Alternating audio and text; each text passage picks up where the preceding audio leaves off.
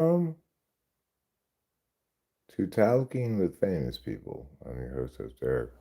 I'm here with my lovely and delightful wife, Rachel. You can see her sitting right there. Anyway, I decided that it would be a good idea to do a little bit of live streaming today. Not a lot, just a little bit.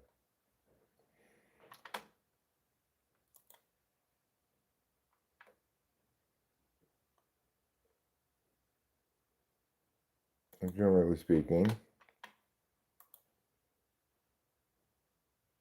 I find that live streaming is good for my mental health. Okay, yes, the sound is working. All right, now we're going to split view.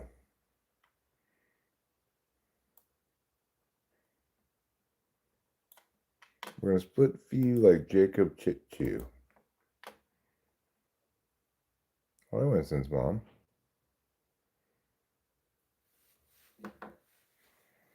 You know what? This is not atypical, but as soon as I start a live stream, I have to go to the bathroom. A bit of a lack of foresight on my part issue.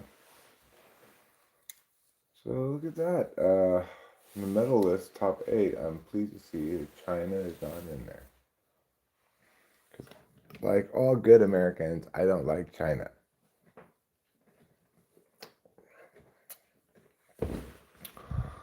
But yeah, I know we just started, but I'm going to give you guys a little cat view bathroom time because something about starting a live stream seems to make me immediately have to go to the bathroom.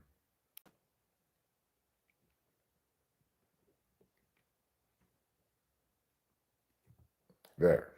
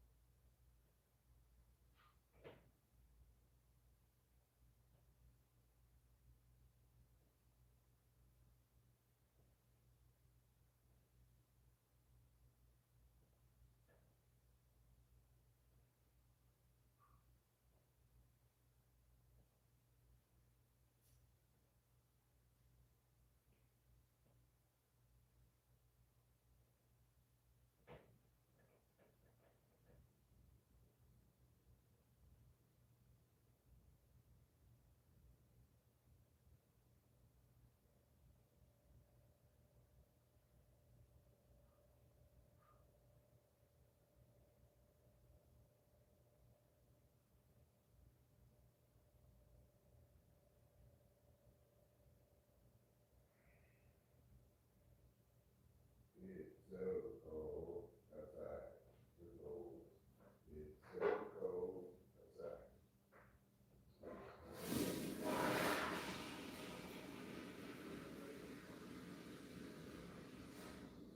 All right, I'm back.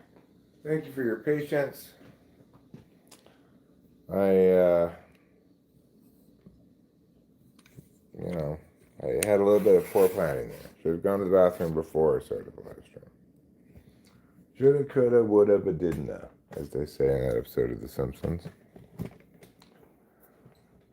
Anybody remember which episode I'm talking about? Or what's going on when they say shoulda, woulda, coulda, but didn't know? Victoria Q Welcome.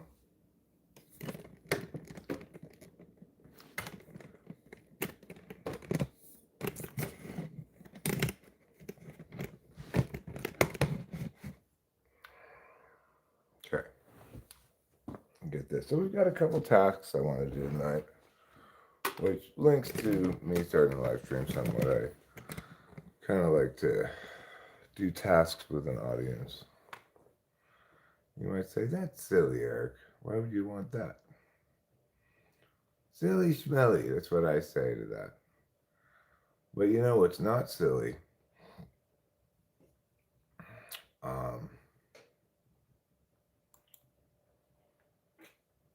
The new episode of Naked and Afraid comes out today. Nothing silly about that. Hi, Danielberry Sports Highlights. Alright, let's watch the hockey game. Group C preliminary round. Today, this will be, I wonder if Kenny Albert is Herb Albert's kid.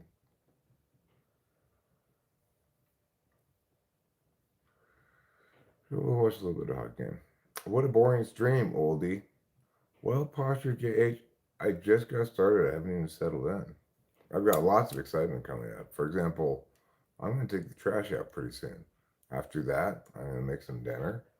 I might play a song or two. Plus, there's a car race scheduled and big wave surfing. You want me to play some music? Well, I could play some music right now for you. You got it. All right, fine. I'm going to play you a song about a wonderful land that we call Old Mexico.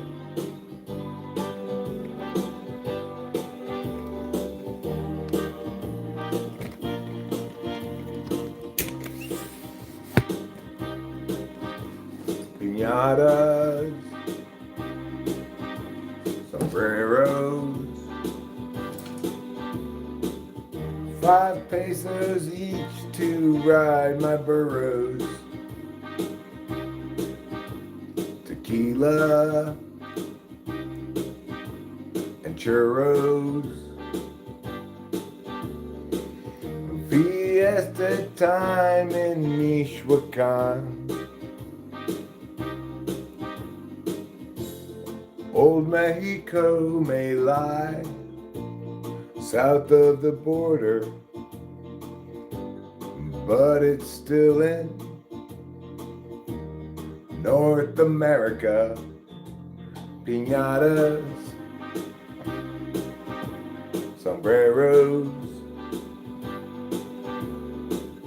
5 pesos each to ride my burros. Tequila and churros. Fiesta time in Michoacan.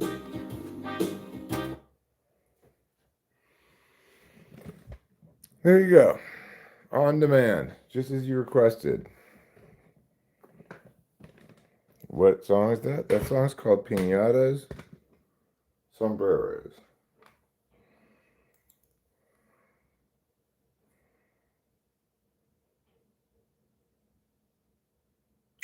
Well, Posture JH, I can't help your bad taste in things. That's not a problem I can fix. That's only a problem you can fix. Thanks, Victoria Q. Well, your request was denied.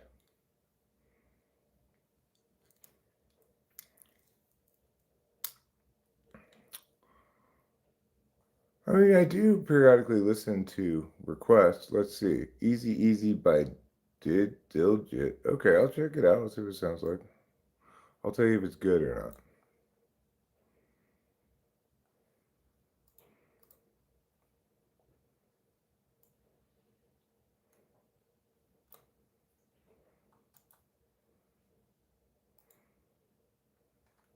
Alright, I'll check it out. I'm going to push mute so I don't get copyrighted.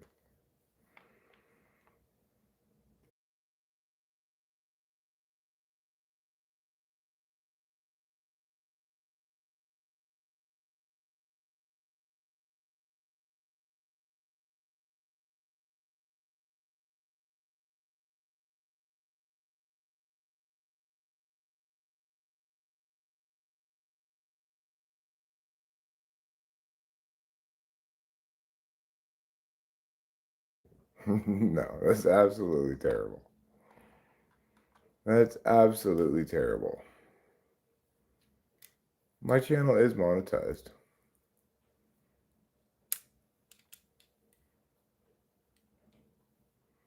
But yeah, that music's terrible. It represents a stark lack of vision. No, I just did listen to enough of it to tell you that it's terrible.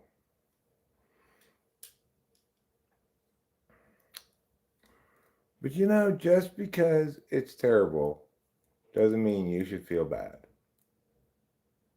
Lots of people have bad taste in music. Lots of wonderful people have bad taste in music. So that's fine. You can have bad taste in music too. And I won't condemn you for it. However far away, I will always love you. Why is it terrible? Well, it represents no compositional accomplishment at all. Like it's not melodically inspired. It's not rhythmically inspired. It's an exercise in an attempt at being stylish rather than at making good music. Like if somebody were to try to play that song by playing the chords and singing it, it would be just immediately obvious how incredibly terrible it was.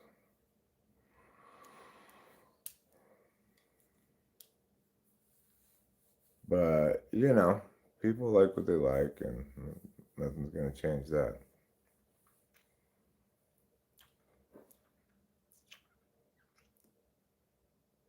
So I do have a plan of using this live stream to get a couple of tasks done tonight. One of those tasks is making some macaroni and cheese. What do you think about that, Rachel? You want some mac and cheese? I could go for some mac and cheese. All right, cool. So let's go ahead and get the mac and cheese started. We might as well, right? We might as well get started on the mac and cheese because it takes a little bit of time to do. I need to wash this pan.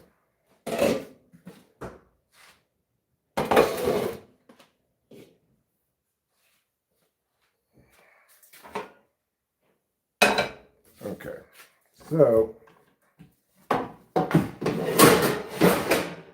welcome to Kitchen Time with Eric. A time when you and I spend time together in the kitchen.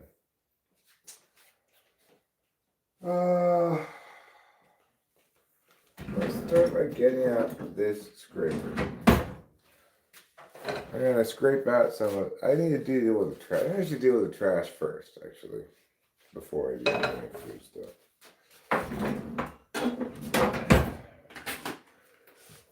All right, so we do have one empty trash can left, which I guess I will fill with trash at the moment. So let's get this trash bag and we'll put it in the trash compactor. What is the significance of shoes on power lines? I think it's just something that people do. They throw shoes up there until it gets just right and lands like that.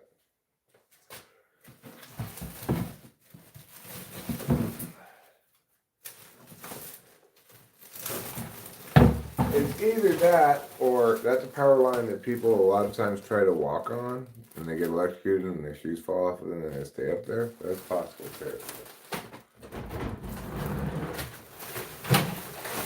I'm not really thinking that that's the most likely explanation.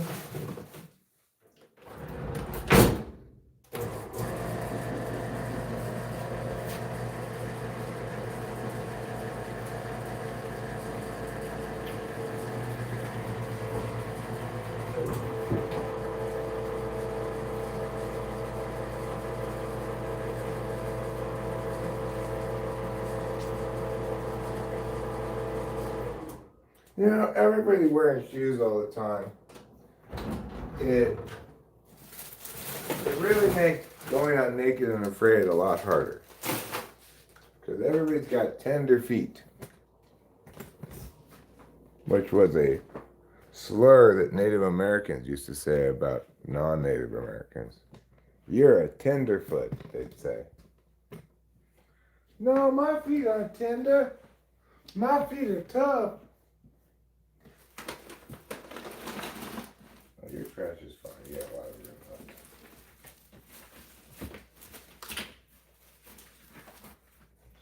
Okay, Rachel actually has a lot of room left in her trash.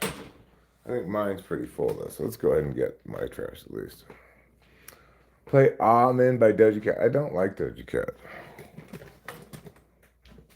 Not a Doja Cat fan. You may have a track or two that's pretty good, but overall, not a Doja Cat fan. But if you're a Doja Cat fan, are you also a Johnny fan? Because Johnny is Doja Cat's ex-boyfriend. Do you listen to Johnny as well? No, I don't have bad taste in music. I have good taste in music. I have the best taste in music. I don't fuck around with no mid stuff.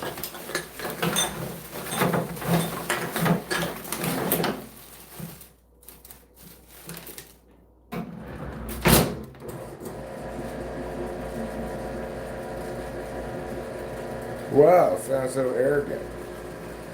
Yeah, you know, you're not wrong about that. It does sound arrogant.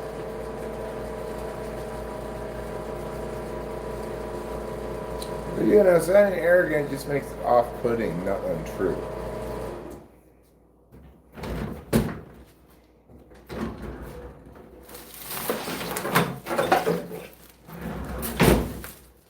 Okay, let's take these trashes out to the trash can in the front. But you know what I gotta say? I like your style, mister. Oh, I do like pop. I like good pop, you know, things that are fantastic. I don't like things that are mid.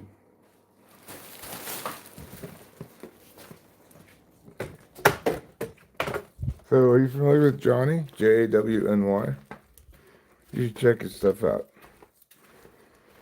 Like, on my Chappy Tracks playlist, I've got parts like Baby No Money, stuff like that.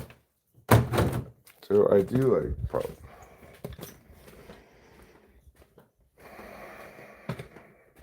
In fact, I have a Taylor Swift song even on my playlist from the new album, Ophelia. It's a really amazingly good song.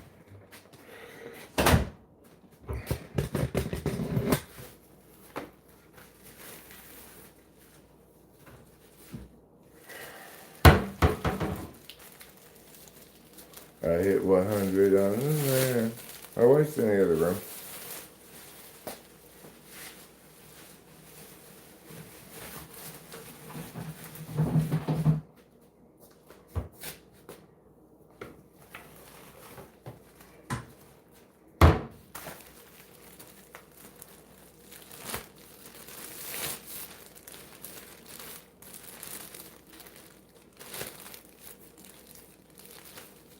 What did it say? TX?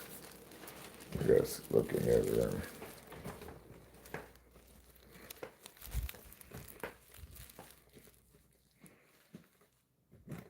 Doja Amen.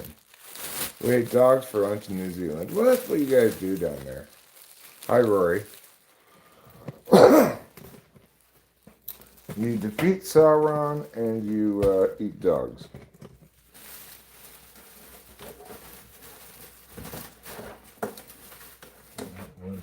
On the land. See, this guy is a song from old school NES Nintendo Ninja Garden.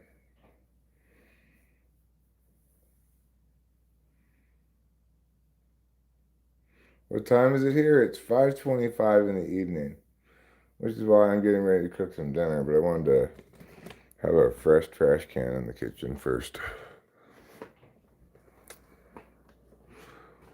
I think that Diamonds Forever or Forever song is not a particularly great baby number song. I think I might be taking that one off the playlist. If it's the one I'm thinking.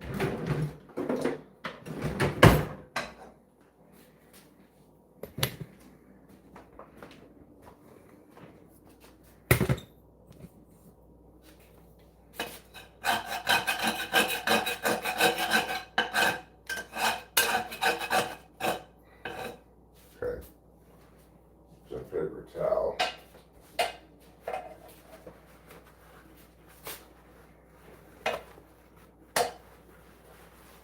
When I was cooking sausage in this pan last time, I messed up, walked away from it a bit too long when it had not that much water in it. When I came back, I had a mess. So, la-ti-da.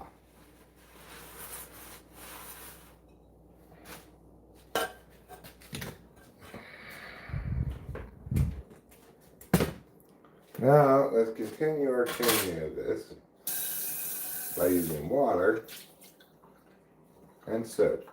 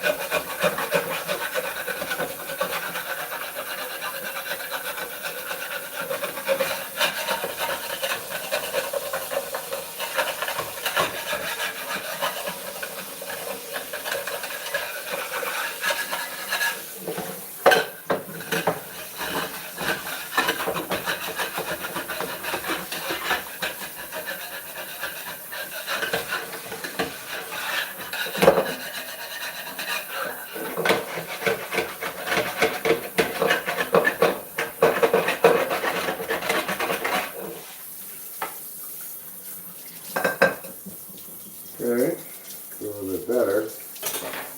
Get it again with the soap and the scrubber.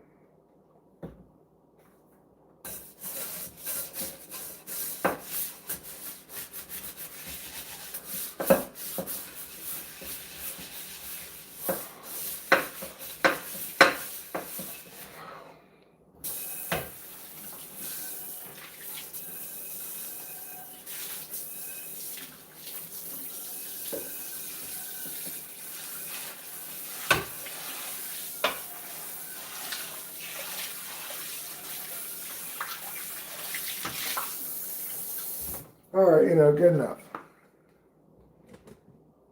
I'm not looking to win some kind of clean dishes award. I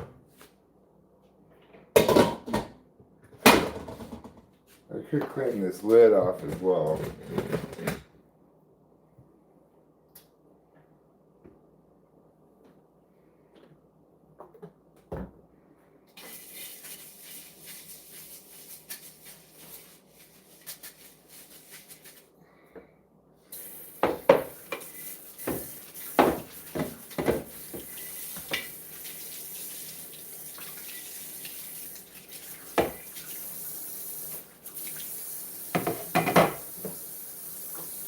Put a little soap on that top part as well, so that it's not just the inside that's clean.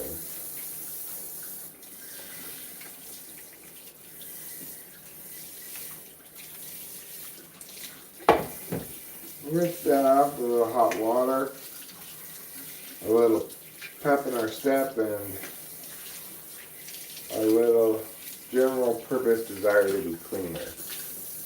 Okay, here we go. So this lid is done now.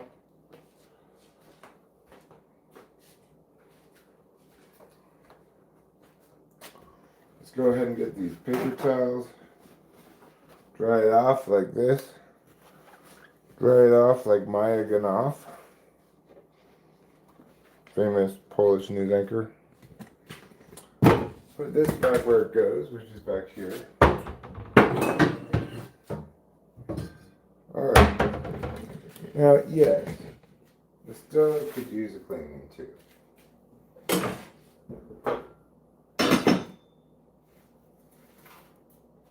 Might as well just give it a little bit of a clean down while I feel the impetus to do so.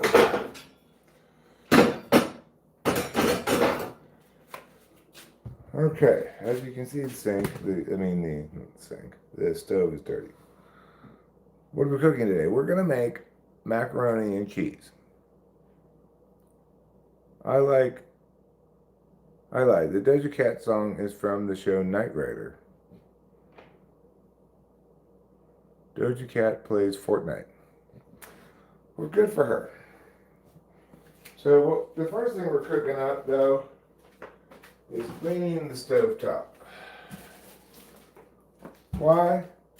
Because we're nice, respectable, bourgeois people. That's why. We don't need to live in squalor.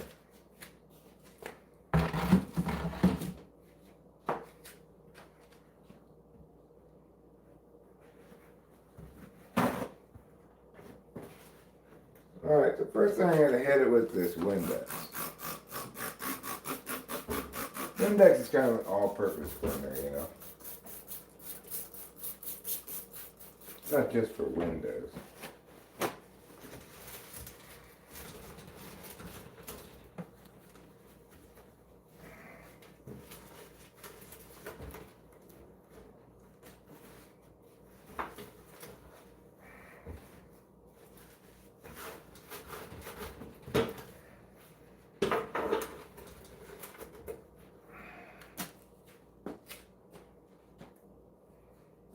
Okay. I'll get this bad boy here. Throw it around a little bit like this.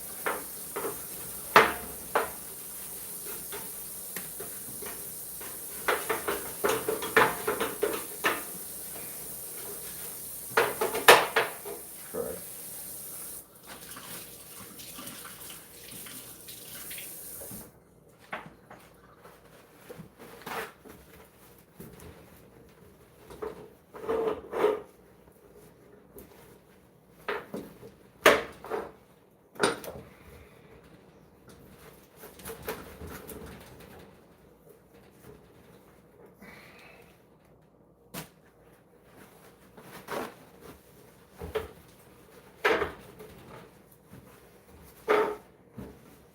Last night I tried to cook some Texas toast in the toaster oven and I started a fire inside of it.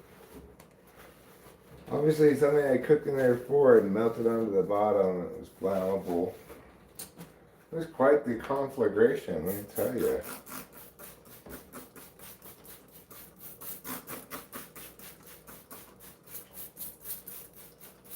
Obviously, stovetop is going to get dirty again, so it doesn't need to be, like, perfect.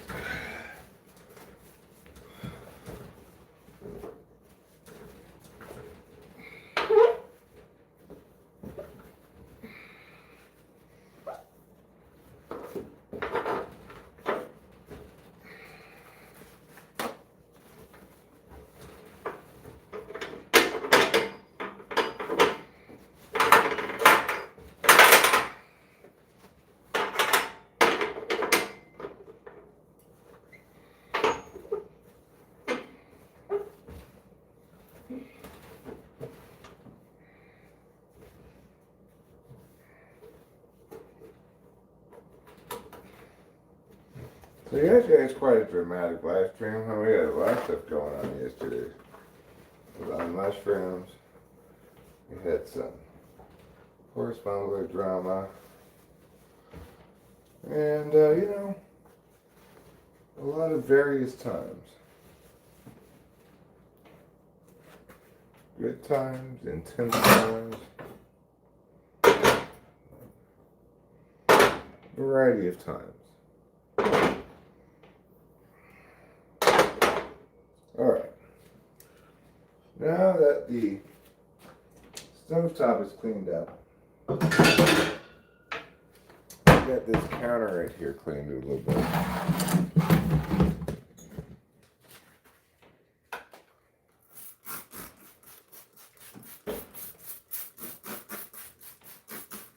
Okay.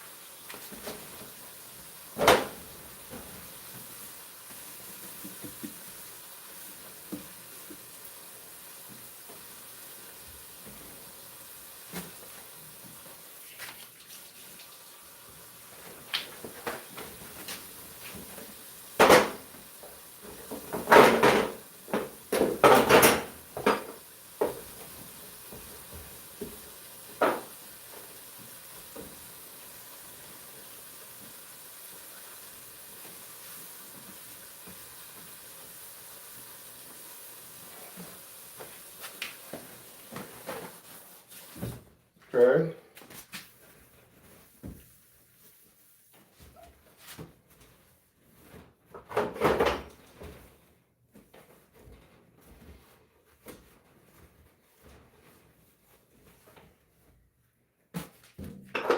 All right. Now then, clean stove area.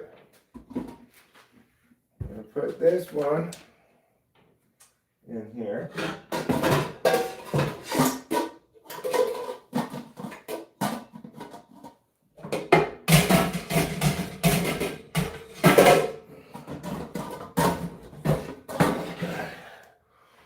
Put this one in here.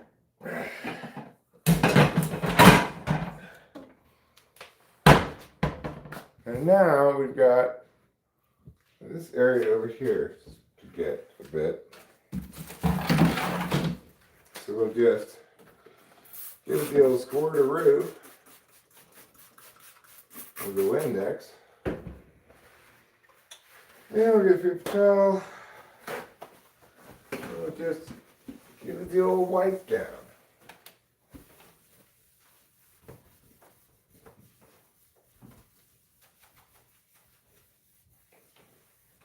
Things nice and clean.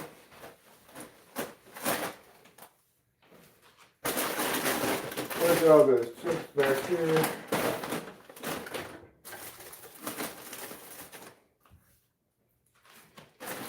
Got this part too, might as well.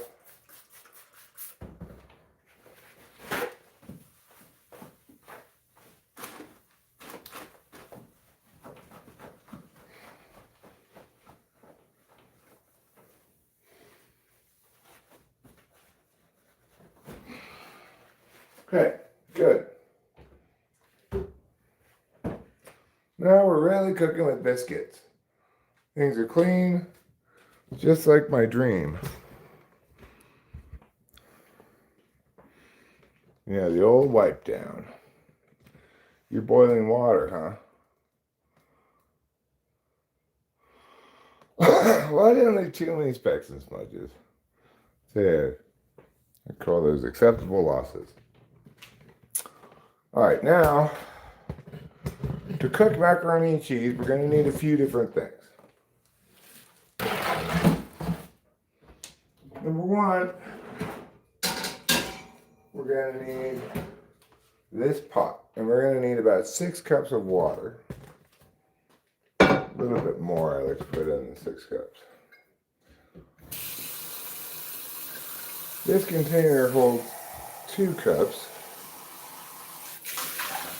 If you want to know how many of these containers I need to make 6 cups, simply divide 6 by 3. Times 2 by 3 and you get 6. That's 2 cups plus, because I went over the line.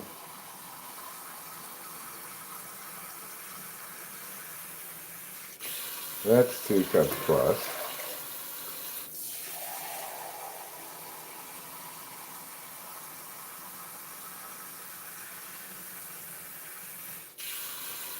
And that's 2 cups plus. That should be enough water. Okay, now we'll put the water over here on the stove top.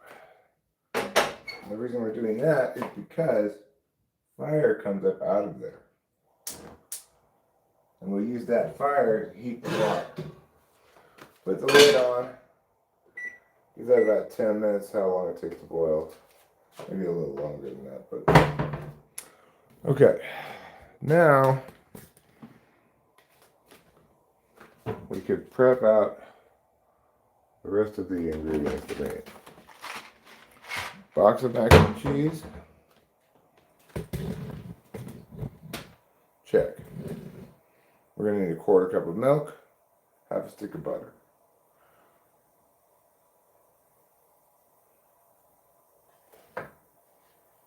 This is for the butter. And this is for the milk. 1/4 cup here.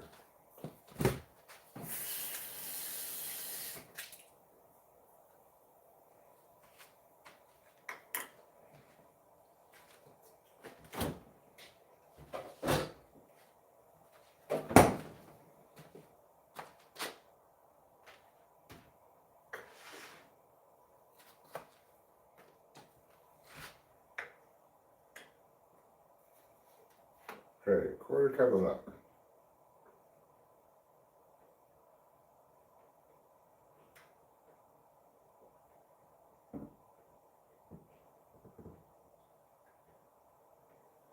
Alright, that's a 1/4 cup.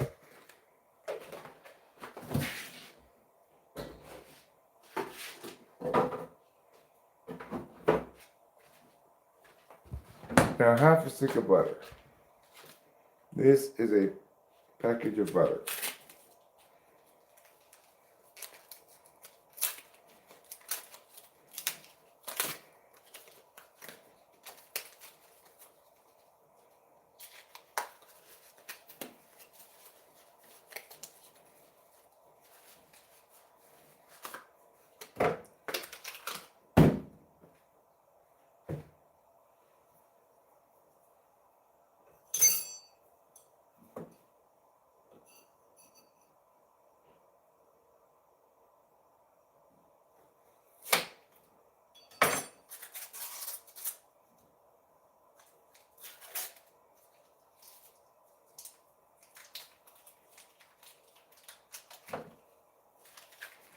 Okay, so we got half a stick of butter there. The other half stick plus this will go back into the refrigerator. Put this half stick back into the butter. And we'll just put this butter back into the butter part.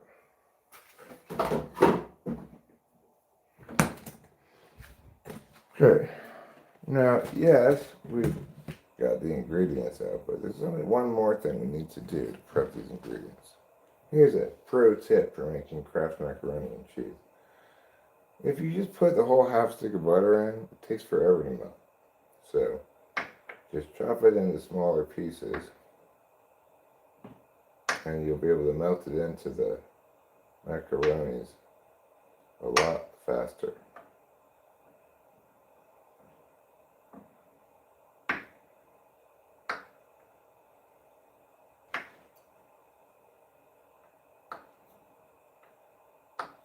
There. Now for the macaroni and cheese box, we will pull out the third and final to the side ingredient, prepped ingredient. And that's this bag of cheese. Okay, now we're good to go as soon as that's done boiling. Good job, us. I want to give you guys especially a high five for all your hard work.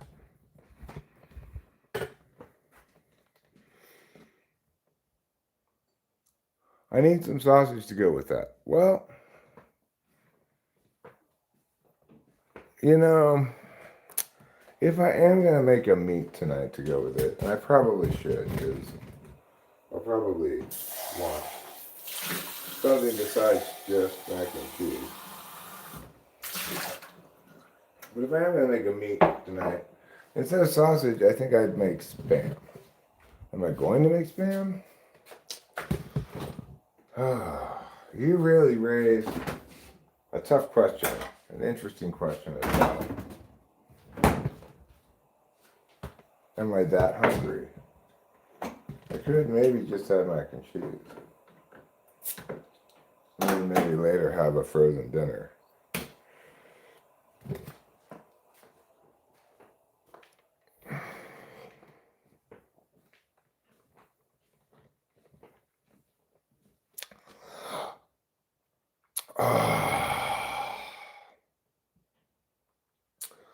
You were tempted to use pan fried, but you opted for chicken tenders. That's a good choice, you know. I do have a little frozen chicken. I could even make up some frozen chicken and cook it up. It's a raw frozen chicken, but I could cook it with some teriyaki sauce and serve the chicken on the side of the mac and cheese.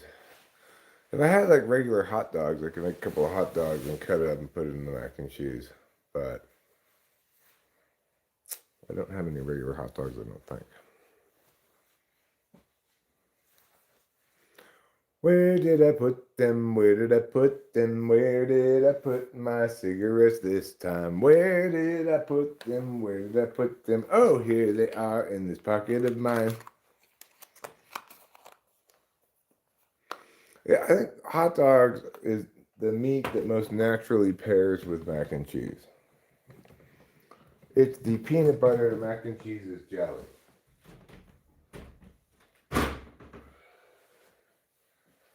Let's go have a cigarette. When we come back in, probably the water will be boiling.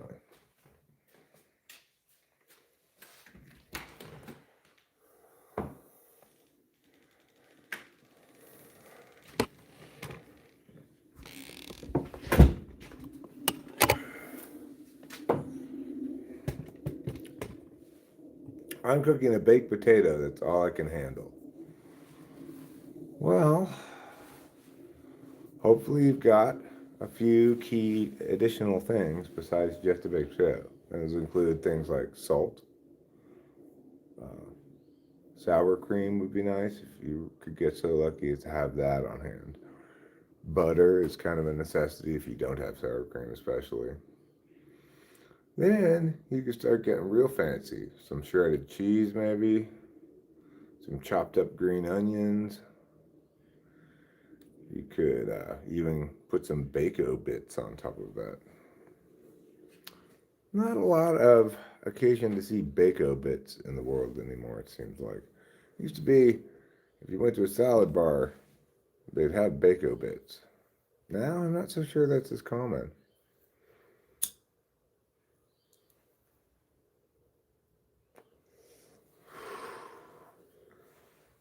Yeah, bacon bits.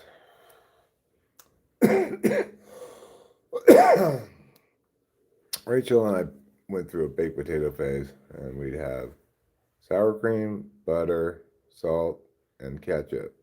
Usually is the four things we put on it.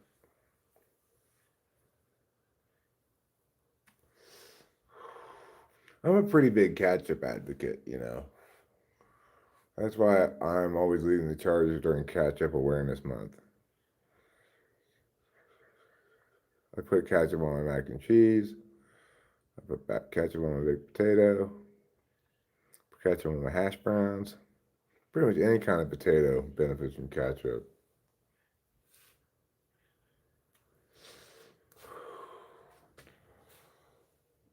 Not yams, obviously. Sweet potatoes, let's just get this out of the way. Sweet potatoes are not potatoes. They're some gross substitute for potato.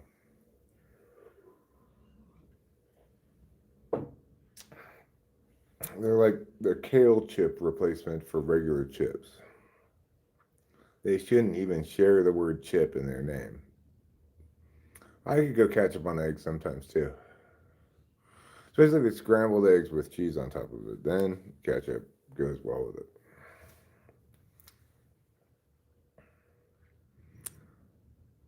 This Olympic hockey, I kind of like the way it watches. It watches different than NHL hockey. It's a little more chaotic, a little more collision oriented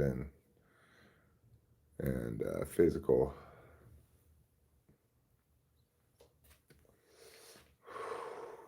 Ketchup on spaghetti is okay in a pinch. I've never tried to substitute for actual spaghetti sauce. But what I do like to do when I make spaghetti is instead of using a jar of sauce, I get those little cans of tomato paste. Then you thin that out with some water, and ideally you cook that up together with some like sausage or something, some Italian sausage, and then that makes it excellent sauce.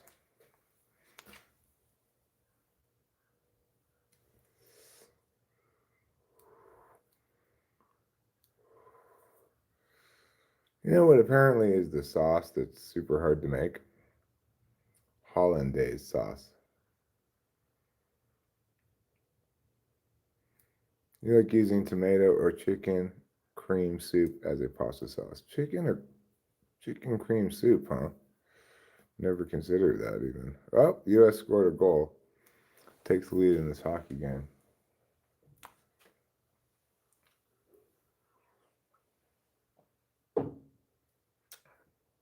Let's go, America.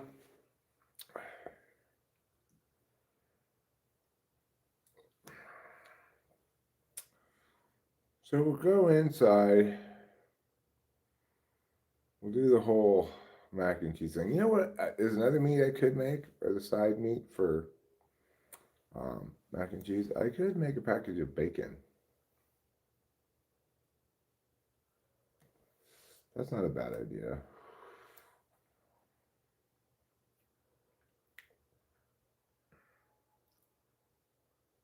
Hollandaise is the sauce for eggs Benedict, right?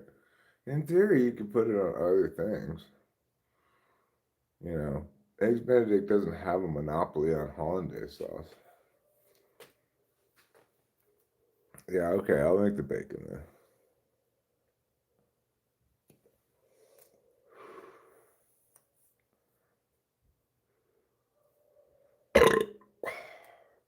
Excuse me.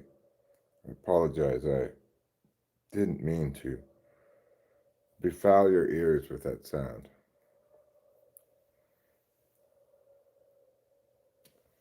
So yesterday was kind of a crazy mushroom trip. I mean, every mushroom trip stream is somewhat like out of my control how it plays out. I'm kind of setting myself loose in a hot air balloon, and the wind takes me where it does. But that was definitely not what I was anticipating yesterday.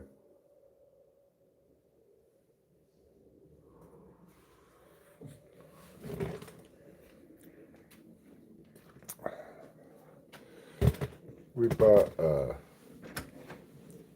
concentrate cart from Brennan today. He makes really good concentrate carts. Like, he has a centrifuge at his house and makes his own rosin and stuff. So, and it is markedly, notably better than stuff from the store. It's impressive how much better it is. I had a few hits off those when it came over, and I got noticeably hot. Not that common in the furnace these days. Oh, this is end, but it says end, huh? Well, I guess I was a little bit not paying attention. Alright, here we go.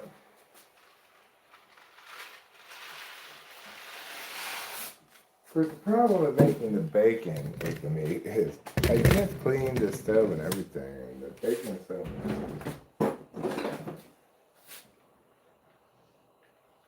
So far, I haven't left any trash in the car. The Chevy Cruze. I'm gonna see how long that keeps up for. I would love to keep the car, trash free. Like the entire time we had that rental car, or even Jared and Kay's car, I kept them totally trash free. I mean, Jared and Kay's car came with a lot of trash in it, but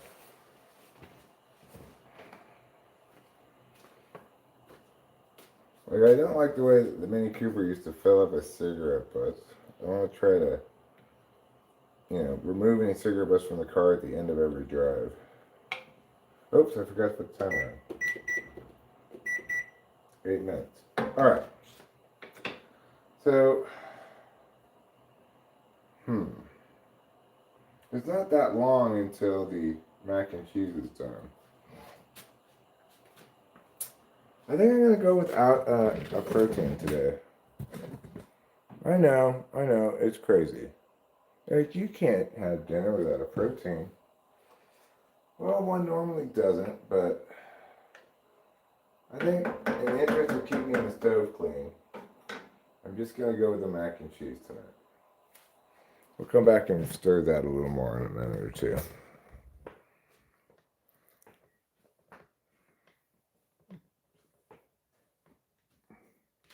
What's that you're saying to me? What's that you want me to play?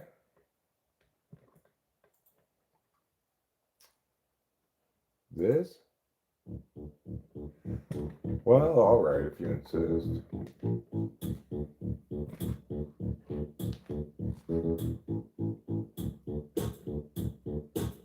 You guys ready for some questions? Well, one question in particular. Because as you may know, a long time ago, a man named Philosophies came forth and he said a few things, but one question in particular that remains, a question that people still ask to this day, an important question. And that question is, who loves you, baby?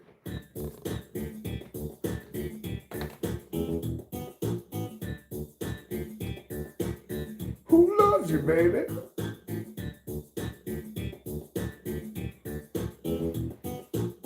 Who loves you, baby? Philosophies does.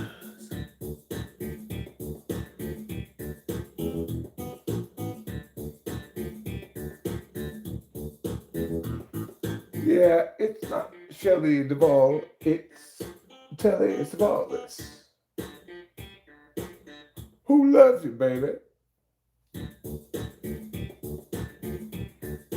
Telly Savalas. Who loves you, baby?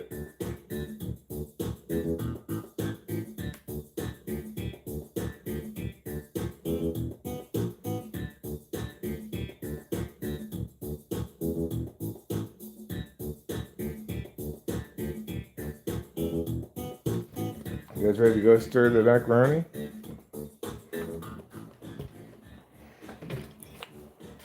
So, in case you weren't clear on the answer, it's Telly Savalas. He's the one who loves you, baby. But I also love you, baby. So that's two people. It's not just Telly Savalas. Macaroni's coming along fine. Boiling its little heart out.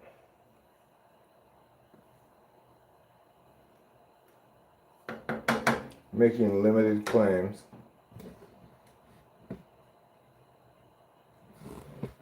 Limiting the club of its claims so that it can make sure its claims are defensible. That's what mac and cheese does. Why? Because it's wise. Wise in the ways of mac and cheese. Are you watching the news lately? I'm not watching the news. What's going on in the news? You like to bake bacon? I never bake bacon. You need protein, huh? Well, I'm anticipating that the mac and cheese will be dinner number one, and then I'll make a little frozen dinner for dinner number two. What kind of spices do we have? We're just having mac and cheese. Well, we're going to put pepper on it and ketchup. That makes mac and cheese extra delicious. I would make something else in addition to mac and cheese, but I just cleaned in the kitchen and I'd like to return it to its fairly pristine state at the end of this meal prep.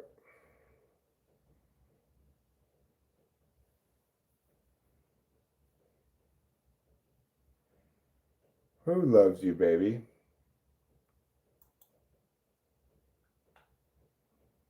Well, the answer is Telly Savalas.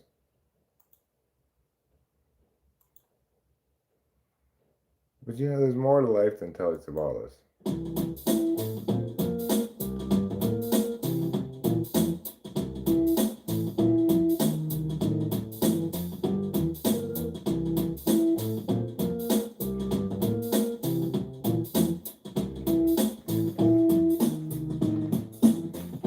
It's a walking song. It's a song that walks. If you want to sing right, you better walk the talk.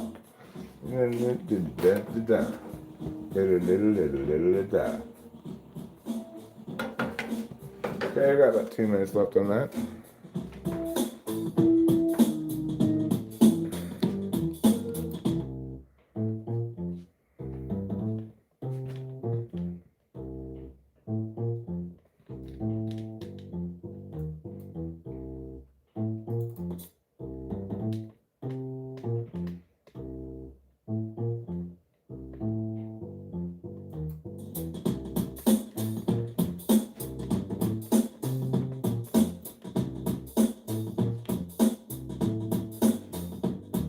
It's a walking song. It's a song that walks. And if you don't walk when you're walking wrong. And if you don't sing the song when you're walking strong, then you can't start strong. You'll be walking wrong. Walking song. It's a song that walks. If you want to sing right, you better walk and talk. And if you don't walk when you're singing the song wrong, then you're walking wrong. You're not walking strong. It's true. It's a walking song.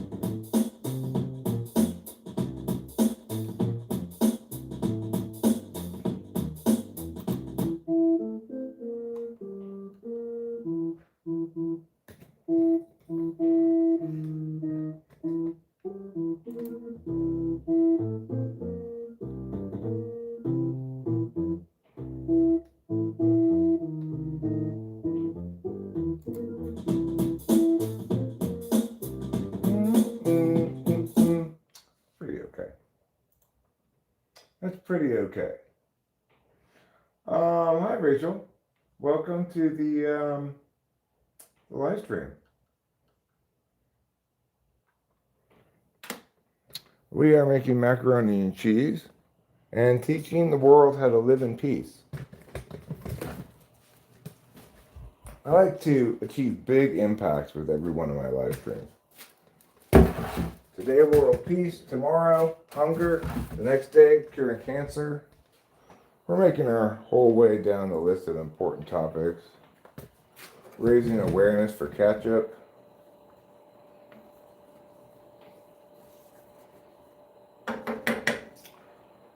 All right, you might well be asking, Eric, how are you going to strain this macaroni? You don't look like a man who has an idea in mind for how to strain it. Well, look can be deceiving, friends. I do have an idea in mind. I'm going to put that right on top of it and turn that off. We're going to get this like so.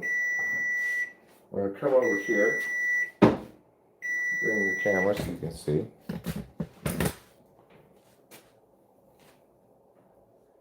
We're just going to pour out all the water.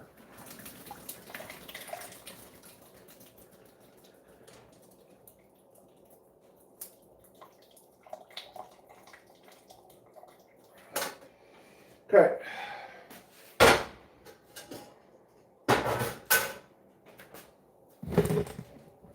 Now we've got macaroni, but none of the other ingredients yet. Well, we start with the butter. And we'll clean off this cutting board.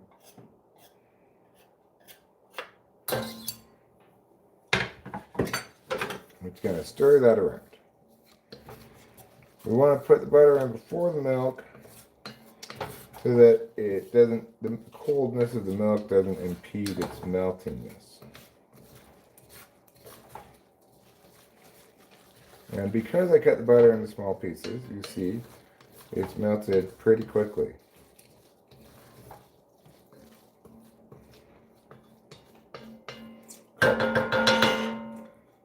Now we get the milk.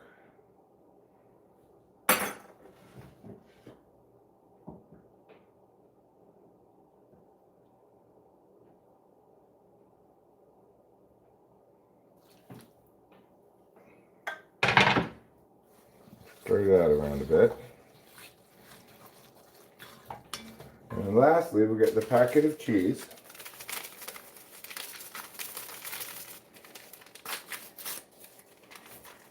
And we'll put it in here like so.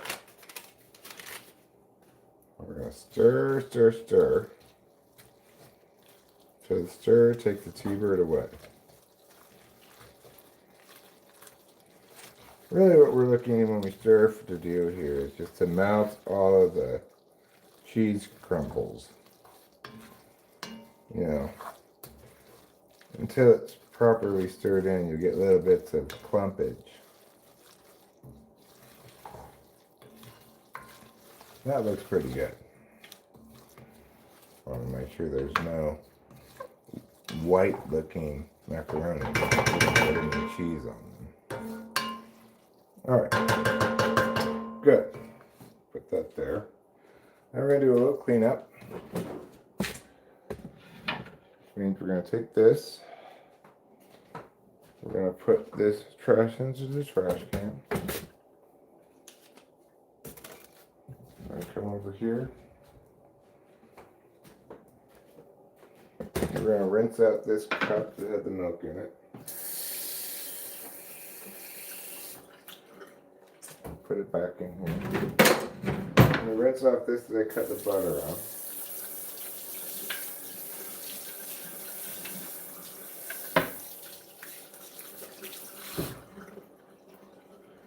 Right there.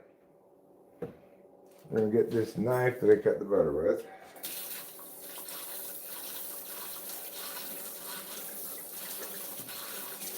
Just give this a quick rinse. Put it back.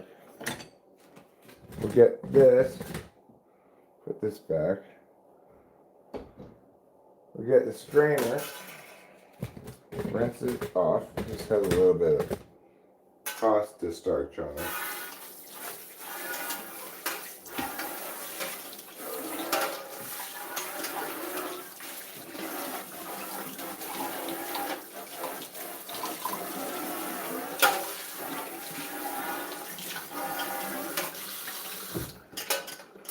Okay, I'll put this back. Then I want to clean off this that I used to scrape that pan that I cleaned.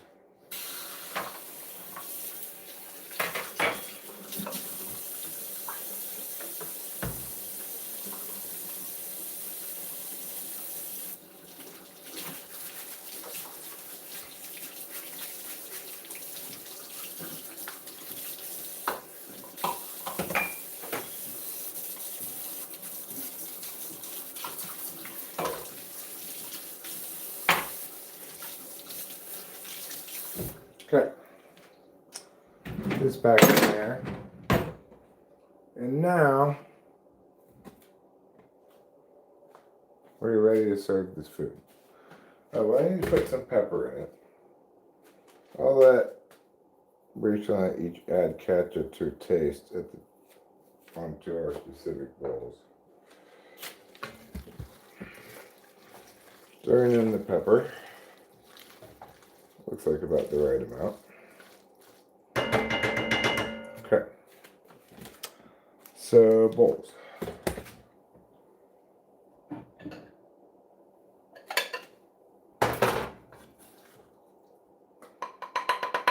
Here's a pro tip. Scoop your mac and cheese into the bowl over the pot of mac and cheese, then you won't drop them on the stove top.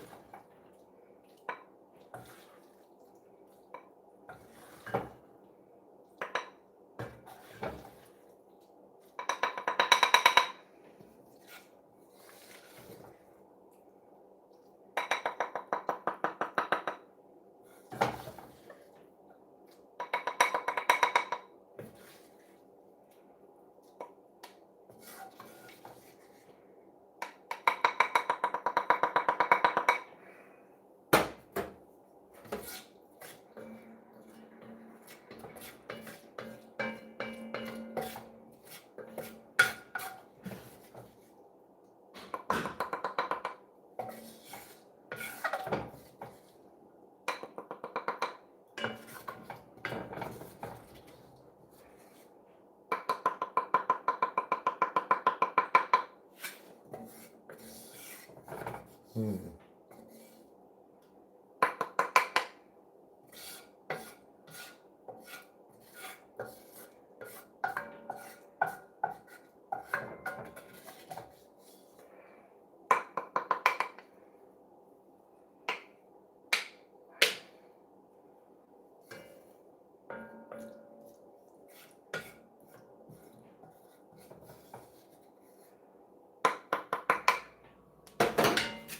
Okay, I'm gonna put this in here.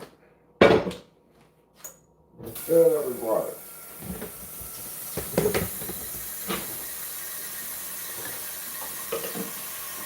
Also gonna put some soap in here. And I'm gonna clean up this right here where there's water all over the place.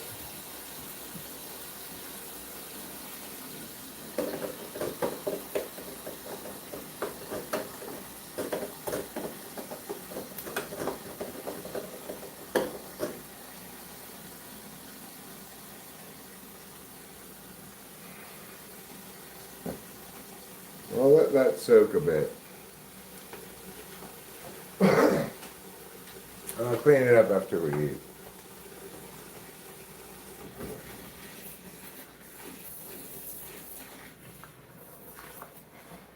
Well, this actually doesn't really need to soak very much. Seems to come off pretty easy. Just a little hot water.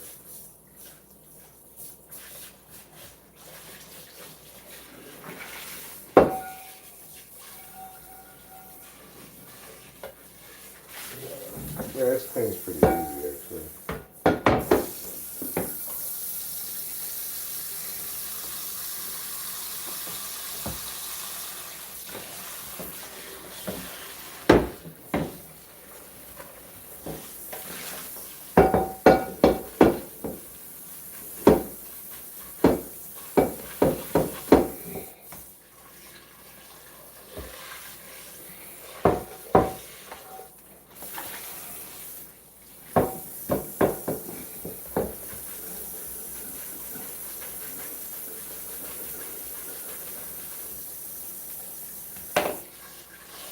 Just over the stains.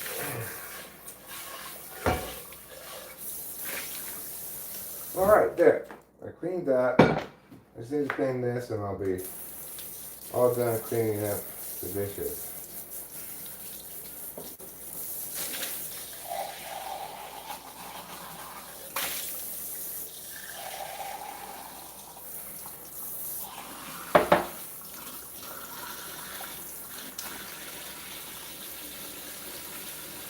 Okay. That in there. Put this down where it goes.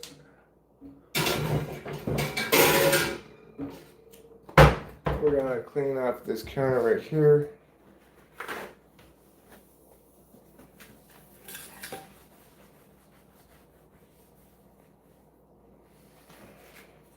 Okay. Now it's time to serve dinner. Rachel may want hers in the bedroom.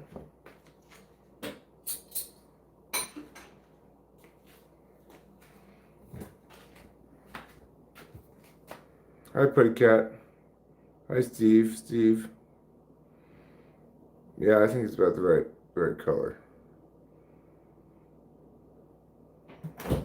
It's not getting cold. It's fine.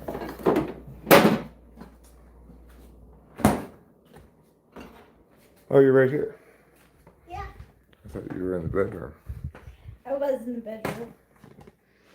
There you go. Thank you. Let me get mine.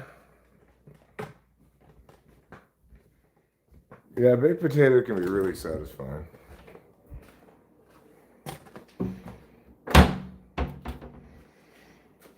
It's got the filling starchiness of a tuber.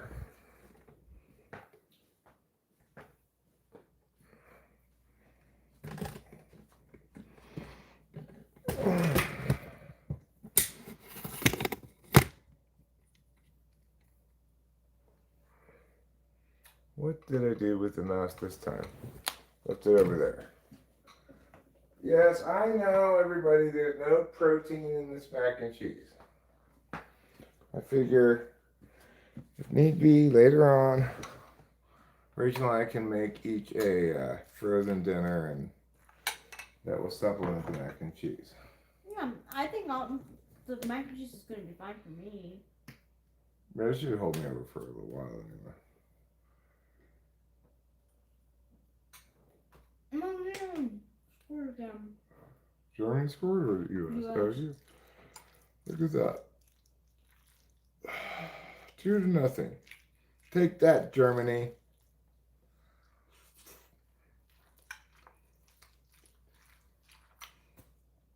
That's what you get for World War II and World War One.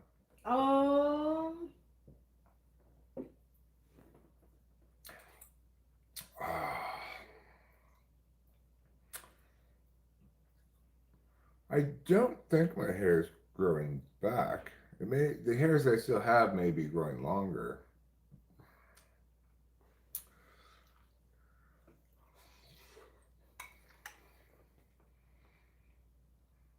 Michael Jordan? What did he do? It does grow longer, as I don't, from the time when I cut it to when I cut it again.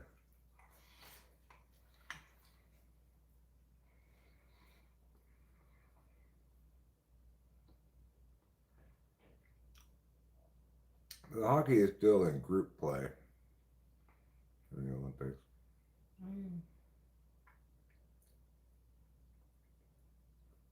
Looks like the U.S. may have this game in hand, but 2-0 is not overwhelming score to overcome. But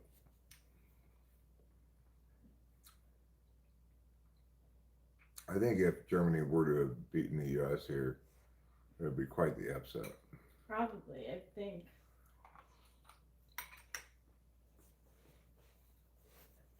Yeah, we're watching the Olympics.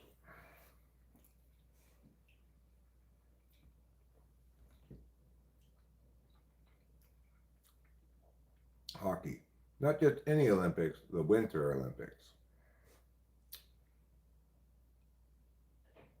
Sometimes called the Frozen Water Olympics.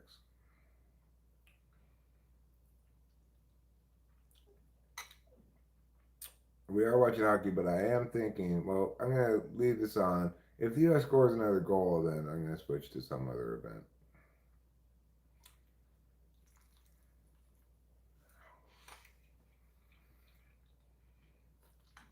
After I eat this mac and cheese, we'll go take the trash up to the street.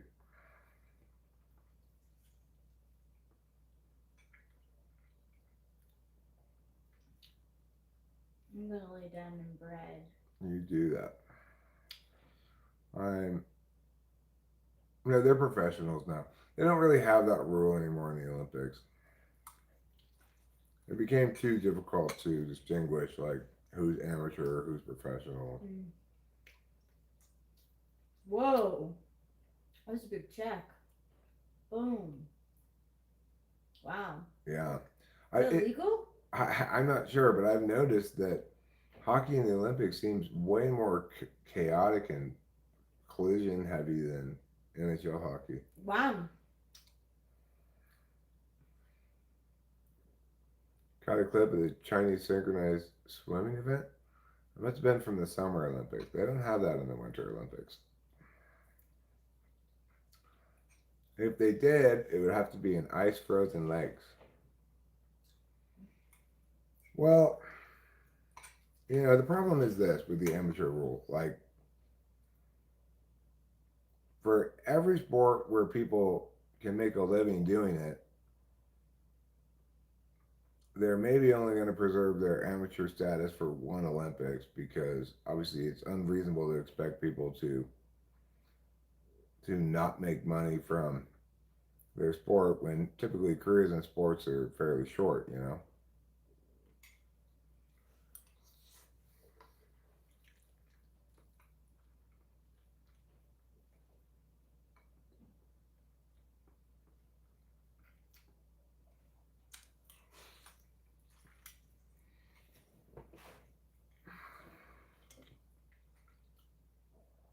So they decided they'd prefer to get the best people rather than stick with the amateur rule. Right. When the U.S. team beat the Soviets, it was made up of amateurs.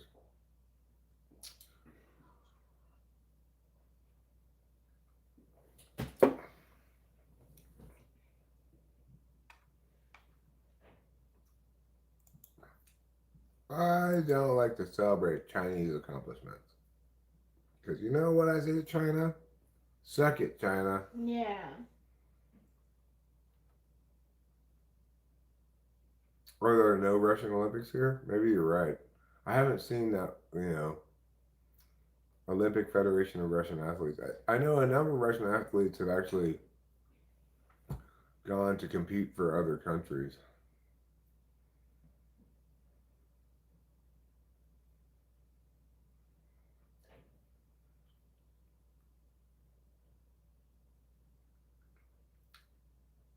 China is just as bad as Russia. They're just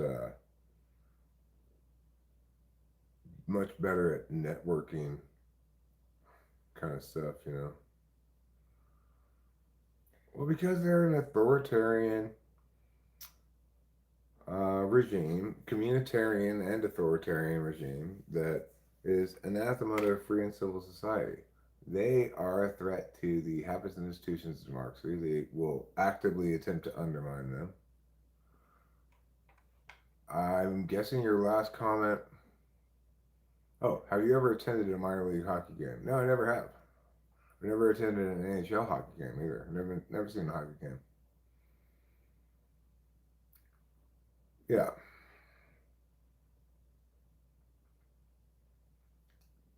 which is it? Putin's like Trump. He's not very smart about how he beats evil. You can be smart or dumb about being evil.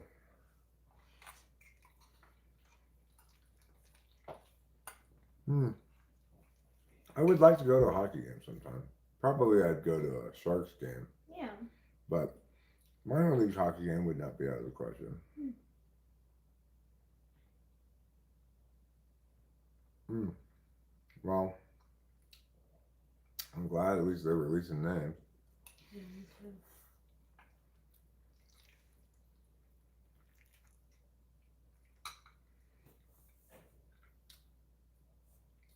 I saw this YouTube where this guy was interviewing people and asking about their relationships, and this older lady, she was probably in her 80s, early 80 probably, and she said she was with her husband for 46 years and he just split on her.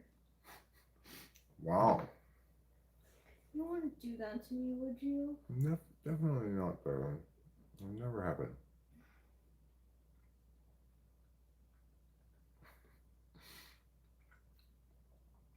Should a man check a woman's toilet flush capacity before agreeing to spend the night? Well, Um. like if you live in Los Angeles, you're gonna get bad toilet flush capacity no matter whose house it is.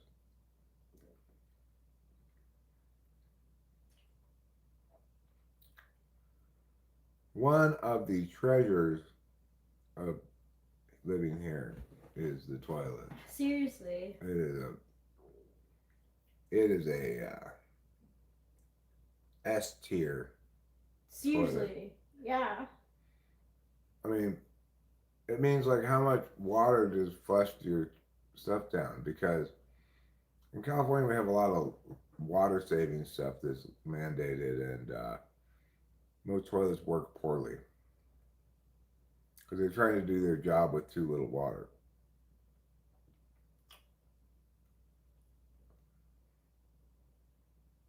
The Billie Eilish speech at the Grammys is the gift that keeps on giving. What did she say?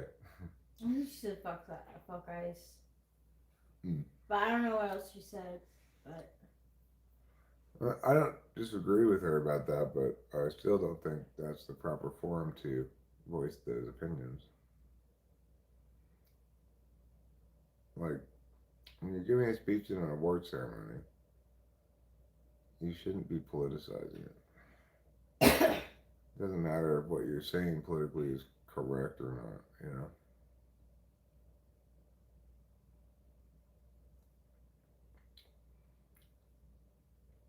Yeah, this toilet down here, it's like I could flush a human head down that toilet.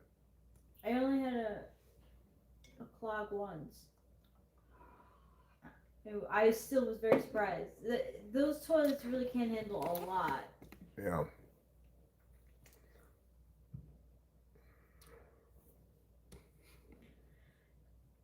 It's weird. I agree. I don't like it when award ceremonies have people who are like, Politicizing their thank you speech. yeah, but there's something about just the craziness and the evilness that Ice is about that, like, I actually don't mind her saying fuck Ice.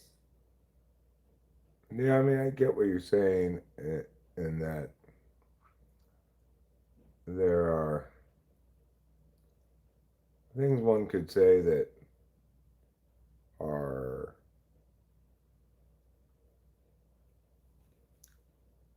more correct and things you could say that are less correct.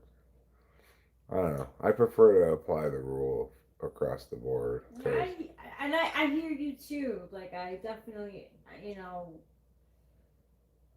I I don't tend to. Um,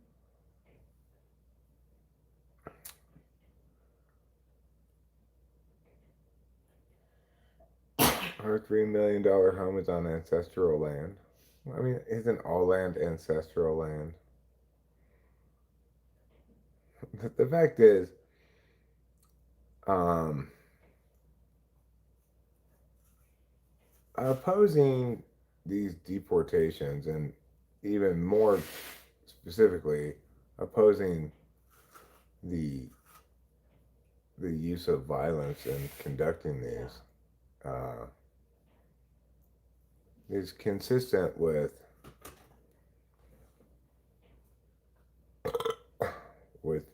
one being an immigrant oneself, you know.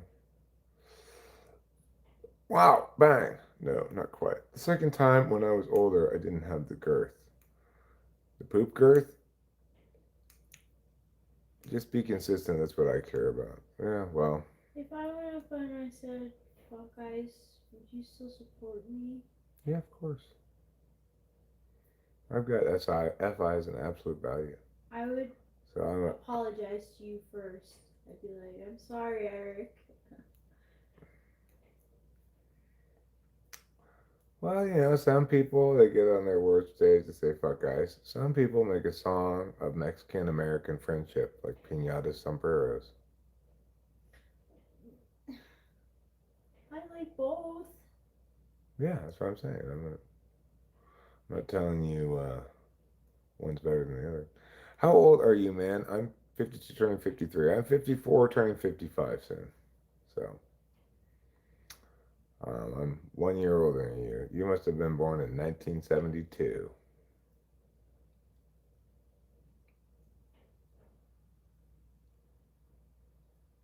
Uh, that's terrible. I didn't even know he did that. Well, look, the thing is, I think that there needs to be some kind of actually nuanced way of dealing with it, which is to say, I'm not opposed to deporting anybody. There are certain immigrants that we should deport, ones that have committed crimes, ones that are are there's good reason to deport them, you know. But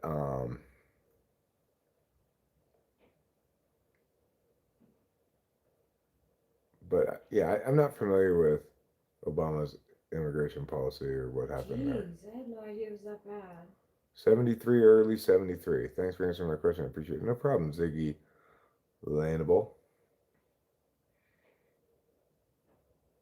Okay, well, Dude, of look, course. it is unlawful entry into the country is unlawful, right?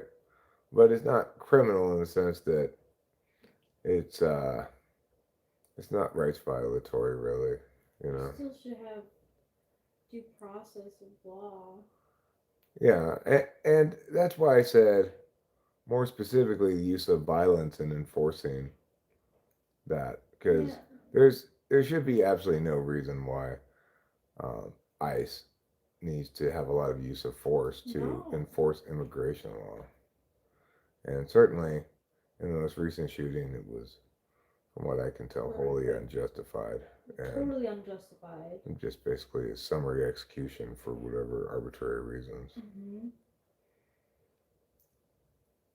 No, he's not for open borders. No, I'm not for open borders. The point is, my point about immigration, zombie, has always been the following. It's absolutely the case that the federal government should control the borders successfully. In other words, to be able to know when somebody enters the country or not. And it's the case that they always should have done that, right? But having failed to do that in the past and having accordingly incurred various immigrants entering the country illegally and making a life here, there's no good outcome that is accomplished by deporting these people by and large. There's plenty of individual exceptions, but by and large, it's not helpful to the country at all to deport them once they're here and have established a life. So, like, I have a weird meta question. What's that? Of course, about the relationship, because Uh that's all I think about. huh. Um, when I was talking to Horseman Lore, I was like, I never thought that I would.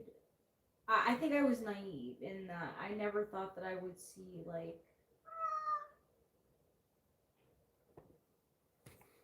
just what's going on in the world right now. Uh huh. And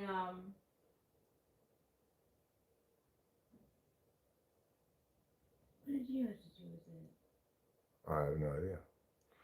Steve, I saw your chat there about why are we not acknowledging that you laid out two 30 plus inches? Well, because I thought it was a little gross, so I just let it sit there like your Mm-hmm. poop.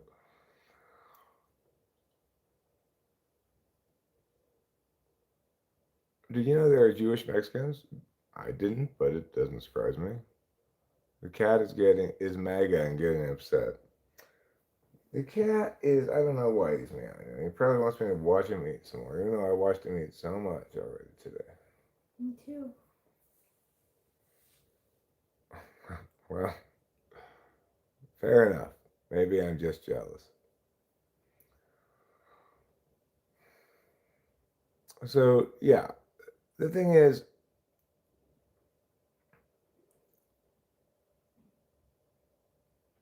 it's like the federal government all along should have successfully enforced the borders. Their failure to do so is now incurring Oh. humanitarian costs and potentially economic costs as well, because they such people pay taxes in various ways, but Mm-hmm. they don't receive any services. Yeah. Taco Bell's not really Mexican food. News to me. You don't think us getting together has sent the world into like a spiral? No, I'm pretty sure all the We shit that's gone down has nothing to do with us. we have been through like some weird times. Yeah, oh yeah, but the weird times really began with 9/11. Yeah, they did. Prior to 9/11, things were normal. Since 9/11, things have been weird, and there's been nothing but a succession of weird shit go down.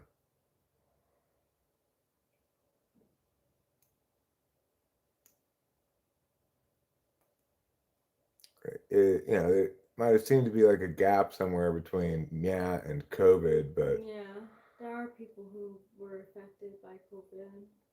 do I think 9/11 was an inside job? To some extent, for sure, yes. It, I'm not exactly sure to what extent. For example, at least in some conception of things, it's conceivable to think that it wasn't an inside job, but then the CIA decided to take down Building 7 take advantage of the chaos or something, you know. And I don't know the extent to which, and I don't think we'll ever know the extent to which it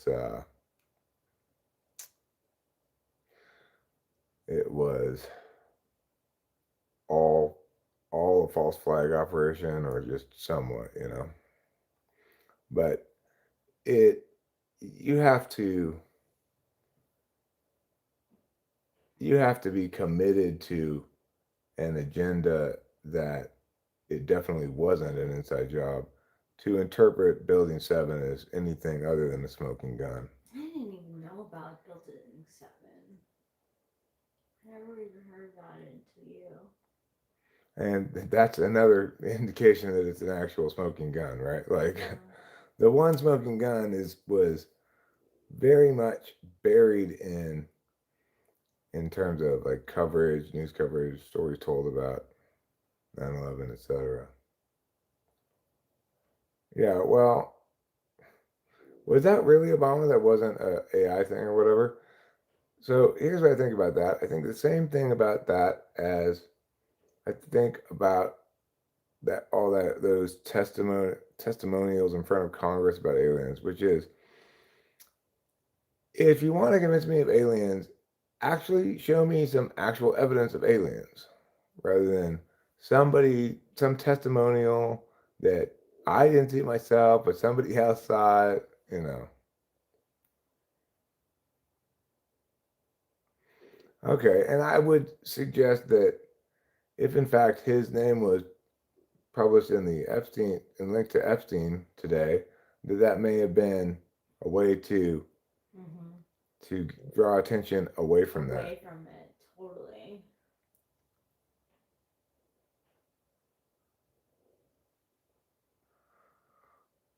I didn't know about the insurance coverage. I haven't heard anything about that, but I am familiar with the fact. Here's another very smoking gun: is the way that the relevant stocks traded in the time upcoming to the event. It's very clear that a fair number that people in the know sold a bunch of the stocks because they knew that it was coming. Talking about stuff that has like conspiracies, a lot of people want to reopen um, the the case of Kurt Cobain's death because people like there's a documentary or something out and things aren't matching up. Like the time of like the time of his actual death and the time that the gun went off don't aren't don't match up. He was found he was clearly dead before the gun. Really? Yeah. Well, I'm guessing, Putty Cat, that the insurance coverage thing is something like the guy increased the amount of coverage shortly before the event or something like that. Like selling stocks is not an odd thing, but en masse selling of those specific stocks, not just That's shortly before the event, that is an unusual thing. mm-hmm.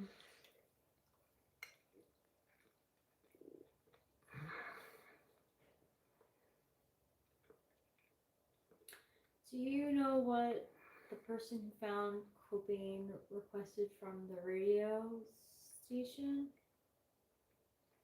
I don't.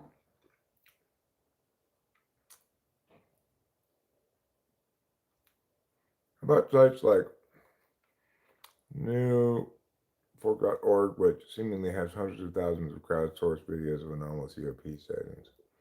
Well, the difference well, it would be surprising perhaps if that insurance had lapsed and had been lapsed for some stretch of time. Then that would be potentially indicative. But I agree with you. That's far short of a smoking gun. So the thing is, when you're talking about 9/11 versus UFOs, the thing about 9/11 is it's a single event, and if it were an inside job, perpetrators would be taking various sorts of actions to obfuscate their role in the thing, right? So it's reasonable to believe that 9/11 was an inside job, even though you don't have as good an evidence as you'd like to, right? Because it's understood that such good evidence would have been intentionally covered up by the perpetrators. With UFOs, however, I I feel as though UFOs have the following problem. Because there can't conceivably be some singular organization or agency covering up these myriad different sightings and such, then we should see better evidence than we do. Like, granted, some of the pieces of evidence are rather compelling, but I would like to see, you know,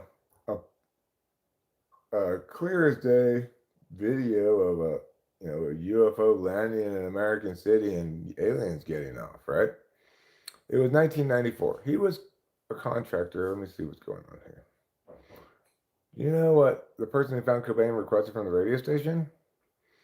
He was a contractor and requested front row seats to Pink Floyd before he gave them the news. Wow. What a douchebag.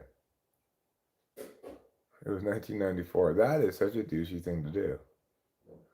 Ruben, I can't speak for all those videos. Some of them are literally just defects with camera lens making it look like something it's not.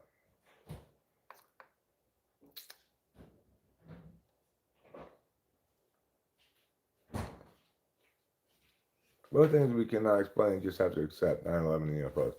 Well, I mean, I think we can't explain but should accept 9/11 because we understand why we're limited in our capacity to explain it. We should trust our intuition with the smoking guns because we know um, that American intelligence agencies, it's what they do is their job. They conspire and cover shit up and do that kind of stuff. We know that America has been guilty of false flag attacks before, and I certainly don't trust the intelligence agencies to adhere to standards of legitimacy. That's so bizarre, Steve. Steve, Yeah, it's weird. how could you be so like? But with UFOs, I agree that there's stuff people encounter in the skies that they can't explain, but I don't think it's going to be aliens. Just score another goal. Yep. Yay! That should be about it for the Yeah, hockey should game. be everything.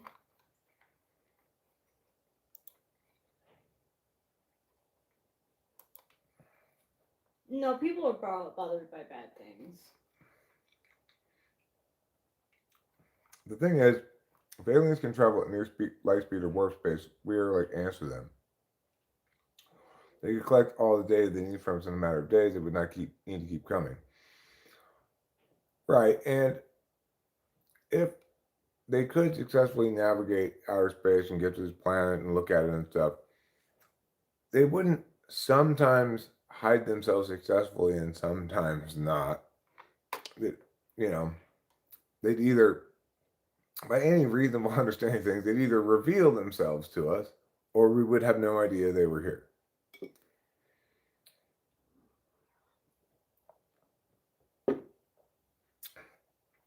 It doesn't make sense for them to be playing Sky Sasquatch, you know? You kids. I love you. Love you too, darling.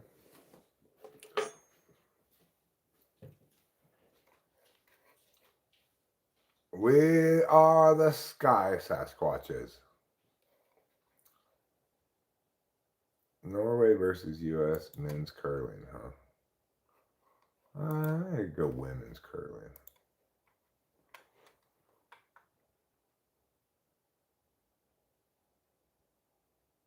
I think it's amazing that satellites sent to leave the solar system never hit anything traveling that fast. Your thoughts? Um, well, I mean, comets and asteroids and stuff travel as fast as the satellites that we send out. I mean, they aren't the things that we send out towards the out of the solar system. Those aren't satellites because a satellite is something that orbits around a planet. Will I write a song about ketchup and toilet paper? Probably not. Aliens are possible, just not probable. Well, I there's some good videos on YouTube about the time frame problem. Like stars last a certain amount of years, and the arc of a civilization has a certain period of the life of the sun in which it could potentially occur, etc. And yes, I am a musician, and it's also the case that if if let's say there were two technologically advanced civilizations occurring in the universe at some point, chances are that it would occur in the same time frame are very small. And like let's say a civilization existed for 100,000 years, and it was broadcasting radio signals. It would have to be coincide with this moment in time perfectly for us to pick them up. Yeah, there are all sorts of crazy military projects we don't know about. And it would make sense that a lot of the stuff we're seeing in the sky links to that. Meow.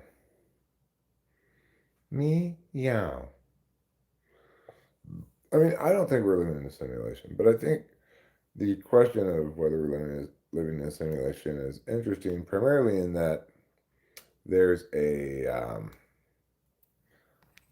the question calculates out or plays out differently depending on what kind of simulation it is, and we can kind of understand what the implications of such would be accordingly, depending on what kind of simulation it is. In the ideal world, the ideal simulation world, we wake up at the end of our life in simulation pods, and we discover that our job in this advanced technological civilization is to go every day to the simulation pod and simulate an entire new life. Maybe you're actually only 7 years old when you wake up. And you're like, oh, cool, I'm not actually dead. That was just a simulated life. And this is some kind of uh, ontological training for children in this super utopia advanced world. That would be how it works out if it's ideal, because then when your life's over, you don't have to really start worrying about the big questions linking to mortality until a long time from now, right? You got thousands of more lives to live. We'll watch the caddy and we'll get some cat hair off of him. Because, you know, even in the best of times, this cat sheds an incredible amount. Right now, as winter's turning to spring, it seems like he's kicking the shedding into overdrive.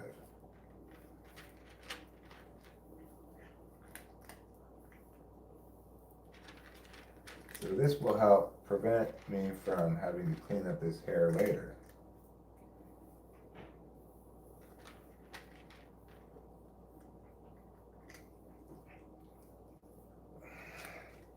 Look at all that hair.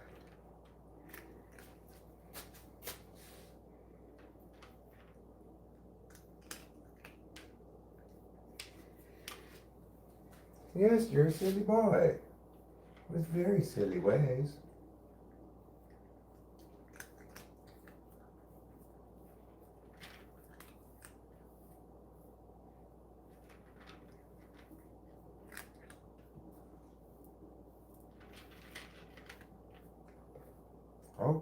Okay, fine. You don't really like it when I go against the grain, but that's how I get the best results.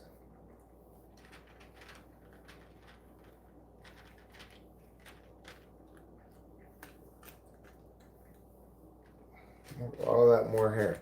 See that? Crazy, huh? What cat sheds that much? I'll tell you what, cat. This one right here.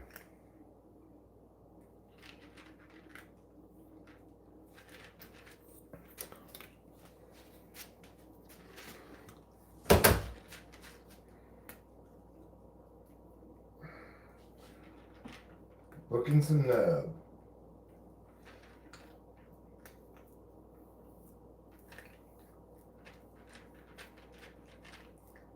Okay, Mr. Man. Get it flat again. There you go.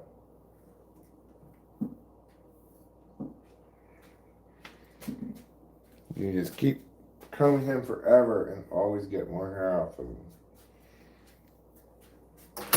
You want to go outside?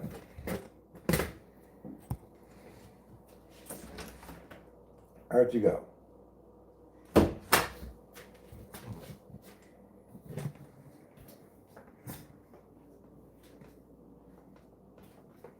I didn't shed. That was the cat that was shedding.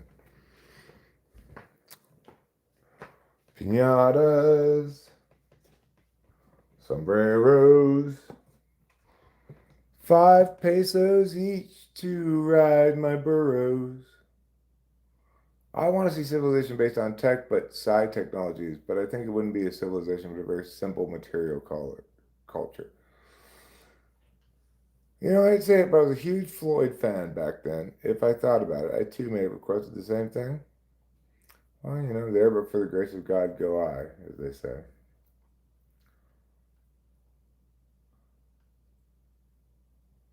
You have a good night too, Steve. DJ Chalmers, the meta problem of consciousness is the first approximation, the problem of explaining why we think there is a problem of consciousness.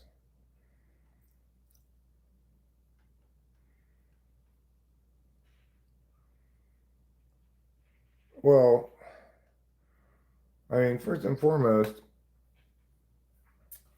we typically can understand the mechanics of processes. So it's understandable we want to understand the mechanics of consciousness.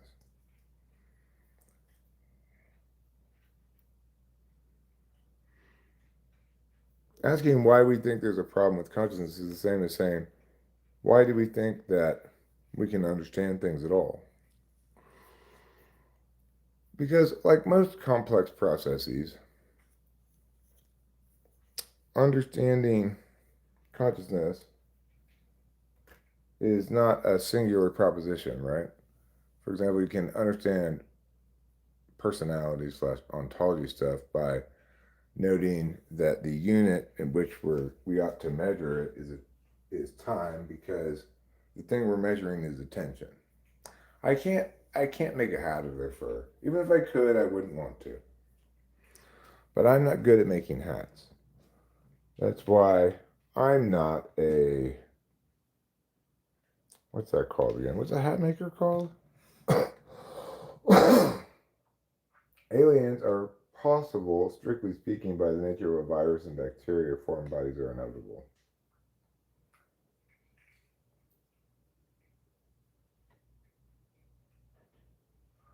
Yeah, I'm sure he's fantastic, David Chalmers, but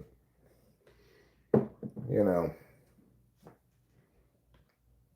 typically when I read quote unquote philosophy stuff or big ideas people, well, they're all handicapped by two key things. Number one, they don't understand argumentation, and number two, they don't have cognitive functions. So it's very difficult for them to be correct about things. Check it out, though.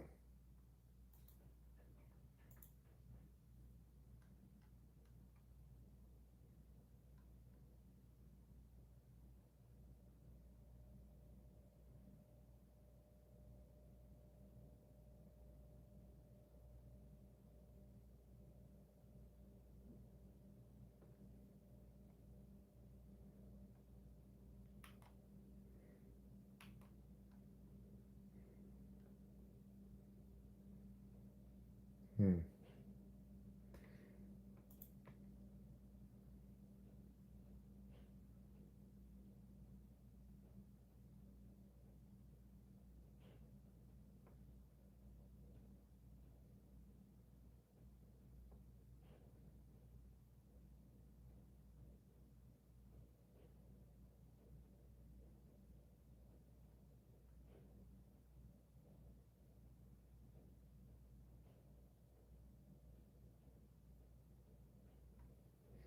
Okay.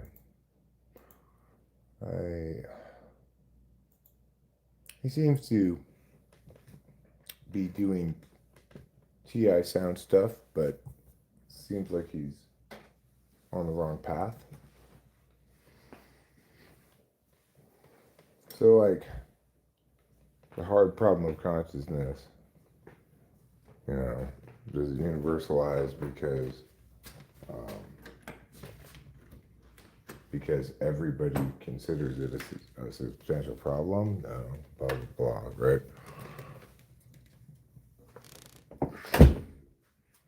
What he's going to be hamstrung in every instance by the fact that he's not understanding he himself as a starting spot is paying attention in certain ways. And so when you ask the question of like, does this universalize as something people consider in a problem worth solving, then you get into epistemic stuff. And to get into epistemics and understand them correctly, you have to use cognitive functions. Otherwise, you get hung up on knowledge as an object of analysis or something, or proof as an object of analysis rather than as a way of paying attention. So it's, I both feel pity and jealousy because he's obviously very successful in a field of being an ideator. But I pity him because he lacks the necessary tools to find answers to these questions that are meaningful answers because he doesn't have cognitive functions.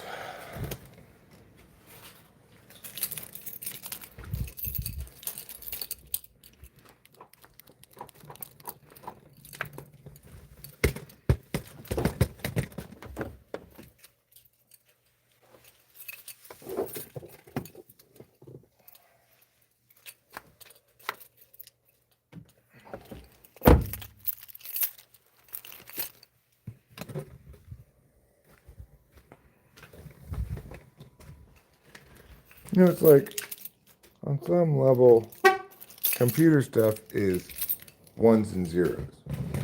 But in no reality, or at least almost no reality, is it meaningful to explain computer processes in terms of ones and zeros, right? That's the situation going on there. It is the case that our brains are physical objects and that we can map physical phenomena occurring as processes in the brain. And on some level, it may be true that those physical processes are the source of our consciousness, but it doesn't make it meaningful at all to try to map or understand consciousness or explain it via those physical processes. Just as it's not meaningful to explain some computer thing in terms of ones and zeros.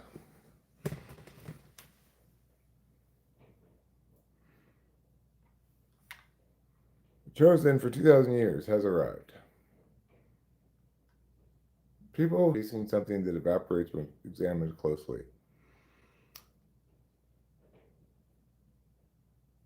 Well, he's right about that.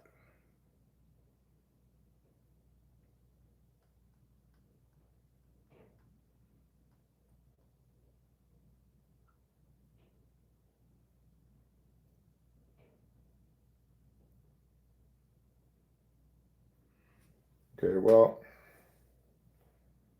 that's not a meaningful statement, right? Like, that statement is no different than saying people consciousness arises because stuff happens in the brain. What's really dangerous about AI? If what he says is really dangerous about AI is a crisis of verifiability of audio and visual data or something, then fine. If he says it's something else, then he is wrong.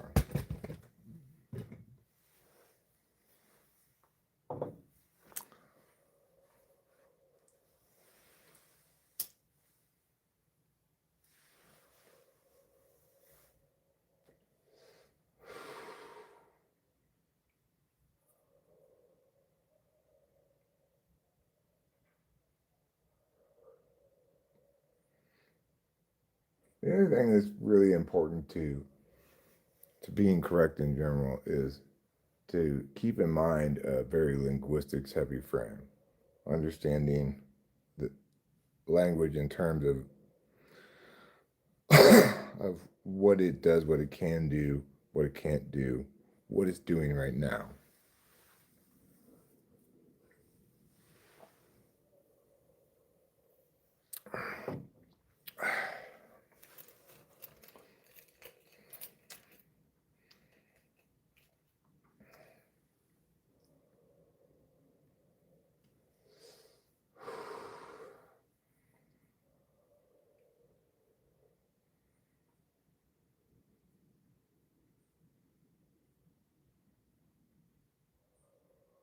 Then warned that calling consciousness fundamental halts scientific progress, encourages dualism and disguise, invites metaphysical confusion. Well, I mean, consciousness is fundamental to identity. Like, I mean, agent identity.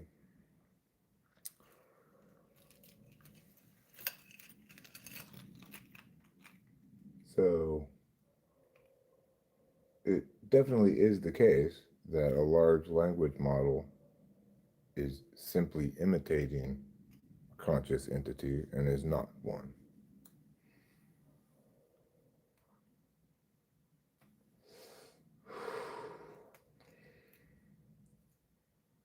And it may be the case that AI imitation agents can become indistinguishable from real agents, but that doesn't make them real agents. And by indistinguishable, I mean uh, like some test that's not revelatory of the mechanics by which the entity is generated, right?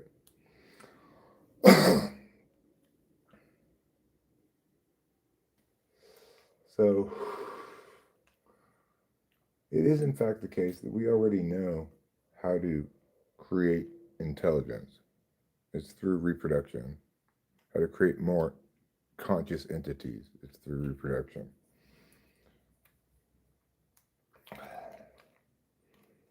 And well, he's kind of demonstrating the same fallacy that I was articulating at some point yesterday, which you might call a fallacy of change over time or something, or growth, fallacy of development. Just because you can show that a given thing is capable of changing in a certain direction doesn't mean that they're capable of continuing to change in that direction until they become something else, right? Because there are, in fact, hard, fast distinctions, right? Like it doesn't matter how much I flap my arms, they'll never become wings. I'll never be able to fly. It's not because I can't change my muscles with exercise and lifting weights and stuff.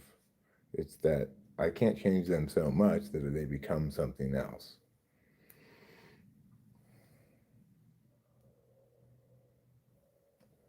So, same thing is true with imitations of consciousness. I cannot develop those imitations of consciousness so well that they become actual consciousness.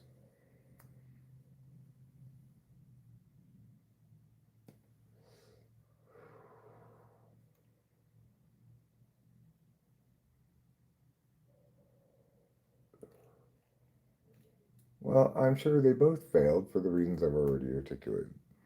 You can't be correct about consciousness or even reality at all without both understanding how every conceivable object of analysis is predicated first on human attention, right? And then understanding the mechanics of that attention.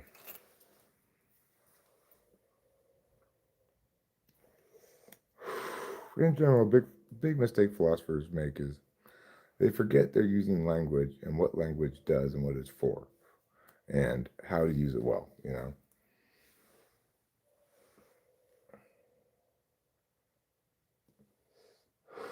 They make the mistake of thinking that because you can name an object of analysis and articulate things about it, that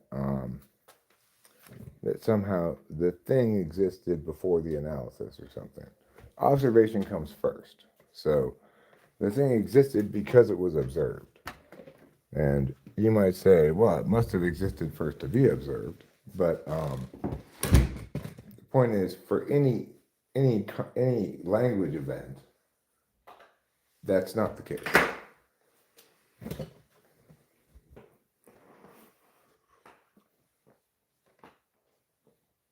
Like, we can never make any observations about something unobserved because contradictory premises.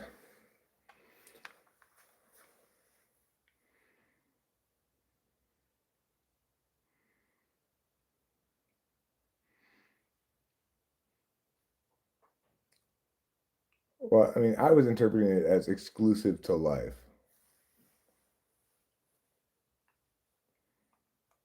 See, like if you define fundamental as exclusive to life, you have an operational definition of fundamental.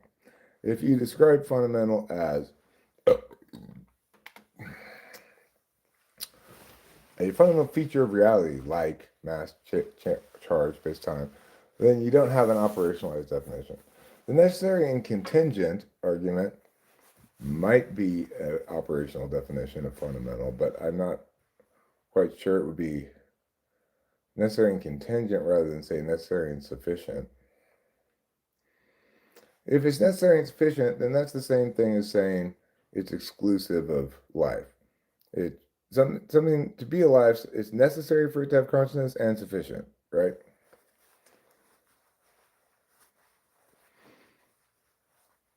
Okay, so you might say it's axiomatic then that you can build arguments off of it without having to prove it or something. But probably the best definition, if you're saying consciousness is fundamental, is that it's exclusive to life. And what he's saying is that's a dangerous kind of dualistic thinking or whatever, but he's just committing the fallacy that I articulated, which is the same fallacy underlying evolution.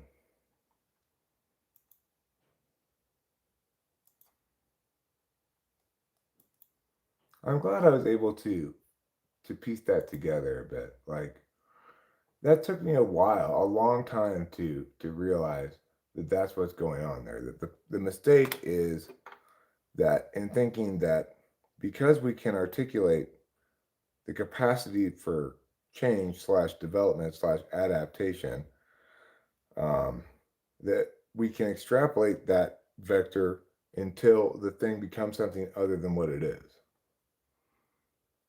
Yeah, I'm familiar with him a little bit. Now, I don't listen to his stuff, obviously.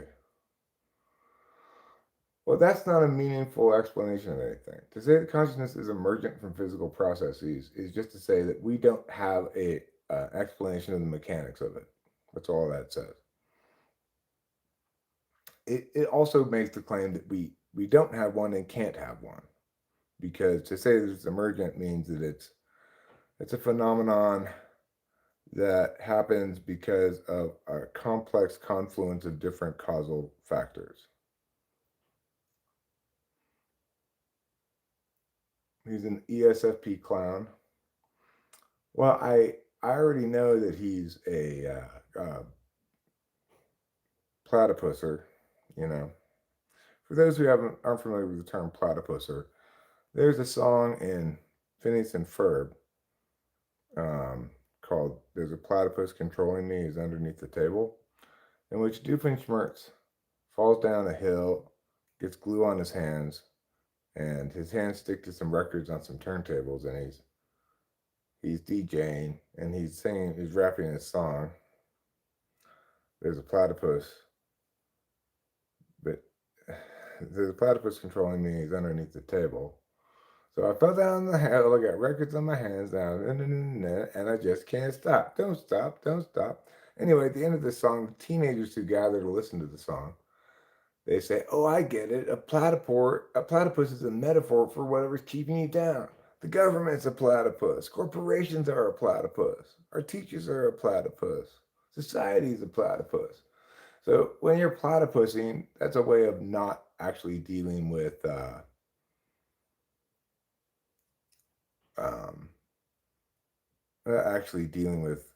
things like an adult. Chalmers suggests consciousness might be fundamental because no matter how well we understand neurons and brain chemistry, we still don't know why it feels like something to be conscious. Okay, so what he means by fundamental is, I mean, that's what happens when you don't have good definitions for things, right? Like, so is he saying that knowing why something feels like something makes it non-fundamental? See what I'm saying? This is why it's super important for people to have all of the concepts and everything down for when it comes to argumentation, or to really understand how to do things properly, or they're going to make a mess of stuff.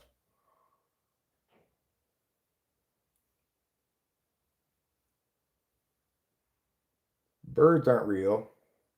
Well, I saw a sticker that said that in Indianapolis. Hey, Daddy, I'm not your daddy. I left the spare key by the flower pot, sweet cheeks. I tried to call you, but you don't answer your phone, Mr. Silly Bones. I figured you went live. Oh, that's quite a story.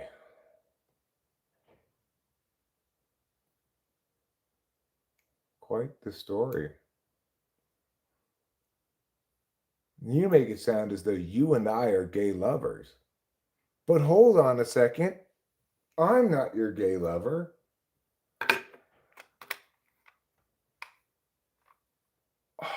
Let's see. What are we watching? They drenched. It's a funny conspiracy. Yeah, it's a joke conspiracy theory. It's not a real conspiracy theory. All right, Curling, fine. You win. I'll watch you, Curling.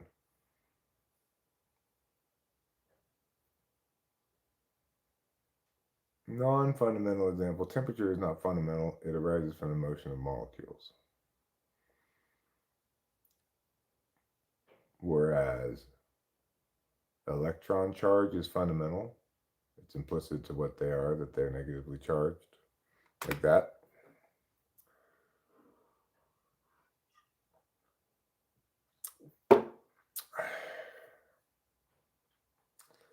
Well, what we can see there is why we need a better definition, right? Like that guy, he said that consciousness is fundamental because we don't know why it feels like it does to be conscious. But if that's the case, then in fact, the criterion we use for fundamentalness or not is knowing why something feels the way it does.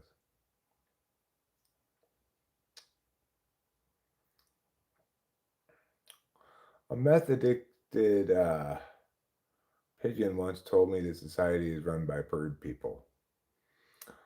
Well, I don't know you specifically, but I do know your variety of YouTube chatter, Big Boss. I get you guys in here fairly often.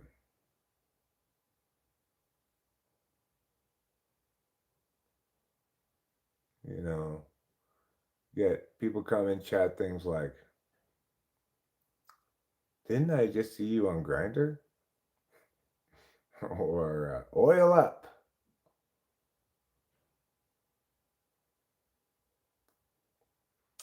Who knows why? I suspect it has to do with the fact that because I'm older, meaning like 54, uh, people are hoping to elicit some sort of provocation response that links to, I guess, being on the anti change side of the culture war or something. But I'm not a culture warrior at all, so I'm a correctist. Instead of taking either side in a culture war, I'm correct about every specific issue. I mean, equals basic. If you were on Grinder, would you be a top or a bottom? I I would not be on Grinder, so I don't know.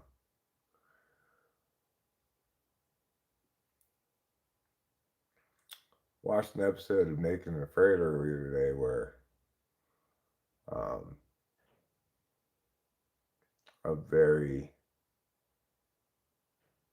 clearly gay person, gay man, went on Naked and Afraid, and he was there to prove how gay people can do it too. But he only lasted 3 days, and his partner, the lady, she made it all the rest of the time by herself. But there's this other guy who's been on Naked and Afraid who's a homosexual, and he's very successful at it. There's been a couple of them who have been Naked and Afraid legends.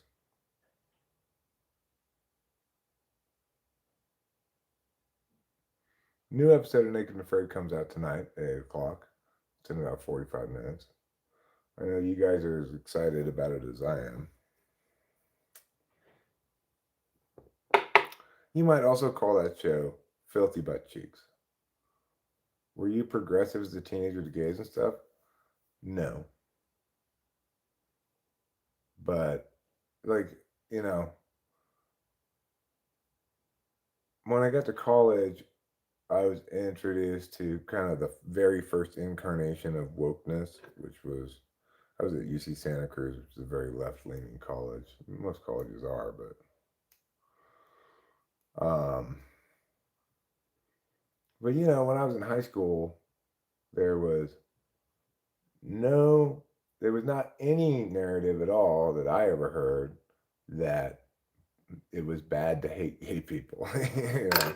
It was just standard operating procedure that both nobody was gay and that therefore it was a perfectly reasonable insult to use because you weren't it, not like anybody was actually gay. Somehow like back then, like I was shocked to learn eventually that George Michael was gay. You might be able to figure that out, but if you're stuck in a paradigm where where you just it's never sort of raised as a possibility, then you just think everybody's straight. If some guy would flirt with you, how would I react? I mean, assuming like the person didn't know I was married or something and just was like, "Hey, how you doing?" So I'm doing fine. I probably wouldn't notice until it became really obvious, and then I'd say, "Oh, I'm married."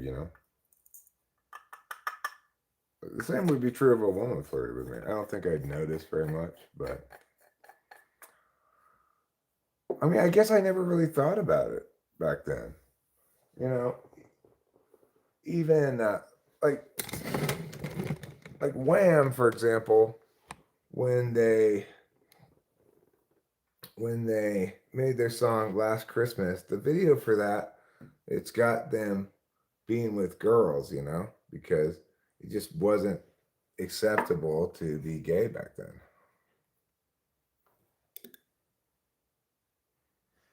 What about 20-year-old me? Uh, I would have been even more oblivious. They would have had to expressly tell me, I'm a homosexual and I am hitting on you for me to pick up on it. Because back then, I just didn't really think there were very many homosexuals. Like, you know,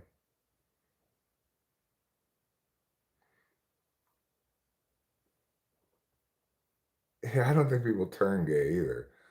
But I think the implication if a married man becomes gay is that he was gay all along and trying to hide it by being married to a woman.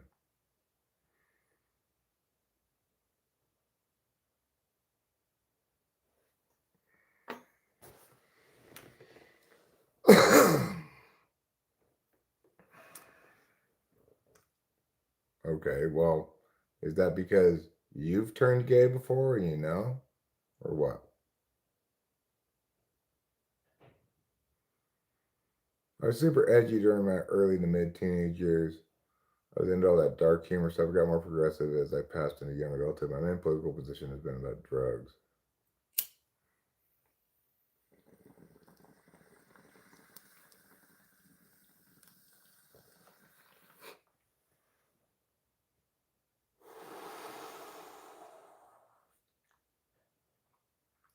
I'm glad you're back to normal too, zombie.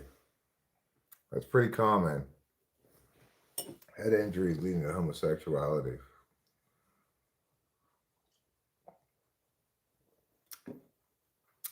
No, I mean, I think I'm wrong because I think you're wrong because I have examples of kids that I know that were very obviously gay right out the gate, and from early childhood it was very obvious.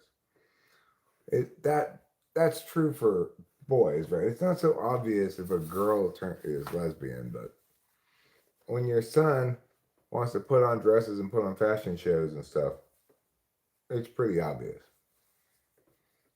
And it would make sense. It would make more sense for it to be one way or the other, not a mix of both. Although it's possible it could be a mix of both. Mm, I mean, I think bisexuals are just people who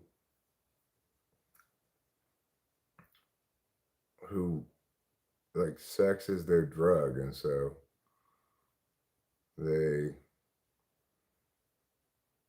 they want it in whatever way they can get it. You know,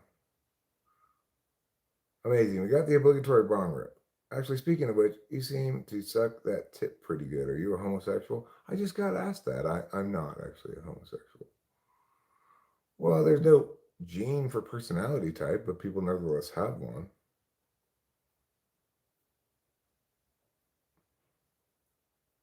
I don't think it's, I think we've got plenty of examples of boys in particular who are obviously gay from a very young age. So, given that I think it's more likely to be all one way or all the other, then I'm going with all you're born that way. But we don't have a clear, we can't note a specific genetic marker that is the gay gene any more than we can that's the personality gene. There are various things that people are inborn with that we don't understand exactly why. Like identical twins have different personalities almost always, um, but we don't we don't know why because they have identical genetic fingerprints. So why wouldn't they have identical personalities?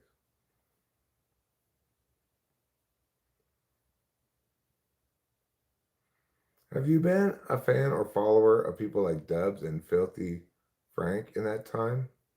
I had an iDubbbz phase. Understandable. Nowadays, if your son wants to put on dresses, they tell me he was born in the wrong body and is a woman.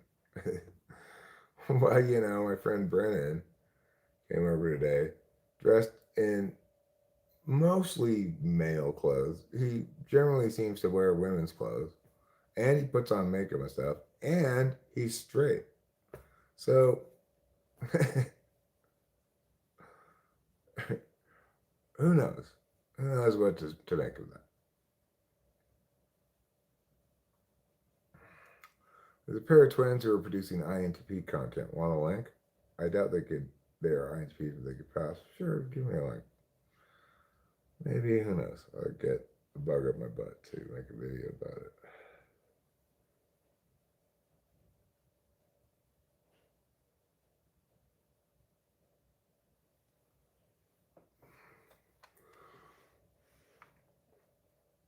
Yeah, pair of twins is for people. You make a good point there, Putty Cat.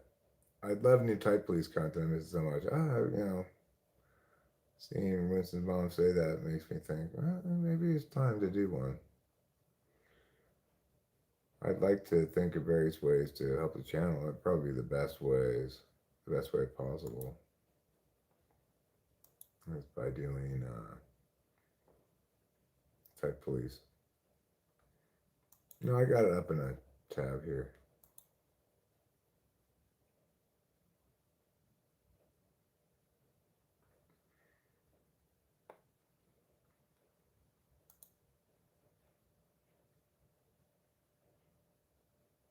Well, yeah, especially identical twins are studied for nature versus nurture. But the reality is this: um,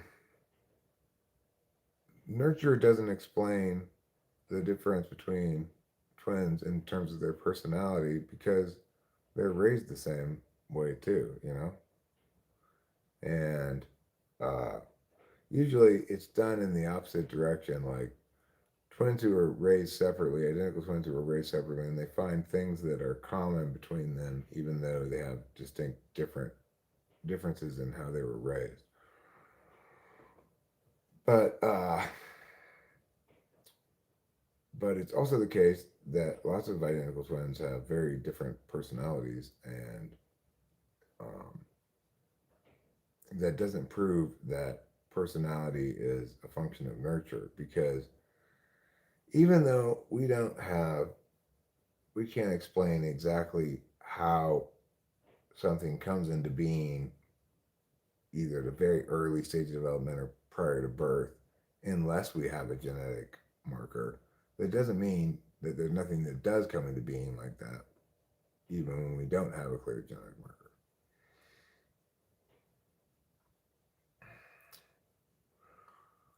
Do you know what I'm saying? Do you know what I'm saying? I think you do. I think you know what I'm saying. And I want you to know that that matters. You've really accomplished something today. You can go to bed feeling satisfied, knowing you've made a difference in the world.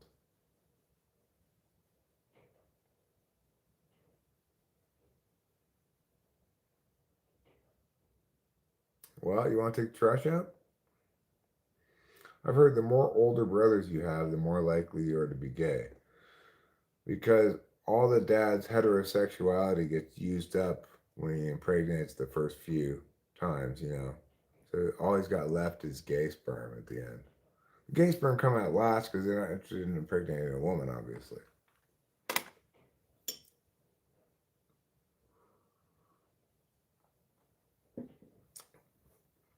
Every man is born with,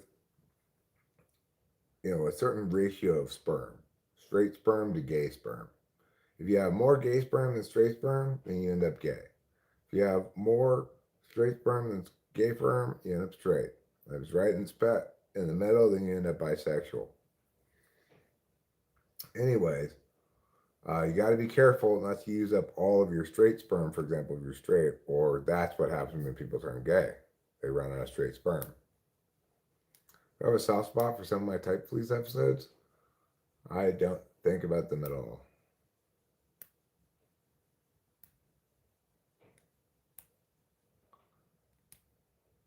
In general, it's like content that isn't music. It can only like age so well in terms of me being able or willing or interested in rewatching it. And unlike music, there's like, I mean, it's not like there's not different kinds of good in music. There is, but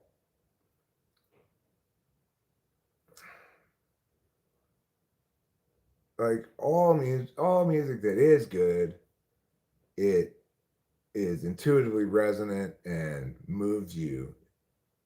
Whereas you can have different kinds of content that's not music that's good by being different kinds of things. Like I've got some good TI explications of things that are not videos that are very entertaining to watch, but if you want to get a fast paced cram course in mechanics of functions or something, it's a good video to watch, right?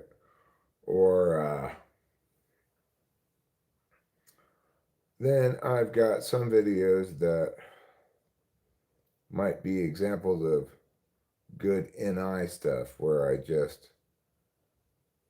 give people a nice NI candy linking to something in cognitive functions that are more satisfying to watch and may make certain kinds of people feel like they've got a better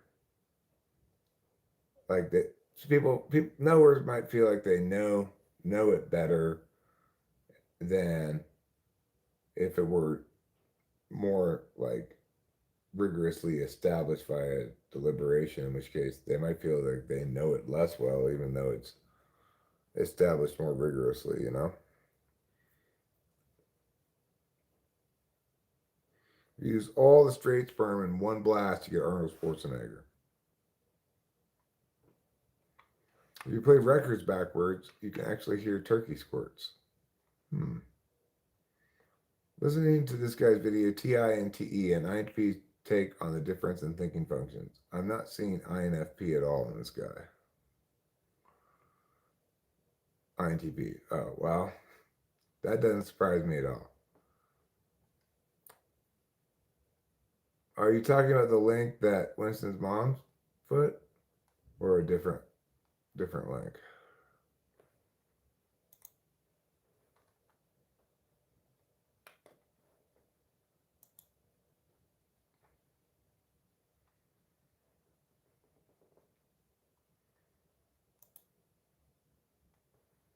See, this is the sort of thing that happens when I consider doing type police stuff.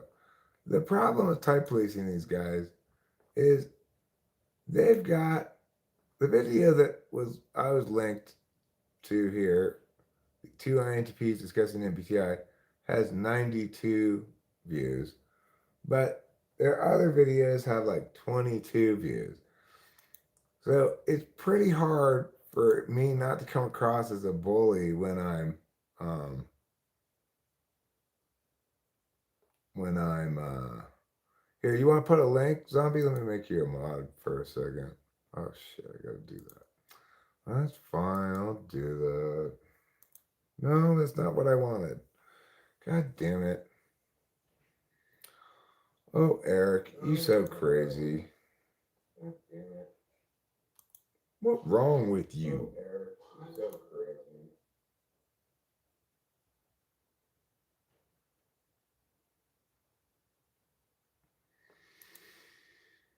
Pausey pause. Okay, now we're gonna go to top chat. And zombie, I'll make you a mod so you can put a link. You can't put a link unless you're a moderator. Here you go. Add as moderator. Now you'll be able to put a link. President Trump, Barack and Michelle Obama, Bill Gates, Bill Cosby, Robert De Niro, Bill and Hillary Clinton, Prince Harry, Woody Allen, Kamala Harris, Mark Zuckerberg, Bruce Springsteen, Elon Musk, Pope John Paul II, Nancy Pelosi, Hakeem Jeffries, Bono, Beyonce, and more.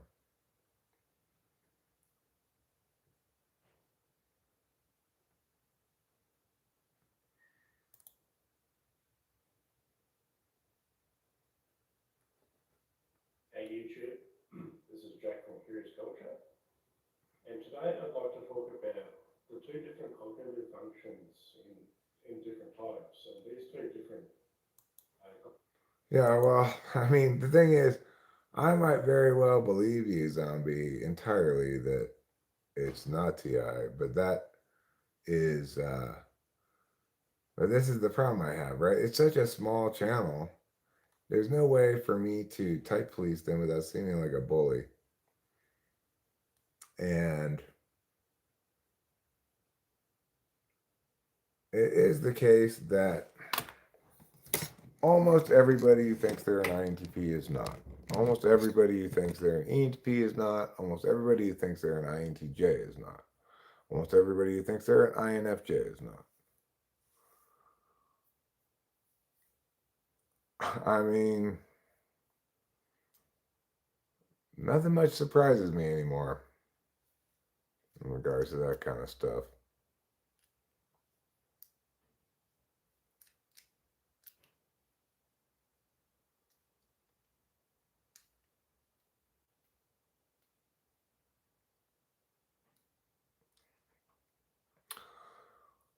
I could see myself doing a bit of type police light, like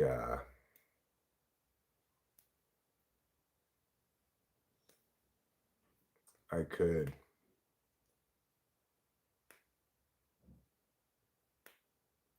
reference that reference that video, indicate they're not INTPs, but I don't think they are, and talk about different current functions and bypass the putting on the cop stuff and everything. There's nothing wrong with it, E3 zombie. I'm not saying that that uh, that shouldn't happen morally or something, but I think if you type police to be creators, your size or bigger, or even correcting other typologies, typing like a mid-large channel, typing a public figure and correct the typing. Why is that wrong? Yeah, it's not wrong. It's just it's a challenge in terms of um, finding examples that meet those criteria that I haven't typed police before. There's a limited number of such channels, people. They have to, for me to type police, and one rule is they have to publicly state what their type is. Obviously, that's the number one thing, and that does open up the gates to public figures who don't have a YouTube channel, but nevertheless say they're a certain type. But it can't be that other people say they're that type.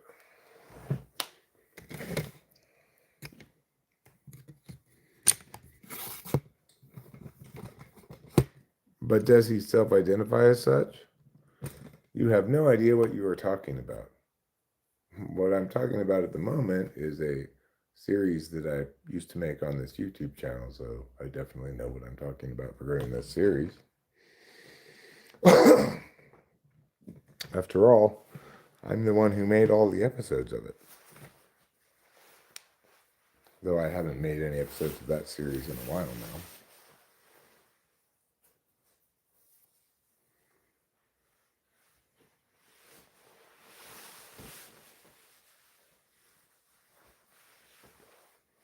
Marianne Cack. So now that we've been informed of those facts, it seems like you're the one who has no idea who knows what they're talking about.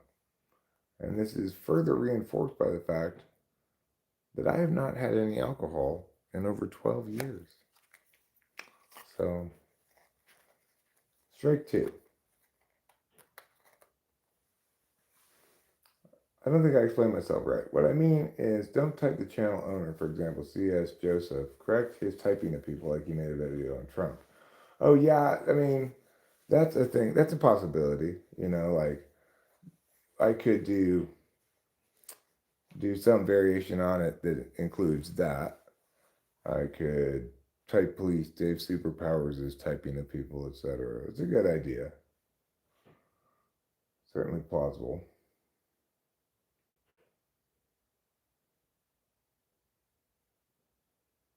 Thanks, Rachel. What a wonderful lady you are. You remind me of all the princesses and queens of Europe.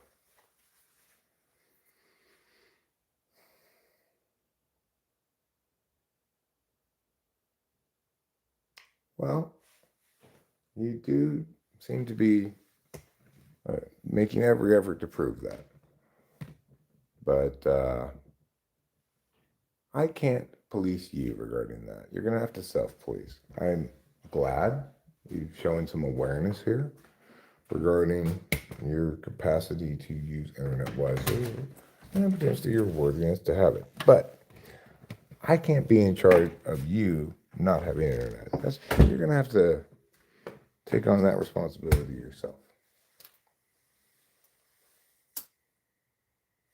Kurt Cobain was on the list way back in the early 90s.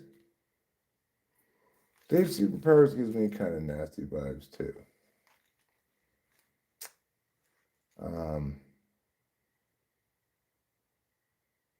I mean, basically what I pick up from him is his obvious not caring about what's correct.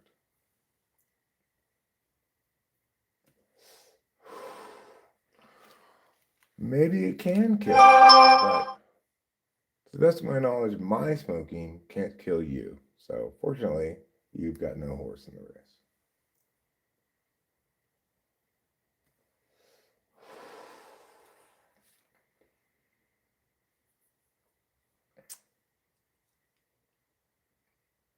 So is this approach towards engaging with people something that works well for you in general? Or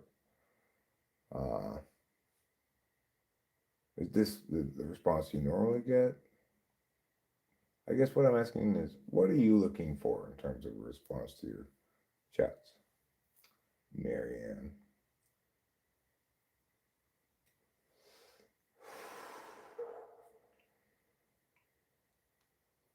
The secondhand smoke is floating through the screen as we speak. Michael Jackson, also on the list. Well, what is this exactly a list of? Anybody who ever spent any time with Epstein, or is it more damning than that?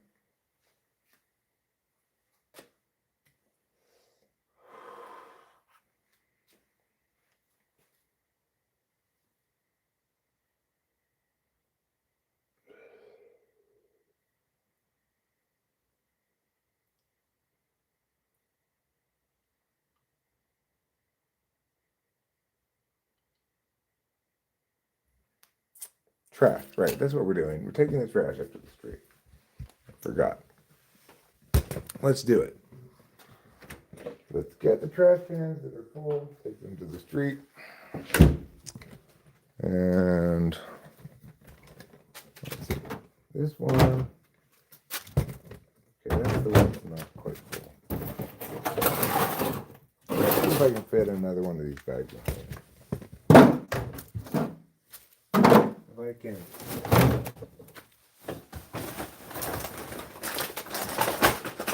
Get the 2 bags that are in here into different trash cans, then I'll have an empty bag for an extra contractor's bag that I need to throw away.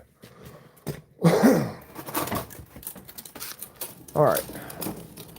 So our first order of business is going to be to take this trash can up to the street.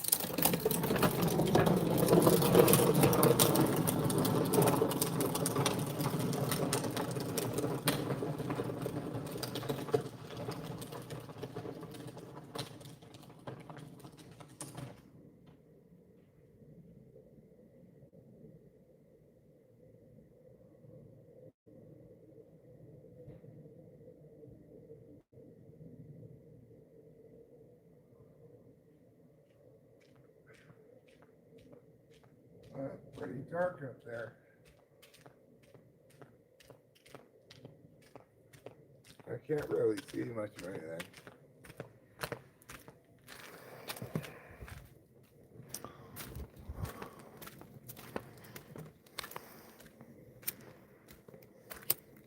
It's dark back here too.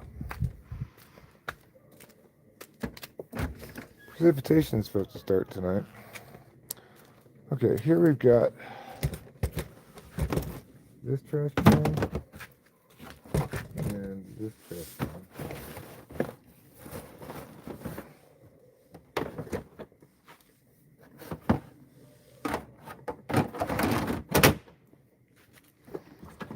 Okay, I guess these are about as full as they're gonna get, so I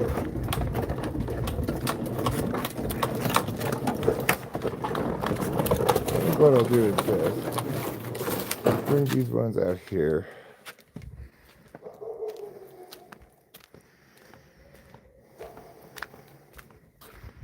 Open the garage door.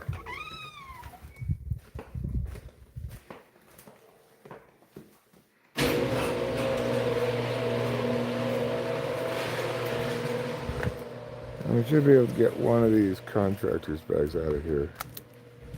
Although I am going to have an extra little trash or kitchen trash.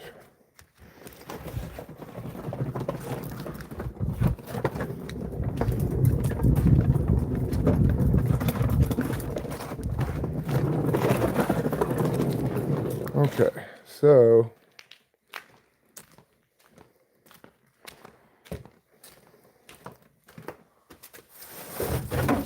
this might be able to fit in on top of the contractor's bag. We'll see. I doubt it. These contractor's bags are pretty full.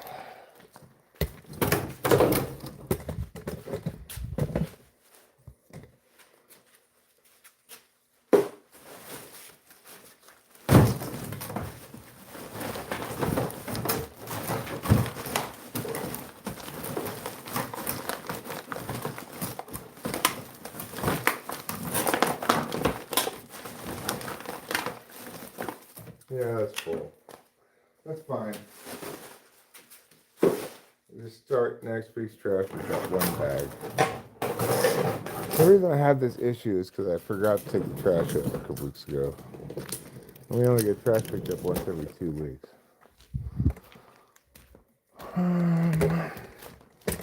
Here's the lid for this trash can.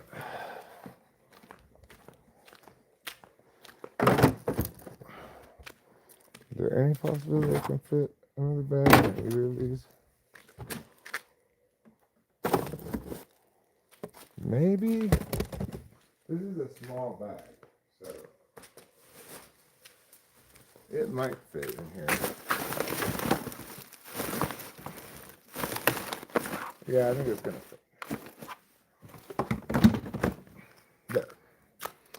Now we've got all the trash cans we need to take up to the street.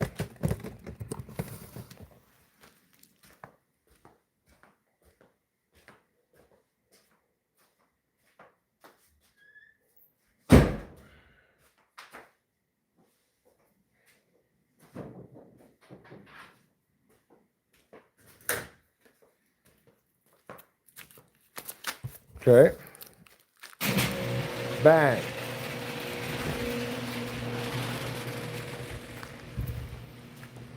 We've got 3 trash cans left to take to the street.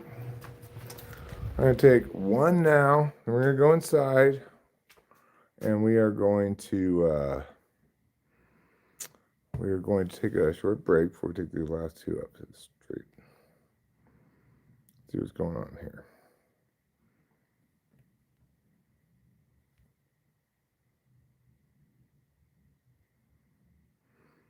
Just associated with them somehow, which is gonna be a lot of famous and powerful people. Oh, I mean, Bill Clinton is indisputably among those kind of, sexual exploitation people. The goddamn store was out of my favorite cider last time. Hopefully that is not the case this time. Dixon cider? Yes.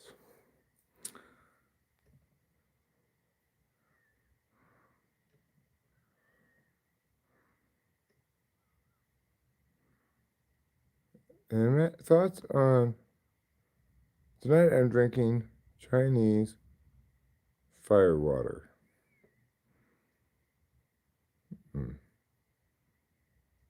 0.57 alcohol by volume. Wow, good job. All right, I'm going to now take this other trash can to the street, and then we'll go inside for a break before we take the remaining trash cans.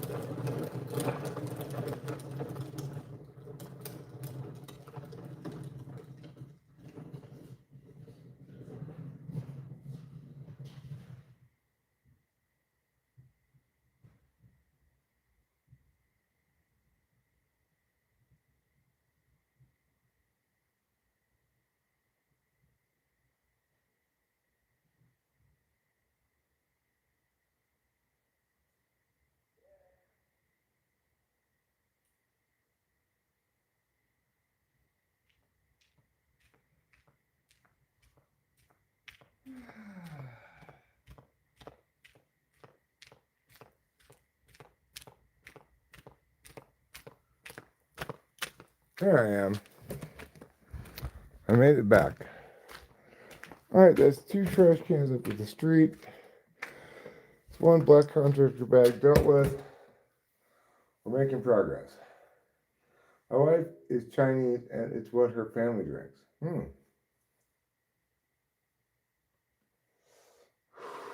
Cool.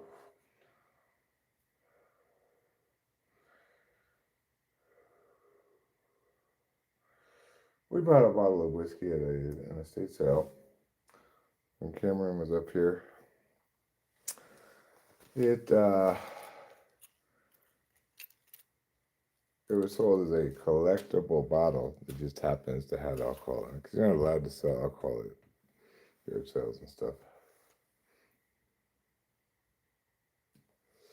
We got it because it's good to have some liquor when guests come.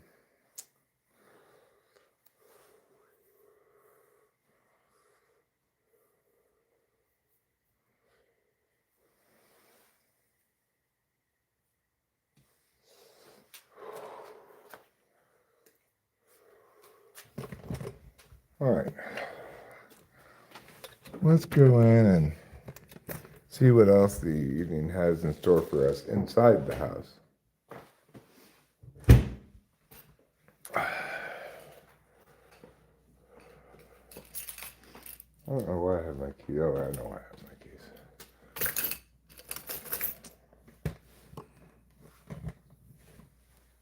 Who's Pam Bondi?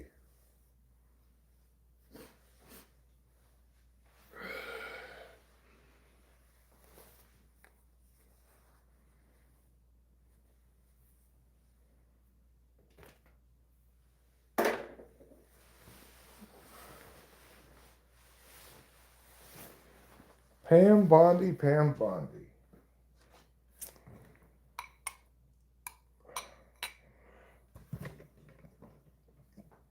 Pamela. Pamela is not the greatest name. My name's Pammy.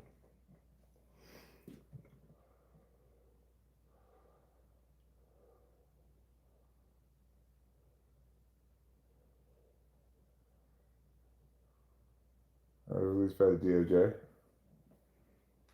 Bonnie is U.S. Attorney General. Huh. Well.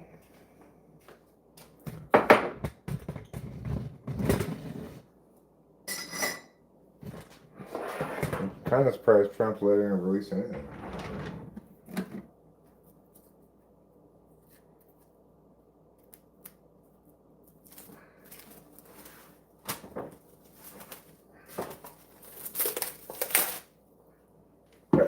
Put the leftover mac and cheese in the fridge. We'll eat that later.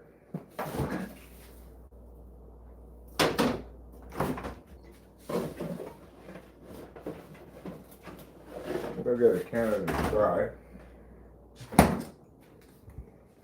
ginger ale. It's a nice alternative sometimes to 7-Up. We're not Sprite drinkers.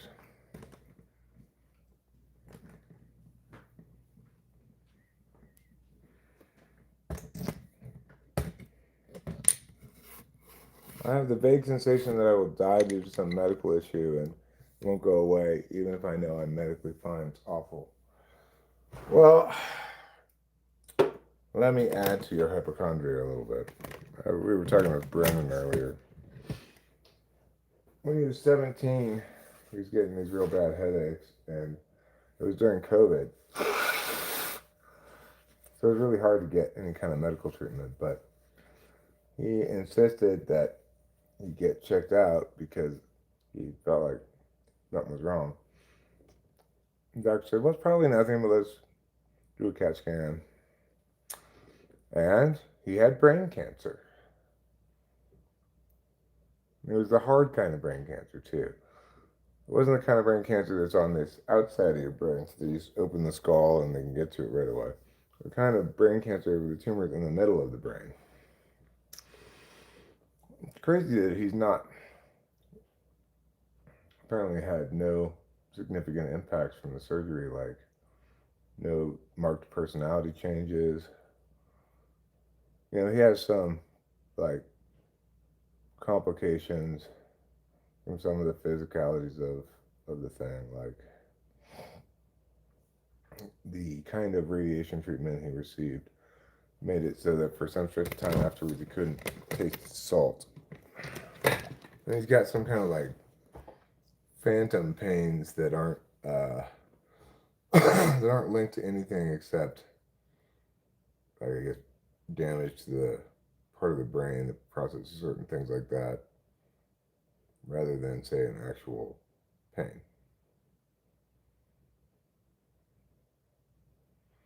Yeah, he's an interesting guy. He's had a crazy life story. He's only 22.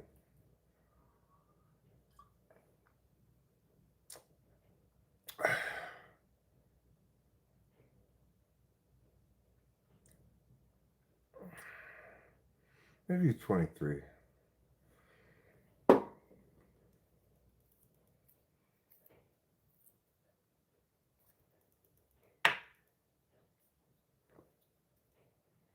He also is, one of those rare people who's an actual INTP.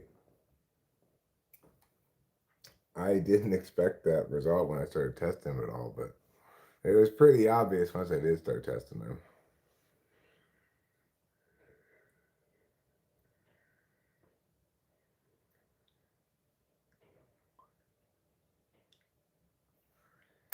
That's that's not a good reason to not take a test.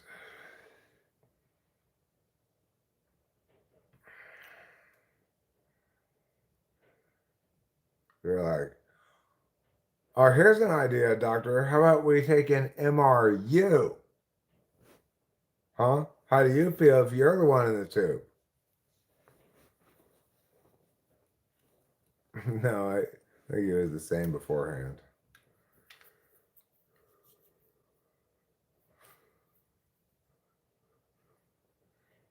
He's very knowledgeable about cancer and also about weed. Super knowledgeable about weed.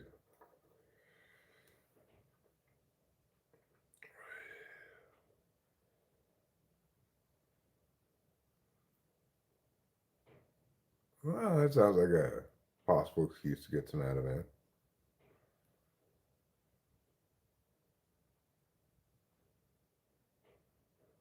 It's because the store is so far away, Gil. Nobody can blame you.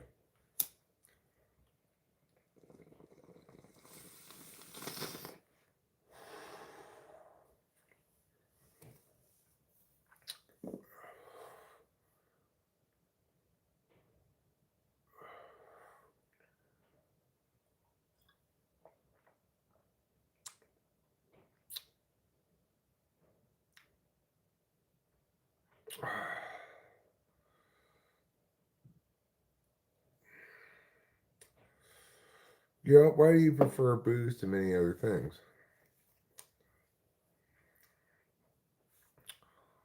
Well, one thing about alcohol is that if you have like the real kind of mental health problems, like schizophrenia, bipolar, anything like that going on, alcohol is, I guess you'd say, psychically non-reactive. Yeah, doesn't set up your psychosis. In fact, it it's a off-label treatment for psychosis. There are some people out there who treat their psychosis centric mental health issue with alcohol.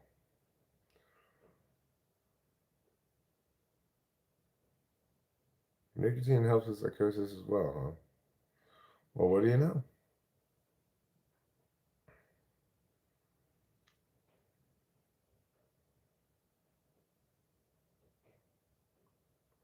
our neighbor Les, he he experienced an injury when being a stage actor a long time ago, and has left him with chronic pain.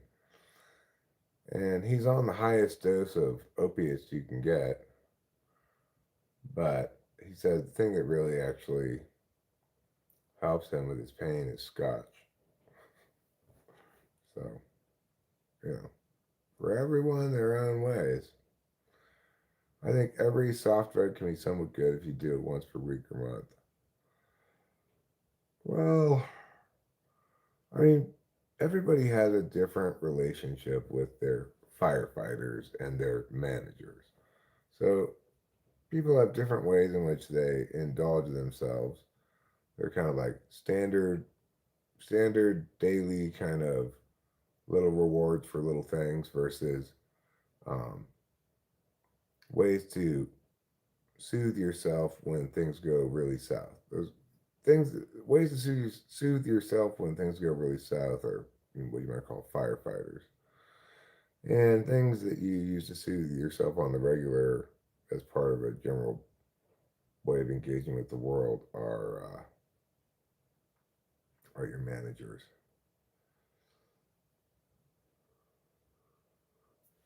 So for me, like marijuana is definitely a manager. I smoke it all the time, pretty much, and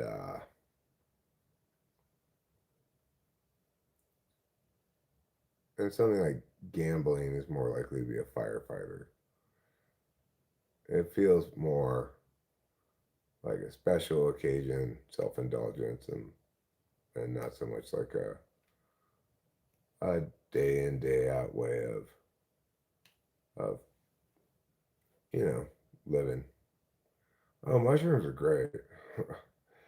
I love them. I love mushrooms.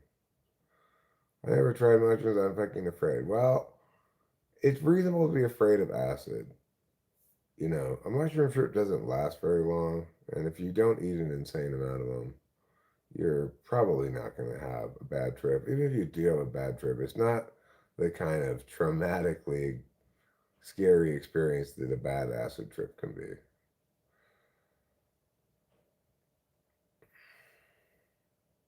I never have a bad time on mushrooms anymore. When I did, it would be because I was like trying to force it, like trying to eat mushrooms again today, even though I just ate them yesterday, kind of stuff.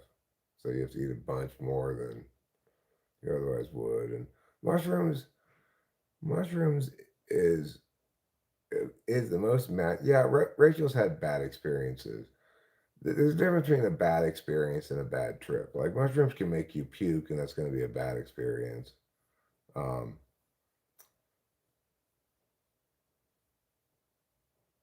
yeah, I know Dad's dead. I was there. Um, Rachel may have also had bad trips. Like that'd be more in the vein of if when she gets very cryy on it or something. But the worst kind of bad trips are scary bad trips. And scary bad trips are scary because you're tripping too hard and you feel like um,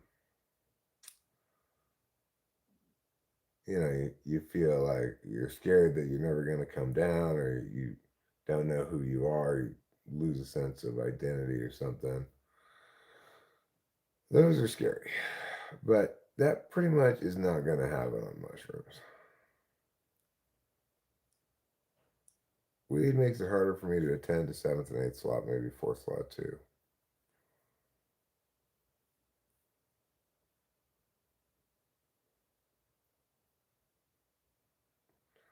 When I smoke, my any goes into overdrive, not fun. Well, for people who don't smoke very often, it has a much more dramatic effect on them than for people who smoke all the time, like me, you know.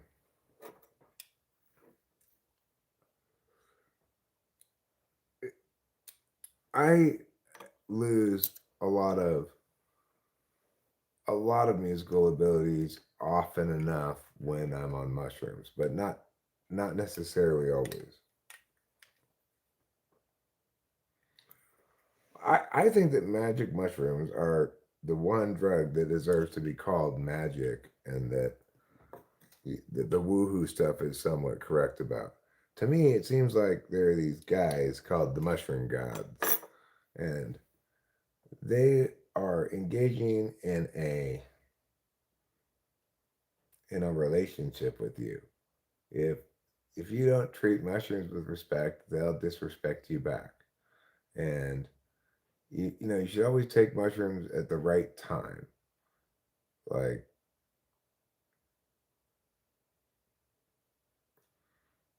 um like I wanted to take them Friday night, but I made myself wait until Saturday. I think that Saturday wasn't a bad time to take them.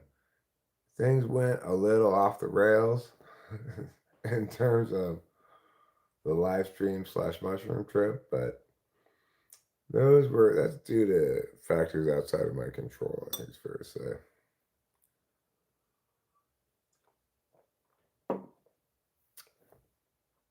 I mean, I don't remember the exact context in which the original Tijuana loop was made. The vocals came later, and I don't remember the context in which that happened either. It is the case that yesterday I was performing stuff well, but I was just doing vocals in the performance mostly, which, sometimes if I'm on enough Adderall, then I could also be on mushrooms, and I guess the Adderall will be predominant in determining my ability to do musical stuff. It's not a bullfighting song, no. It's called Piñatas Sombreros.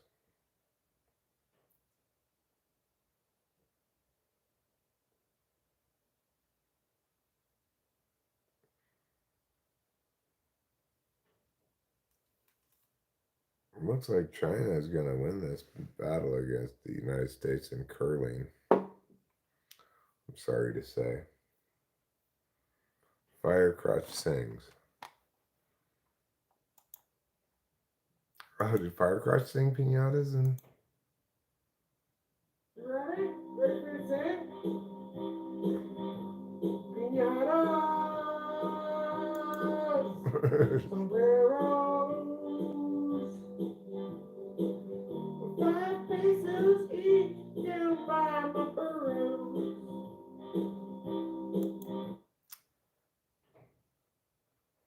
I'm afraid of losing consciousness. I don't think booze does that. There are studies you don't lose the capacity to think, really.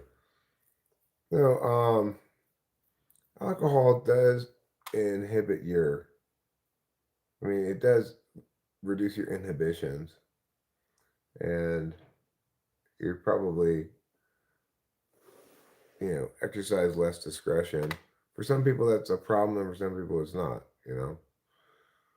But it's also the case that you drink a shit ton, you will pass out slash potentially blackout. But you have to drink a lot to do that.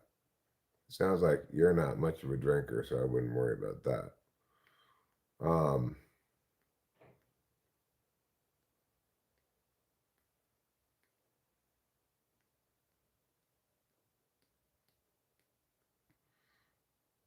different drugs are perfect for their respective jobs. Alcohol is a perfect drug to like relax at the end of a day or something, and just feel like settle in to watch a little TV or some such. When I used to drink more, I was definitely more inclined to go, "This is the best day of my life." Marijuana is a great drug for, you know, a minor head change to it to like be mixed in with as like, you activity, pull some bowls, do a thing, pull some bowls like that. Interspersed, that's the word I was looking for.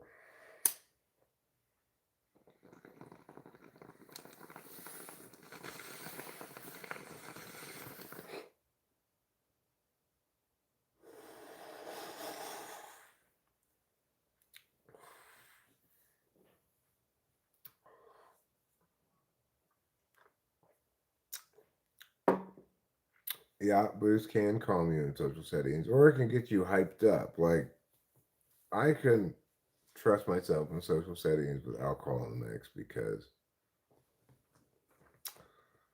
I I already had a problem with being too uninhibited, too extroverted, too wanting to talk, be the center of attention or whatever. Uh, and discretion was already not a strong suit of mine, so alcohol just made that worse. Then I'd wake up feeling ashamed of myself, etc.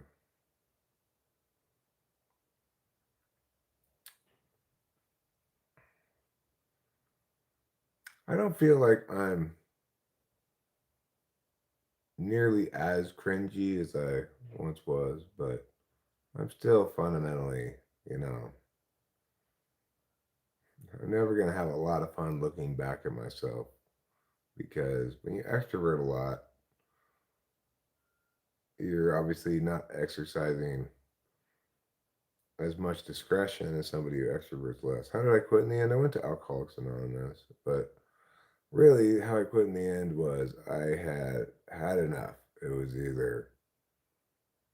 just, I don't care what I got to do, who I got to listen to, or whatever. I just cannot continue this any longer. I was used to finish my can or bottle, then ask someone to hold it real quick, and then run away giggling. That's pretty charming. And I went to AA for a good stretch of time after I quit drinking. Eventually, I couldn't really go there anymore because, like, from their perspective, if I took Adderall and smoked weed, I wasn't sober. And I didn't want to lie or misrepresent myself. I had I'd gone some goodly stretch of time where I just kind of sustained this contradiction in my head and didn't pay much attention to it, which is um, that I was smoking pot, even though according to them that wasn't sober. I just kind of compartmentalized and didn't process that contradiction. Not everyone is the same. I don't think anybody's saying everyone is the same. I had a 7-gram mushroom trip, and the shrooms told me to stop being a dick and also stop smoking weed. I listened, and now I have my own business, and I was on welfare and super lazy. That's an amazing story, Zombie. That's an amazing, amazing story. And you know what? Zombie's not the only one. We've got hundreds of testimonials just like his. Take Jenny here. Before I did mushrooms, I was a horrible person. I used to beat my children, lie to my friends, steal from my job, everything. Then I did mushrooms. Now I'm an upstanding member of my community. Thanks, Jenny.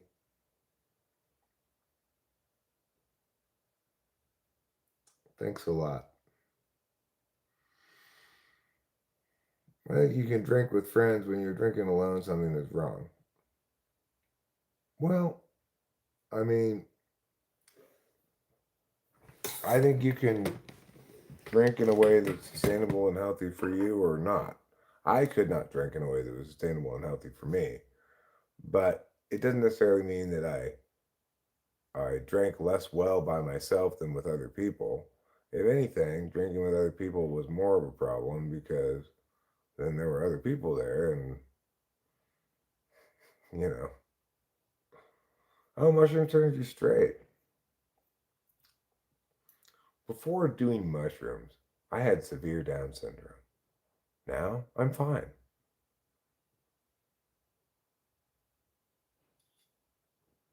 Yeah, I don't think there's anything wrong with drinking alone. I don't think drinking, whether or not you drink well or have a good relationship with alcohol, has anything to do with whether you're drinking with other people or by yourself.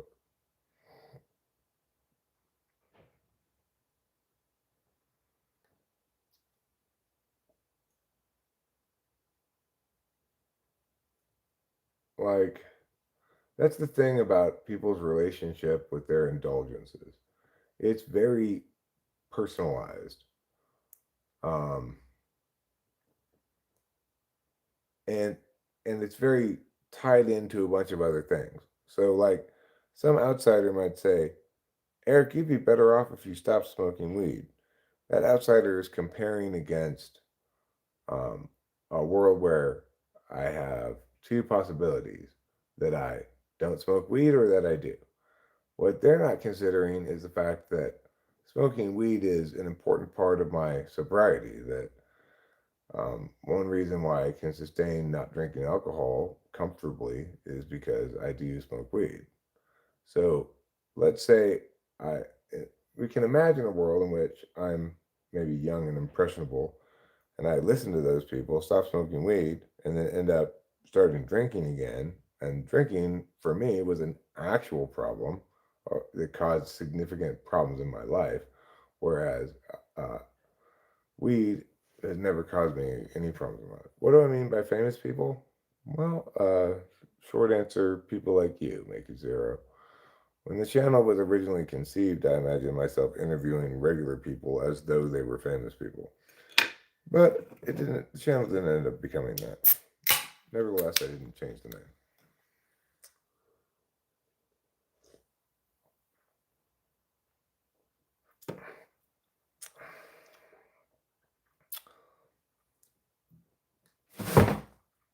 So those kind of complicated relationships we have with our indulgences. One element of that is this thing called temporal bargaining, where a lot of us use use the promise of some indulgence as part of our negotiations with ourselves to get us ourselves to do things we don't want to do. Were you able to hold down a job when drinking and then smoking? Yeah, because I didn't drink before work. It wasn't till the very end of my drinking career where I was on a couple of occasions drunk at work. Almost never did that happen. Smoking weed, I smoked weed at work all the time, and it makes no difference one way or the other because I smoke weed all the time, so it doesn't really do much of anything to me. A man and a boy attempt to please others while riding a donkey.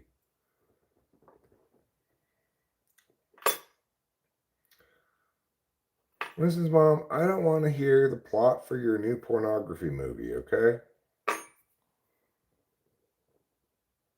I'm not into that kind of weird stuff. Fame and fortune movie star first. No, what I was saying is that I wanted to interview regular people as though they were famous.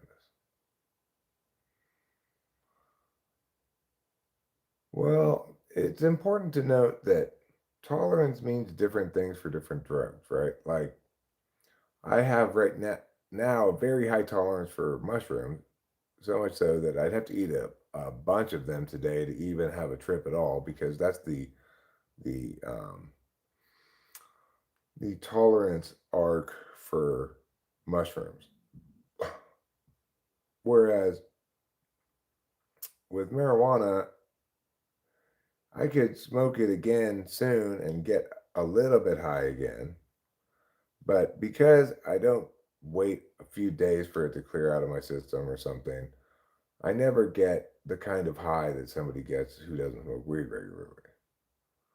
And it's very much not like alcohol, right? You can keep, no matter how much you drink, your liver's still going to process it out at a rate of about a drink an hour. And, uh, and, accordingly, there's a certain like ratio of drunkenness to hours till recovery thing. Anyway, the point is, if you keep drinking, you will get alcohol poisoning. Whereas marijuana is a weird drug that has almost no conceivable overdose level. Sure, you can eat way too much edibles and have a terrible time, but it's not actually going to put you at risk of death or something. I had a bong rip after not smoking for years, and I was to the floor, could not even open my eyes or stand up. Good times. How much heroin to chill? I don't do those kind of drugs. Some people do, but I think that kind of drug is particularly hard to do sustainably.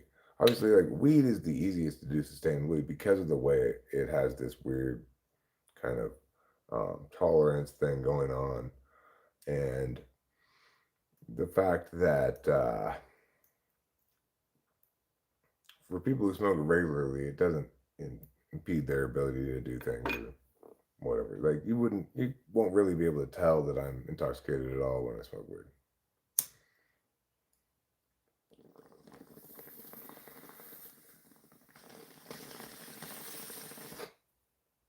How's your media? I mean, I've never liked that kind of drug, opioid stuff. Um, it's always made me feel car sick, nauseous, and Coke. Coke's fine, I guess. It's like it's one of those things you're not gonna turn it down if somebody offers you a bump of Coke, but it's not a good idea to start getting it at all. It's very much a lying drug. Like speed, you feel amped and you actually are more productive and you're doing stuff and you're in a state of flow and whatnot. And the work product you generate might turn out to be very good, even. Maybe not, maybe, right? With Coke, you're going to think whatever it is you're doing or saying is fantastic when it's actually not. So, I don't like that aspect of it. Yeah, nothing is real about it, exactly.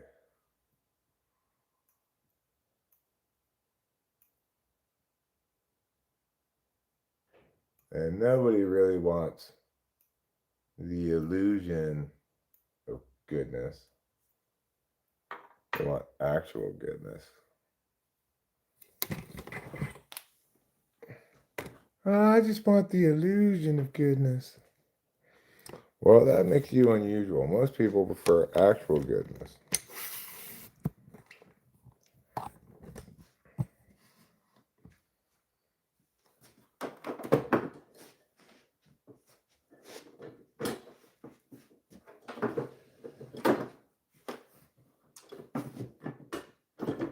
Illusion of goodness versus actual goodness. A no-brainer.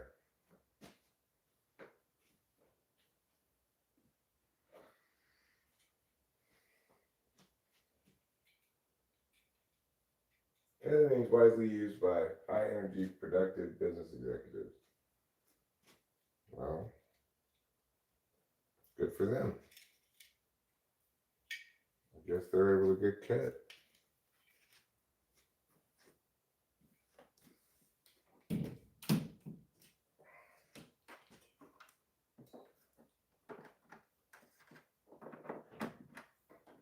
This one. Don't worry, I figured it out, everybody. You were worried, but you didn't need to be. It's also used recreationally by horses. Yeah, horses love this stuff.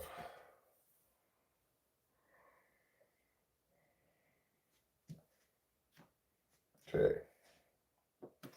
I got my glasses with me. Wonderful. Wonderful times.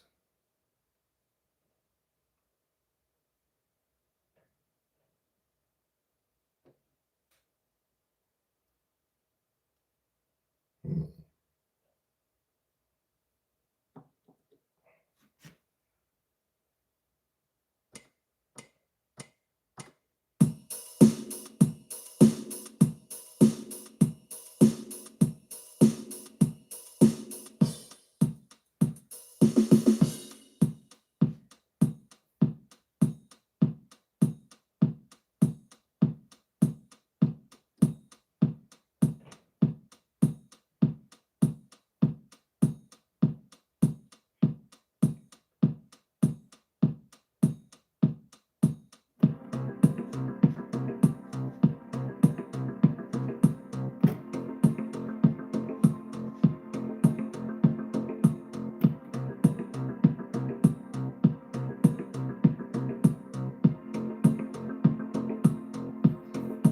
I once believed that earwigs made people deaf.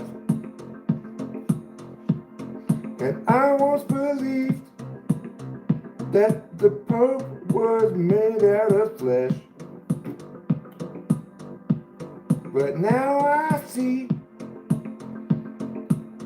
he's made out of Catholicism, gee. And that's why I became a Presbyterian. Oh yeah.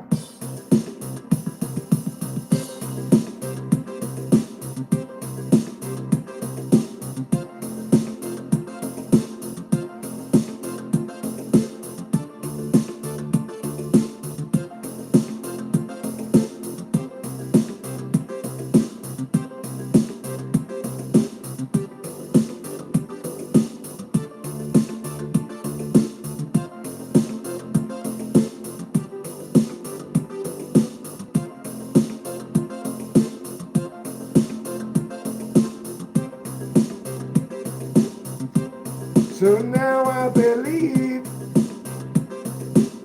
that peanut butter is made out of meat. I think that it's growing in a lab, and that you can never defeat the criminal masterminds behind this scheme. You can try, you can dream, but their ways are too extreme for anybody to figure out.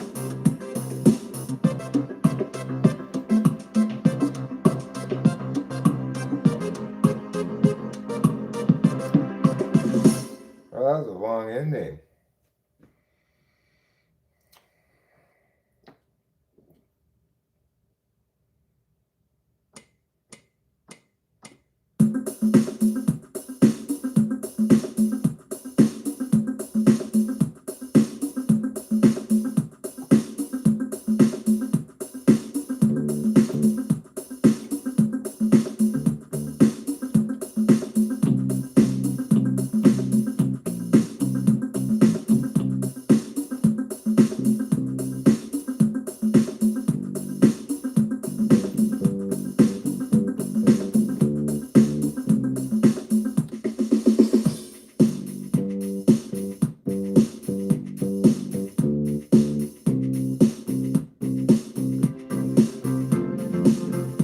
Oops.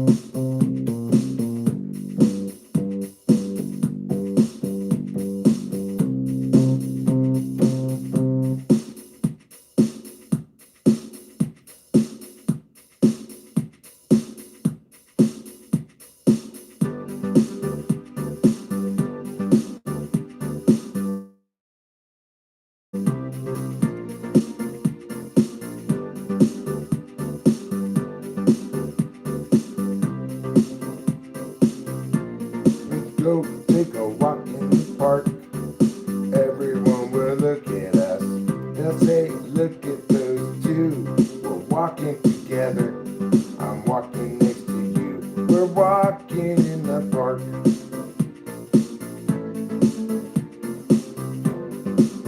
And when we got there, you said, hey, are you Sure, it's the right kind of day to walk in the park. I said, hey, why are you down in my park watching Judgment?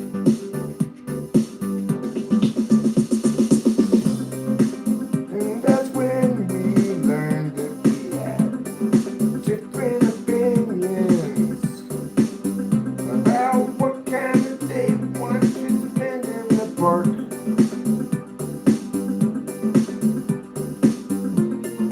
You were like Tuesday's the best. I was like, that's not a reason to prefer a day. You should say something like days that are sunny.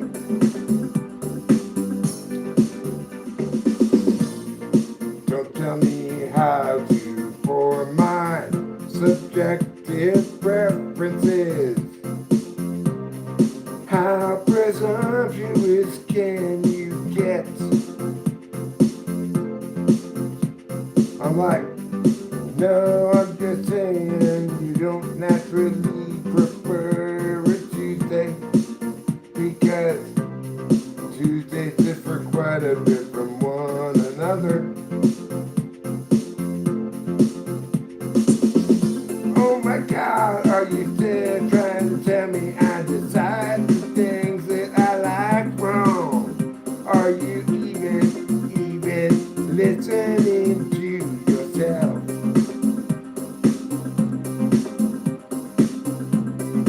I'm just pointing out something I think we both should acknowledge, that if we use Tuesday as a criterion, we're gonna get a bunch of very different results.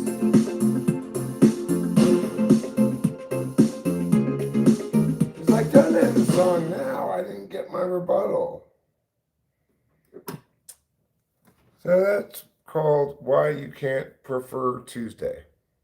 That's what that song's called.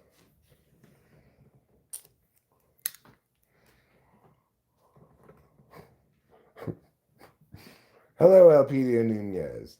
Thank you, Mind Freak Zero. Thank you, The Ghost. What's a good day? What kind of day is good for walking in the park? Tuesday. See, that's not really answering the question, is it? The question is, like, do you prefer a cool winter's day in the park? Do you prefer, like, late in the evening on a hot summer's day when it starts to cool down? Yeah, like, that's the kind of answer that would be good to what kind of day is a good day to go and walk in the park. Tuesday, that's really an answer to a different question. That's like, what day works for you in your schedule? Spring or summer day in the park would be a good answer, right? Seems like Tuesday is an anti-polar answer to the question.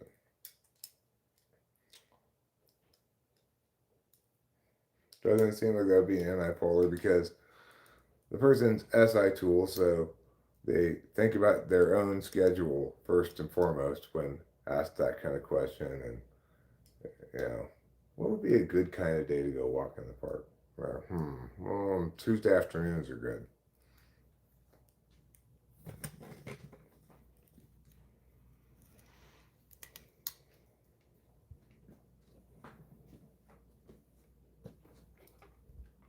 Well, we've got 2 more trash cans to carry up to the street, you guys. Are you ready? Are you ready to do the serious hard work that's necessary to make sure our trash gets carried away? Hey, what are you, under the impression that the trash is going to take itself up to the street? Believe me, I've waited for that to happen before, and it doesn't. It just says, sorry, we're just, now you just have no trash up to the street. Okay.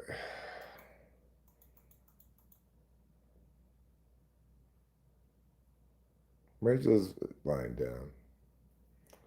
I'm going to put on the old free ski big air qualifying. Jesus of suburbia. Me?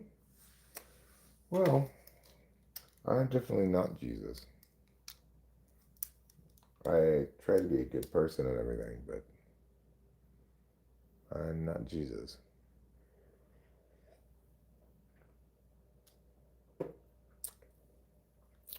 I'm also not Jesus.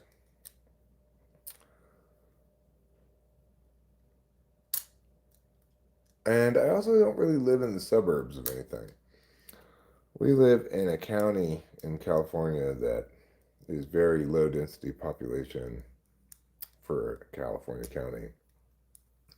It's agricultural county, and we don't even have any stoplights in the whole county. So I actually don't live in the suburbs. You could correctly say that I live in either the mountains or the country. But country just meaning, oh, he crashed. Well, you're not going to win your medal today with that jump. You were doing fine, and then you crashed. And now you have to go sit in the ski failure chair. Not this way. This is the successful ski jump chair. You go sit in the failure chair.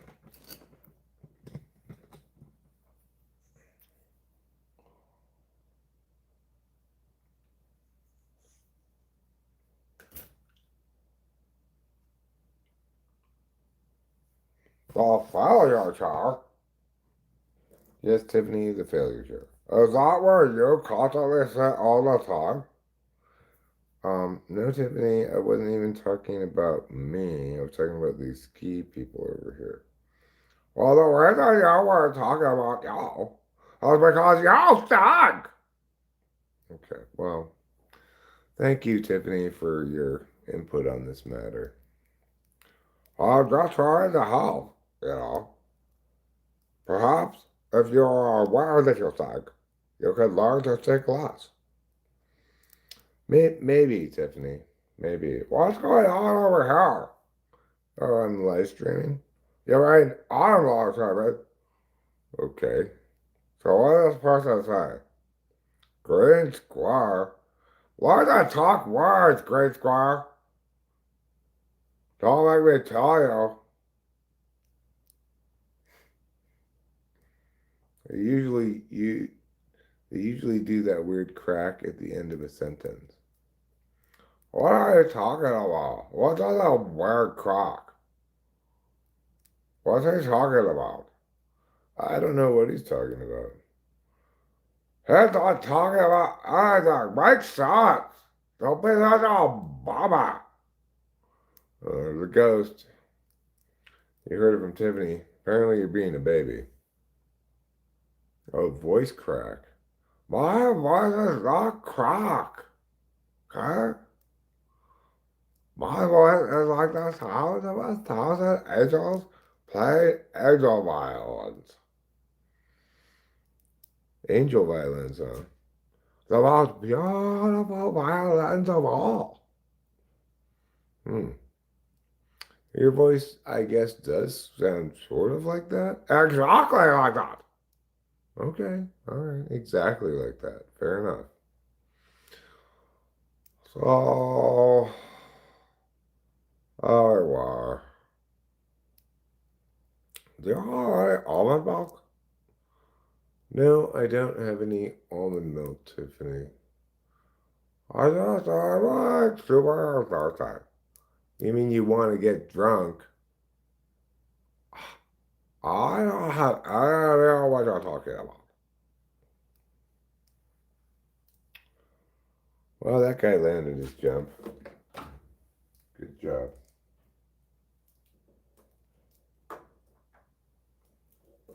What about me? I'm a Tiffany too.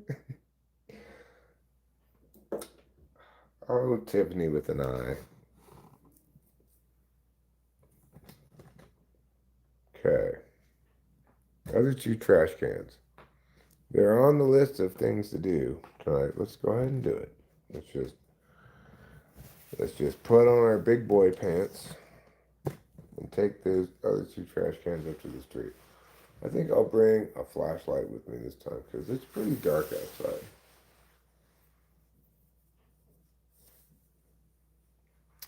And the reason it's so dark is because it's nighttime. I live in a neighborhood with no streetlights. And there's not really much of any moon out tonight that I can see. There might be a little bit of moon, but it seems like it's around the time when it's no moon. That's just based on my gut guesstimate of how long it's been since when it was a full moon, which was, you know, about half a cycle ago, it seems. I mean, I guess that'd be half moon then. But I'll tell you if I see it. What's that? How much moon we have today? I'm gonna guess quarter moon.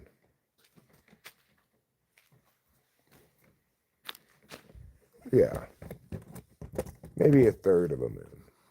I'm gonna guess there's a third of a moon out tonight. Okay.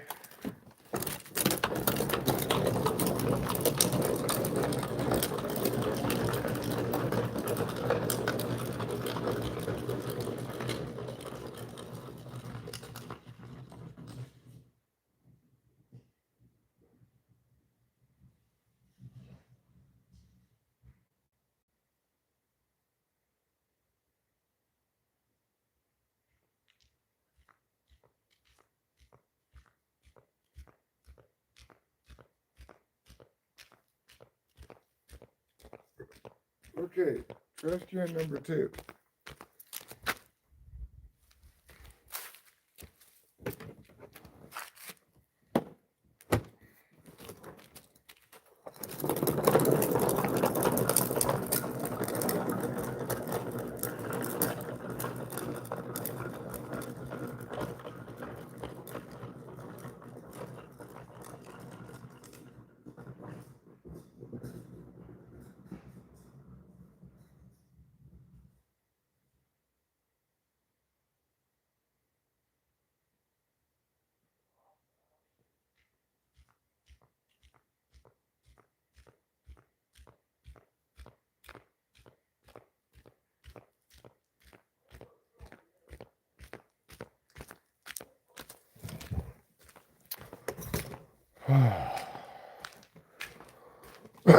Okay, we did it. I feel a little fever. I am sick. Not super bad cold or anything. It's as cold as goes, pretty mild, but I definitely am sick. At the moment, I can feel a bit of a low-grade fever. I think I'll do a couple of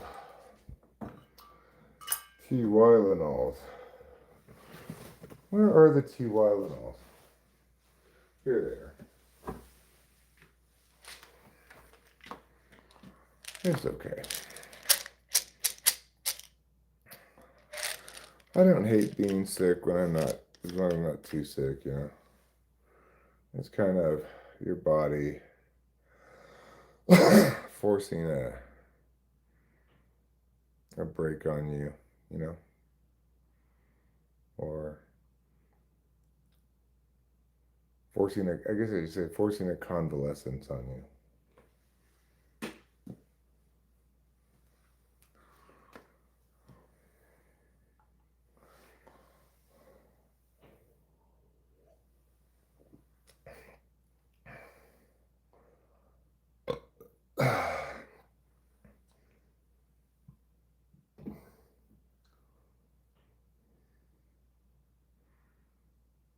I wonder if I just asked the question, what's a good day to go to the park?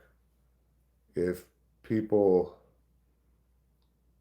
what range of answers I would get? Like, some people would obviously say, well, do you mean like what's a good day in my schedule, or do you mean what's a good kind of day to go to the park, right? Some people might answer straight away with the schedule kind or the, um, you know, archetype of day kind of thing. But yeah, I think maybe I'll try to start asking that question if I remember. Might be a good indicator of SI versus NI.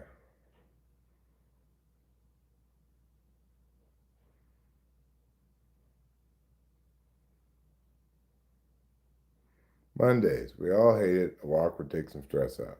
Okay. So that's of the kind of day it is rather than of the scheduled thing, because you're saying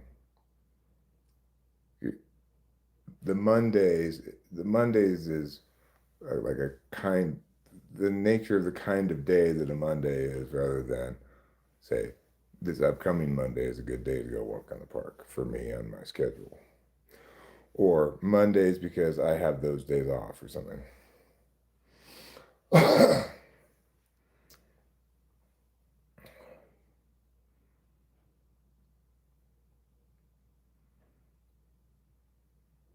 But yeah, I think it might be interesting to see what the results are if I ask it. I'll try asking it in the streams too. So, next stream when I've got different people here, I'll ask them without them knowing this part right here and see what people say. Because leaving it ambiguous sounds like maybe kind of if you just ask what day is good, what's a good day to walk in the park, and it's ambiguous as to what you mean. Wednesday. Why, Johnny Katz? Why Wednesday?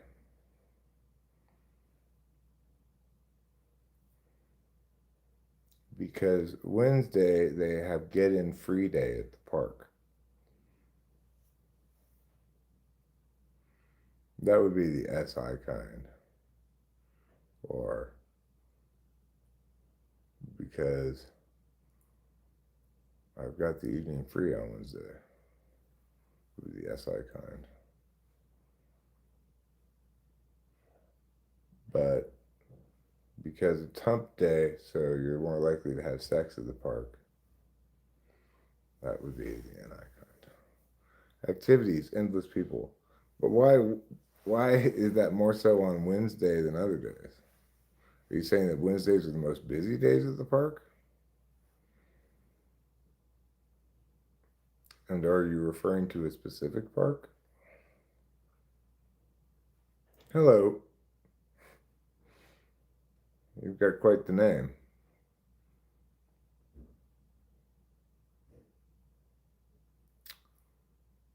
I'm assuming that you're into pita bread.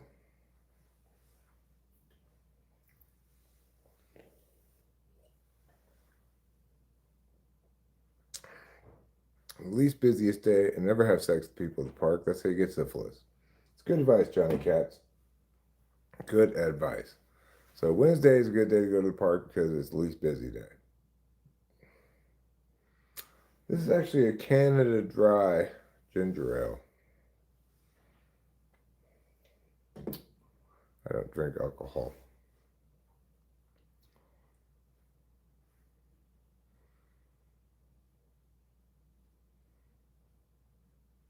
So I think I'll be wrapping this up pretty soon, but why don't we pull a bar up and then go outside, smoke a cigarette. Then maybe when we come back inside, we will play a goodbye song or something. We're drinking Canadian Dry. I'm drinking Canada Dry, which is a brand of ginger ale.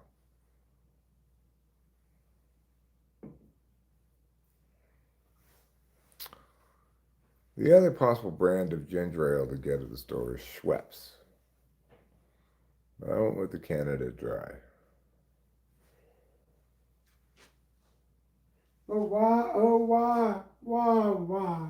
Why did you go with the Canada Dry? I don't know, just what I usually get. What do I look like? An expert on motivations? Just because I'm the world's greatest motivational speaker doesn't mean I'm an expert on motivation.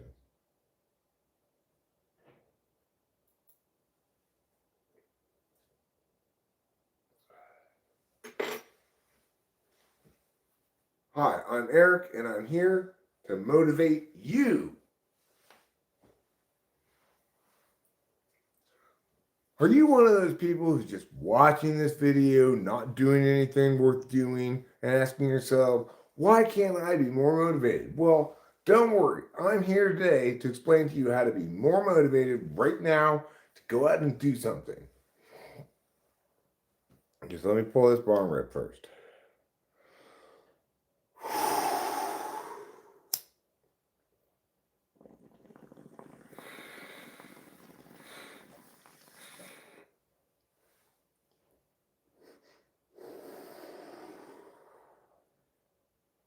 Okay, thank you for that wonderful input there, Johnny Katz, because it's going to make a great example. So what you want to do is you want to take away your excuses, all right? So let's say it's cold outside. Maybe that makes you not want to go do your thing. Here's how you take away that excuse. Go ahead and find a jacket, a sweater, put them on. You're going to be warm out there, and all of a sudden, excuse gone. Time to go outside. Let's say you got another excuse like, I don't want to. Take away that excuse. Make yourself want to. Just that simple. Let's say you still don't want to.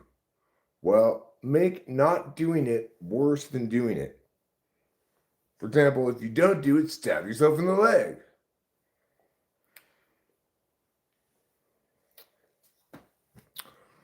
You've entered AGI. What's that? The All Goals Institute? Glad to hear it.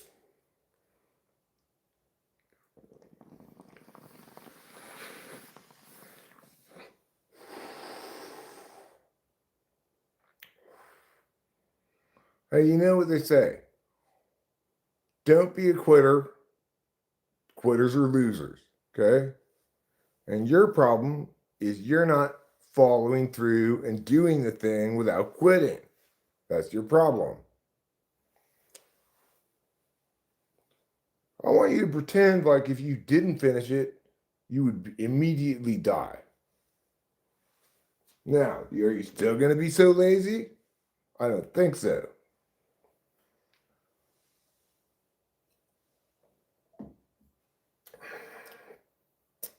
Thanks, Troy. Hey, how did you know my name was Troy? Artificial general intelligence. I mean, there really isn't any such thing, right? There, you could come. Oh, that was a bad crash. Is he okay? He's not moving. Oh, he's moving a little bit. He's hurt. That was a bad crash. Wow.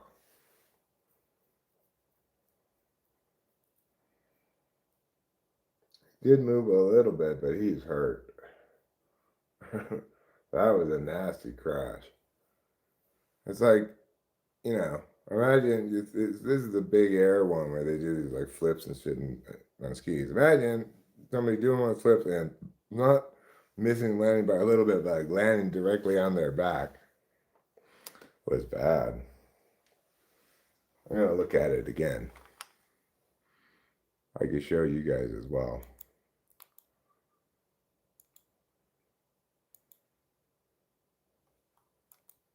Okay. I'm gonna slow this down. No, Johnny Katz. That's quitter talk, okay? That is quitter talk. What you want to do is achieve all of your goals. You want to be motivated, self-disciplined, high achieving, not be a fuck up just sitting around watching YouTube. Okay? Take it from me, Troy. I know about these things.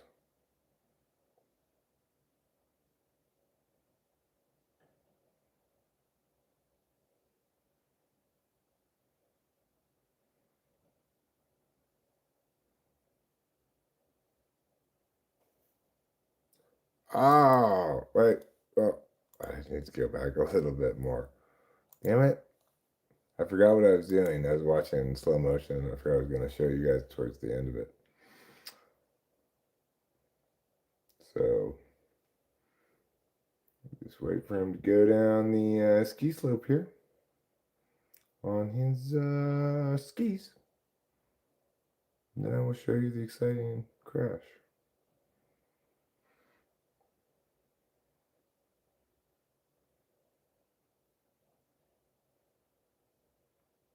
Okay, let's take a look at it. ENTJ Eric, yes, that's right.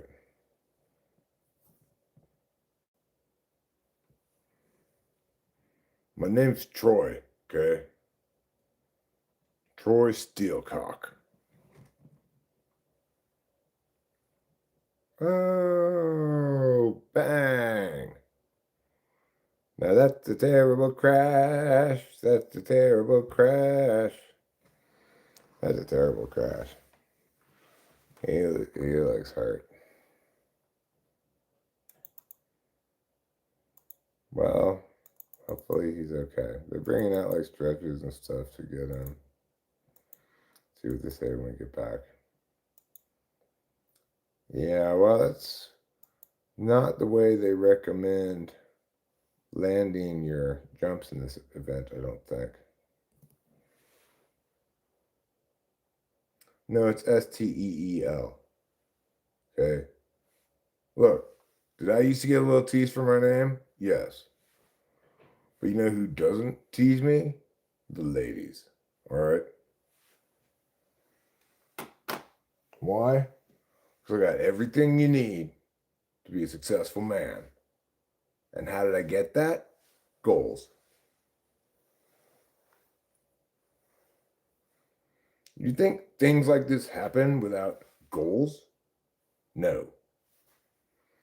It takes perseverance, takes a clear goal, takes the willingness to apply oneself every day at the same thing to attain that goal. Gotta have some follow through. Things that are wrong with you. Where do I even start?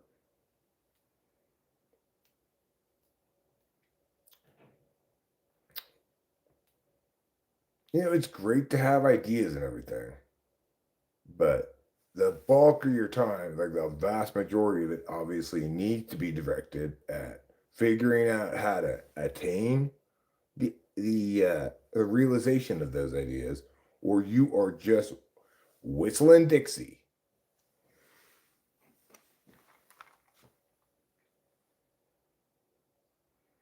You know, I don't need to do these seminars. I'm obviously extremely wealthy from my many businesses and stuff. I do this because I care. I see the world filled with losers. And I'm sorry, you might say I'm talking too harsh, but that's what I'm seeing with my eyes, okay? And it breaks my heart because I know you all can do better. So, what can I tell you? You took the first step. You paid for this symposium. You bought a ticket. You're here. Your butt's in the seat where it should be. Are you taking notes? How serious are you about attaining your dream life? Because right now, from where I'm sitting, your night life is a nightmare of apathy, a nightmare of ineptitude, and a nightmare of self-indulgence. Okay? We're going to break those dopamine addictions with a little bit of goals.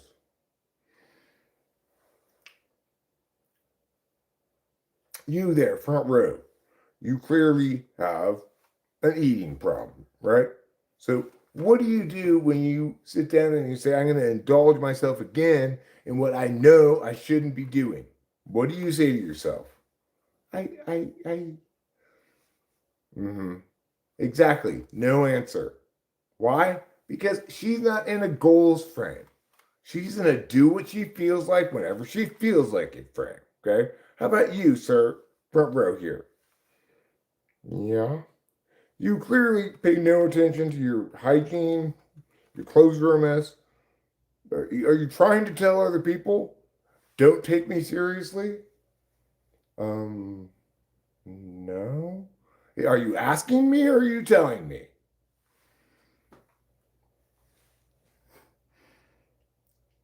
You there. Yeah, my name's Eric, actually. Yes, you. I can tell you with your smug, arm-crossy looks that you think you're better than all this, huh? No, for some reason I obviously bought a ticket to the symposium, so apparently not. I just wanted to see the Troy Steelcock talk in person.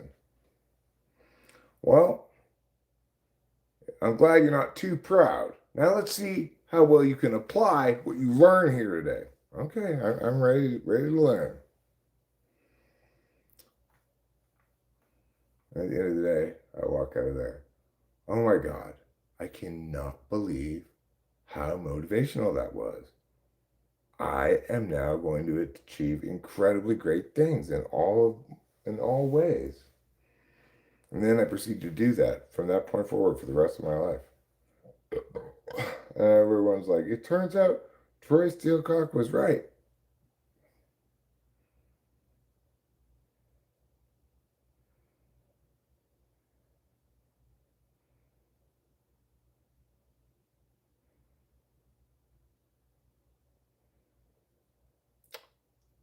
I want to stress that I actually do not agree with Troy Steelcock and his ways. So, you know, matters expressed here by people other than me, including people like Troy Steelcock, are not representative of my opinions necessarily.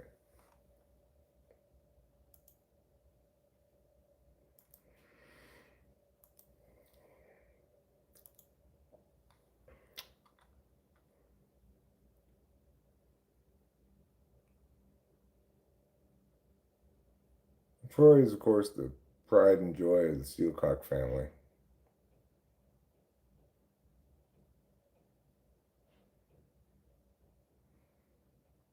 Well, so much for the big air qualifying thing, I guess. I don't know why they're celebrating so much. It's almost like they won a medal, but it says qualifying. That poor guy who crashed so badly. I wonder what happened to him. I could Google it, potentially. Check Google News. It's, is steel a ferrous metal? Treasures are for pansies. He needs to motivate and get up under his own power. I like your mindset, Johnny Katz. That's why you make such a great big air ski jumper guy. You have to save all your motivation for Mars mountain bike excursion, huh? Fame, light, all things is relative. A little bit like the Marshmallow Kids, kind of, but not so much about instant gratification. Yeah. Let me finish this bong rip, then we'll go outside and smoke a cigarette. Then I'll come in and play a goodbye song. And then we'll, wrap it up for the evening. And hope that, well, yeah, it's actually conceivable. It would be nice to get a little floor cleaned because the kitchen floor is disgusting right now. As kitchen floors tend to get, I could potentially do that on a stream.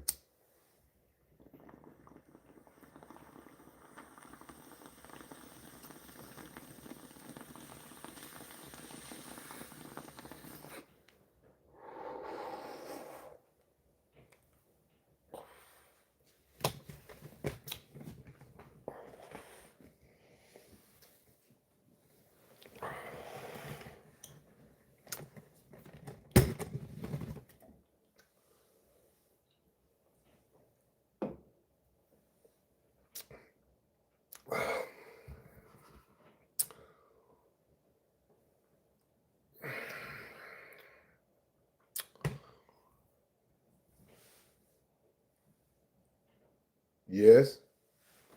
Troy Steelcock, I have a question, but what about if you struggle with?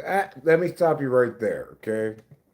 You're one of the kind of people I like to call the but whatabouts. Okay, I give them a good solution, clear cut path. All they need to do is listen, follow instructions, and attain those outcomes. Right. But instead of doing that, what you're doing is but whatabouting. Okay. So I don't want any more questions from you. Yes. But what about You're but whatabouting.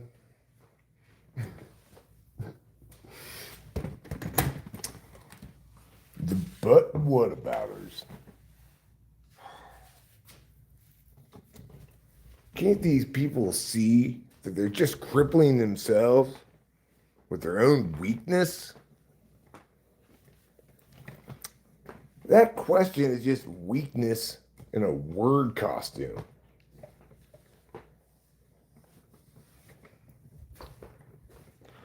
Weakness in a word costume, huh? I hate to tell you, Troy Steel Talk, but your character would never come up with such a wonderful turn of phrase as weakness in a word costume. Oh.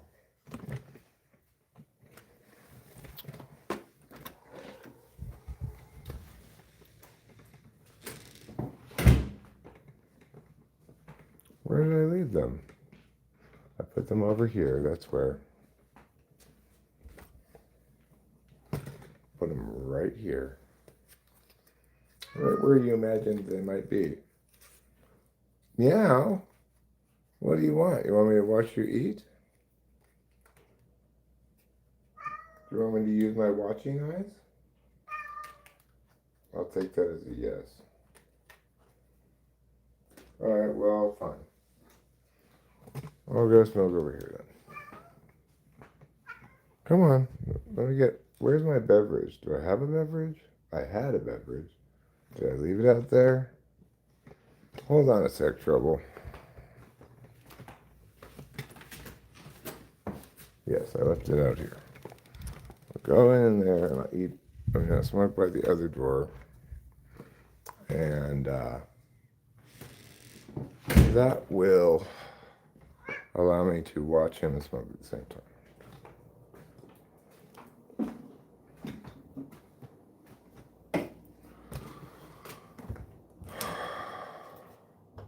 I want to turn off those lights over there.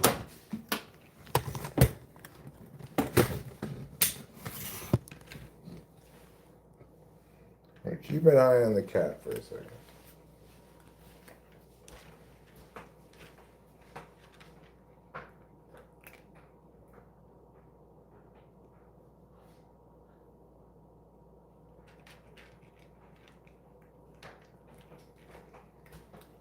I want to Google what happened to that ski jump guy. If he's okay, if he lived, I guess is what I mean by that.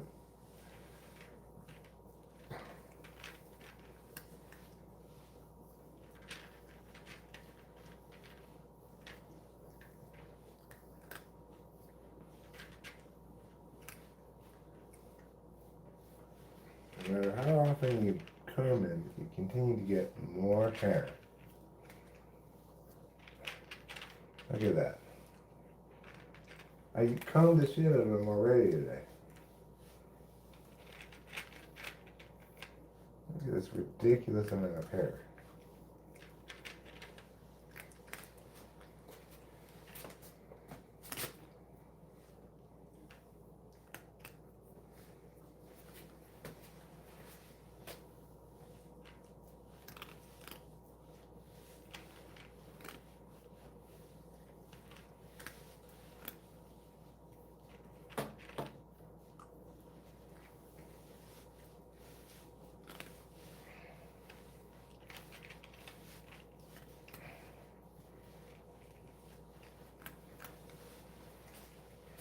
Another whole comb load.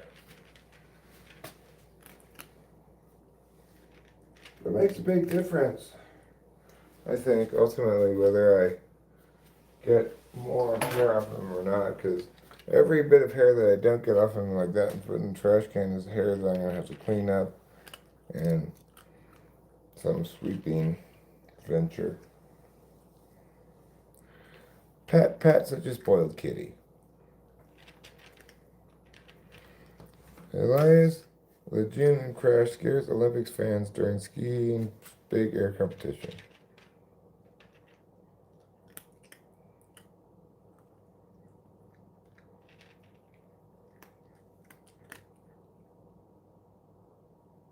I might have to watch stream back a couple times, but I think I understand. I keep working for where and what I want to be. You don't take these down, do you? No, I don't take these down, unless there's some kind of a problem. But I don't want you to take my goals guy seriously. Troy Steelcock is not my advocacy at all.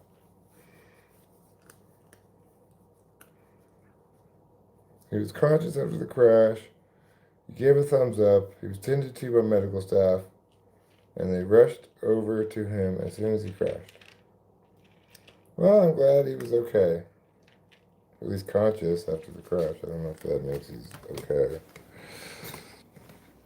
He was at least able to move his hand and arm to give a thumbs up, so that means he's not, completely paralyzed, and maybe the thumbs up is indicative that we can conclude he's even in better shape than that.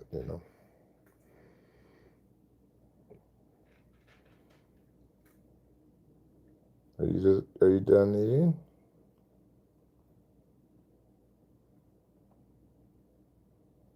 Okay. I'll just stand here then, smoke a cigarette.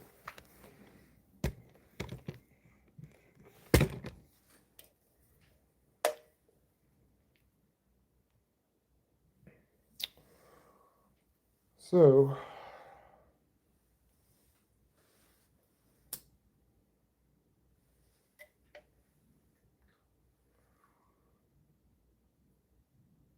I guess I got all the trash cans up to the street now, right? I think so.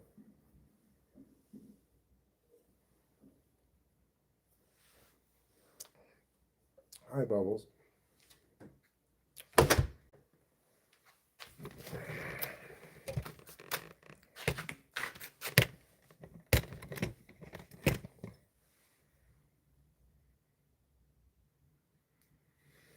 Well, it's a little bit of light.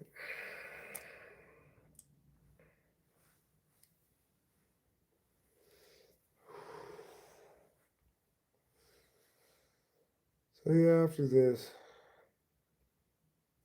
maybe I'll try to do a little bit of floor cleaning in the kitchen. It's gotten pretty gross. I could do some more sweeping on the carpet as well, try to get up more cat hair, and then potentially vacuum.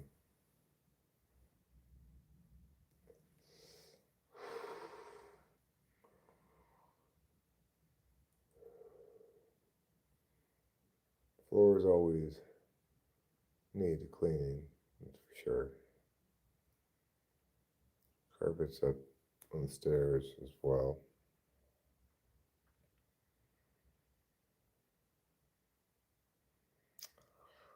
I really think it would be worthwhile to get these chores accomplished while I have some energy.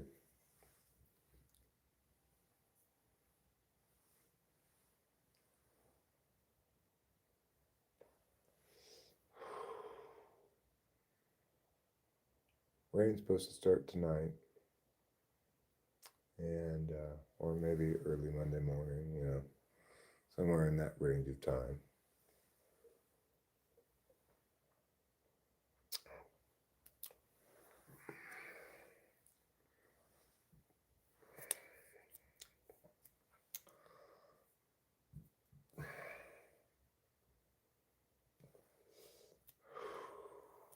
the general idea is probably not a great idea to clean your floors super well before a big storm comes through. Kind of makes it unavoidably gonna walk some water in and dirt in from outside. But, in some regard, it's never an ideal time to clean your floors because you're always going to start walking on them right away again.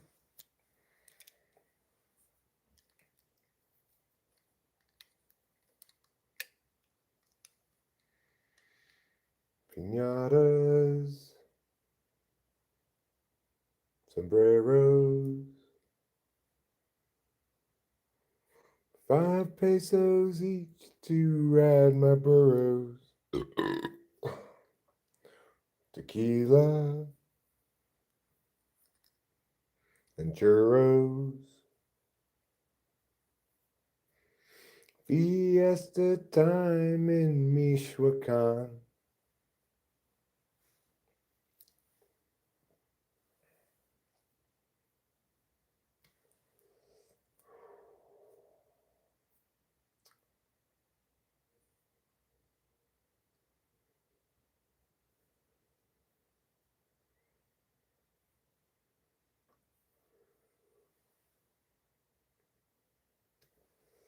Oh, what a crazy world we live in.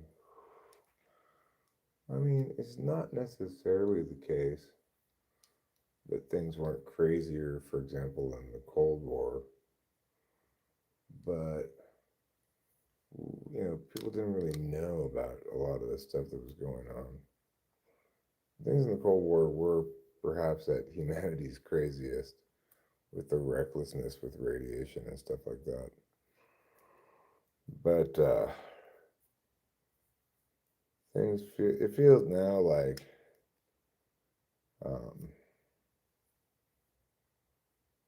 things are more chaotically arranged in the world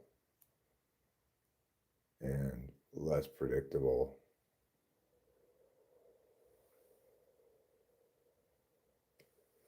Certainly,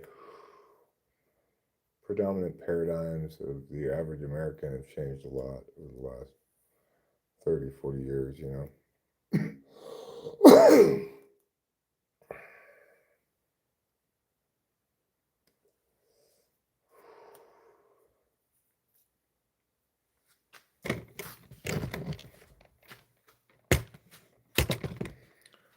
I mean,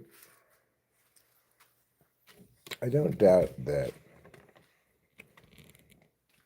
what it meant to be an average American in terms of worldview and whatnot always changed from milieu to milieu, but seems like that change is occurring more rapidly and possibly the more fundamental American values. It seems like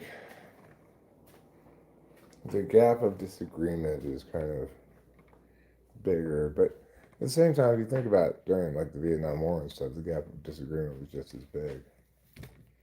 Will you be my support husband? Yes, of course, totally. I will be your support husband. So that means you're allowed to take me into restaurants where regular husbands aren't allowed to go. Check your email. I made a funny Pepsi Valentine thing for you and Rachel. Okay. Thank you, Show Media.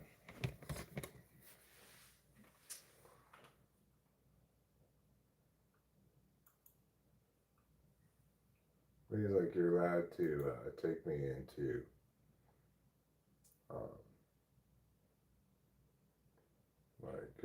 Victoria's Secret and stuff like that.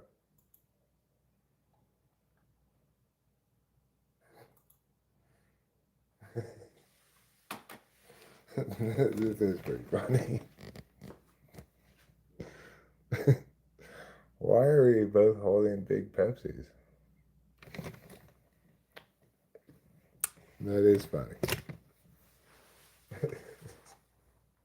I like it. It's very strange.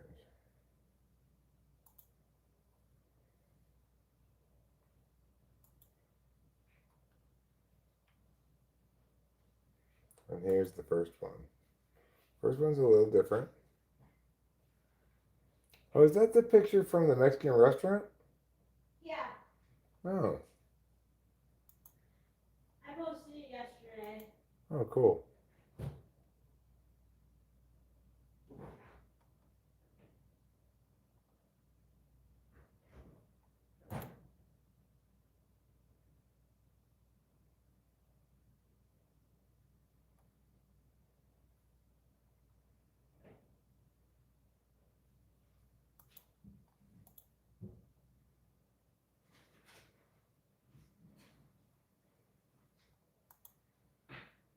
That vagueness. I don't like that vagueness. Okay. Not talking about your Valentine's Day things. No, she's sleeping downstairs. Some people might say it's AI, but they are dumb. You know, now that I think back, we were really holding those giant Pepsis when we took that picture.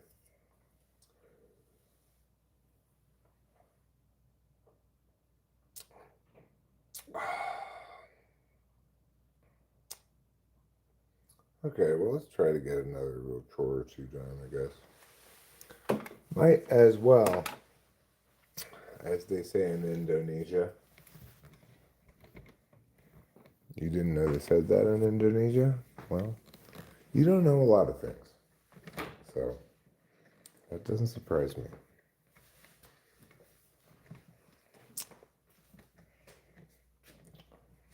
What? No, I mean, you're so knowledgeable. You know all kinds of things. You're the world's leading expert on Indonesia. Yeah, we're trying to get around here a little bit. Basically, I'm just kind of sweeping for cat hair more than I'm sweeping for everything. It is. I don't know. I guess I'll figure out. Kind of half-assed foyer. I'm intending to clean the bathroom floor. I don't know why I'm starting here. Oh, I know why. Because the broom is here. This broom is here. There's another broom in the kitchen. Here we go. Here we start in with the hair patrol. This endless succession of hair clumps that I'm going to get for sweeping any place in the house. Doesn't matter where I sweep, what I sweep, I will get these hair clumps.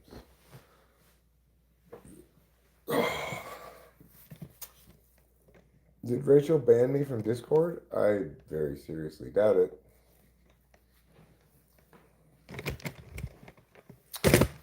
But I think she's here in the chat. Maybe she can answer the question. She might not be, but...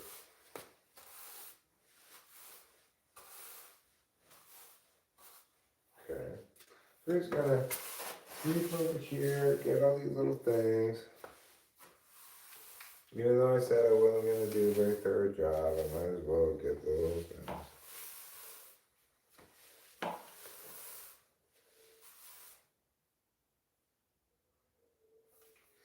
Oh yeah, it sounds like she is listening to the stream.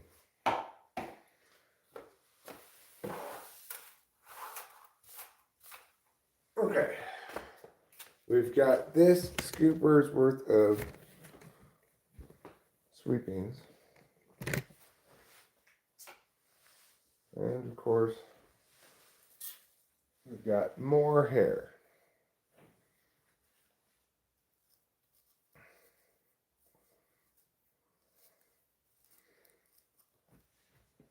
Thanks, Treble.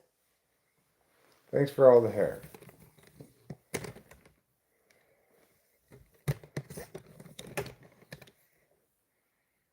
Yeah, Rachel did not ban you from the Discord server. You must have made some kind of TE mistake. I feel you, bro. Story of my life. What? Why isn't this working? Oh, God. Now I'm going to have to do some TE. Thanks a lot, reality. Okay. Let's just sweep this stuff over there. Come over here like this. And we'll just sweep some stuff over there. Turn this light on. Sweep some things here. Sweepity sweep. Swappity swoop. We're going to come down to this part of the hall down here where all this hair tends to gather. And there we see the results of sweeping it. All this hair. More hair than you can shake a stick at.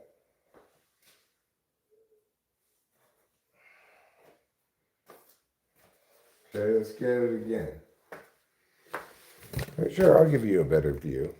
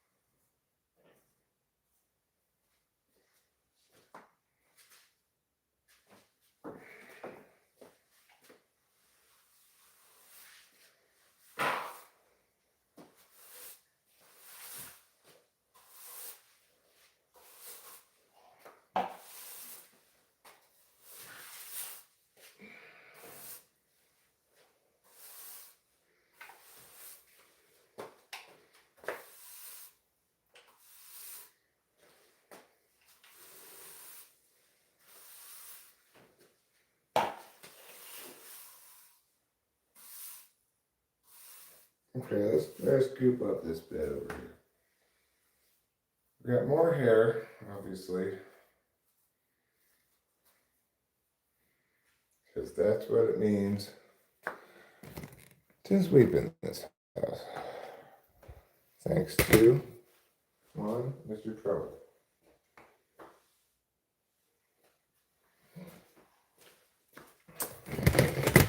All right, so we just gather our rosebuds while we may, because soon we'll be dead. That's the message of that Shakespeare quote, basically.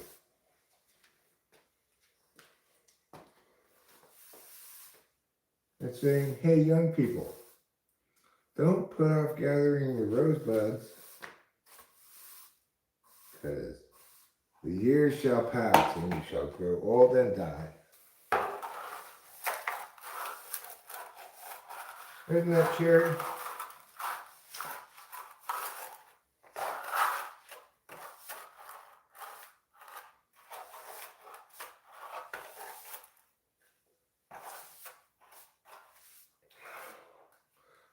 See, I did probably a pretty poor job of gathering rosebuds.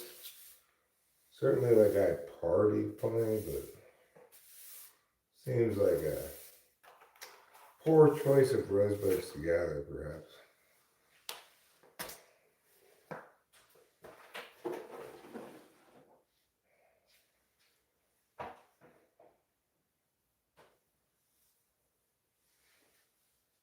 Okay, let's move on now. Let's move on, move up, and move about. I'm Cinderella. Who sweeps like that? I do. Why do I sweep like that? Because I went to David Sterling School for Proper Sweeping, where I learned exactly what was acceptable and unacceptable forms of sweeping. There's a deep and complicated etiquette to it, you know. So,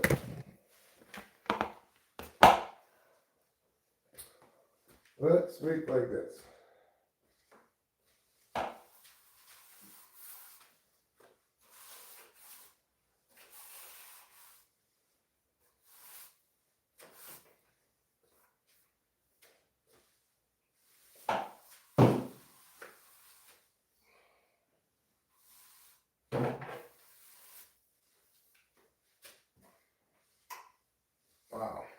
haven't swept in here in a while.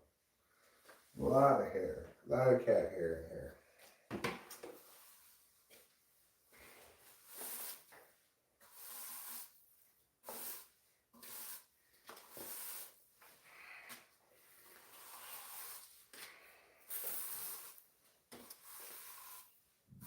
Okay.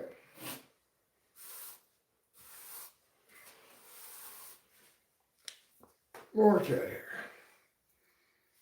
Alright, got the hair.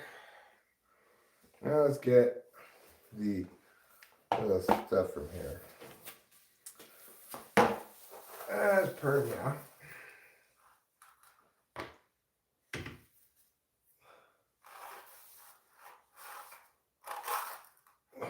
Okay. And then we can get the trash can from over here. And kind of bring this along with us as we sweep.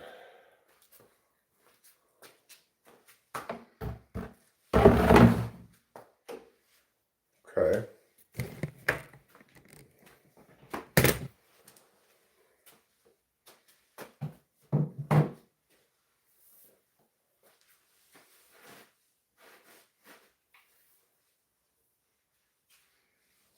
That cat hair is soft.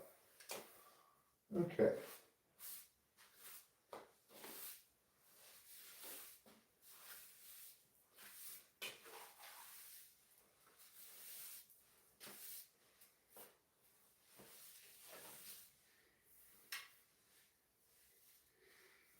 More cat hair. This is why I sweep first instead of vacuum, because I figure all this cat hair is sure to clog the vacuum. We have a whole house vacuum, but I don't use it as often as I should.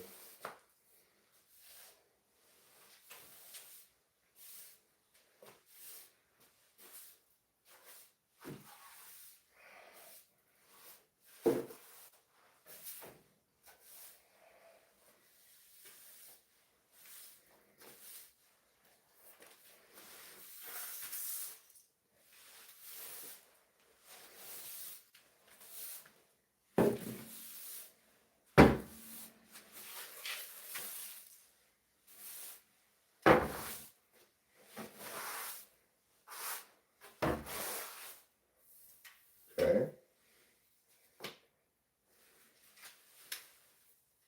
More cat hair.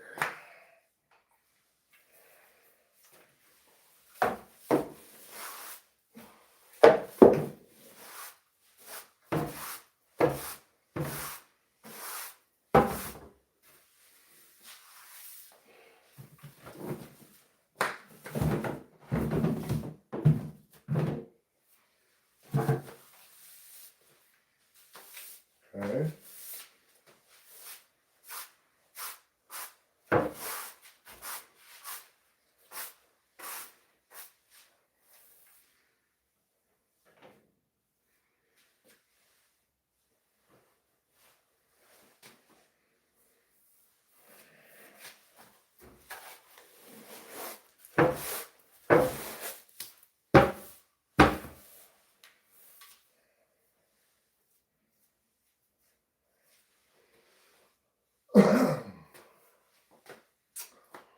Okay. I knew you were back there. Your hair. Okay. Now we'll just sweep, sweep, sweep into a nice little pile right here. Then we'll do the other half of the kitchen floor.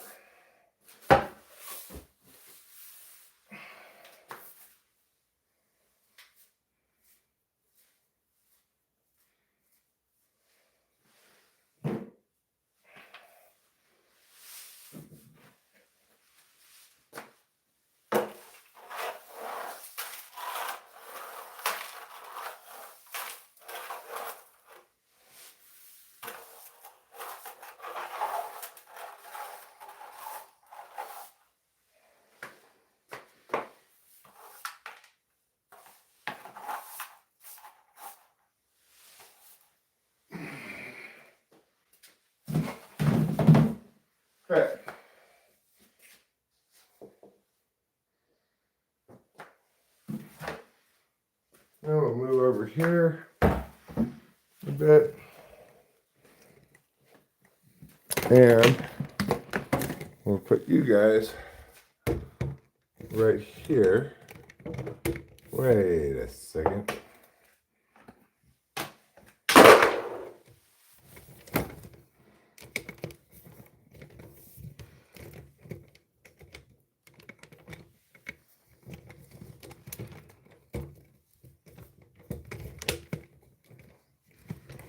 Okay.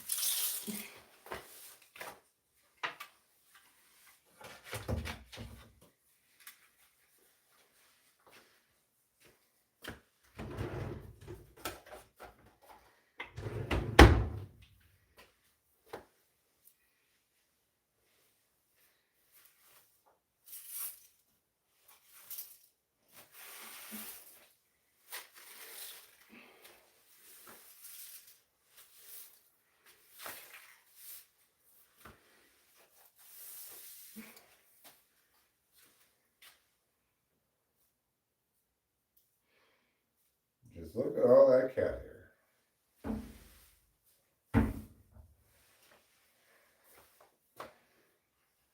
Now ask yourself, do you really want to get that cat? I'm not sure you do.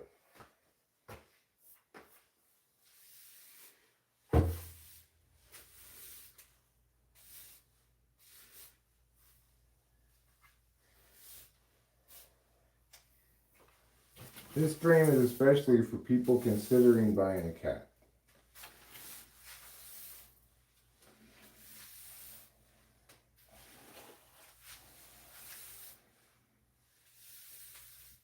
It doesn't mean that people who aren't considering buying a cat aren't welcome.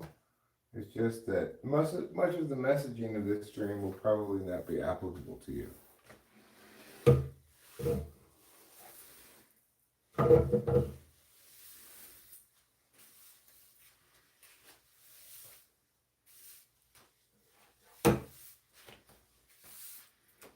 Okay.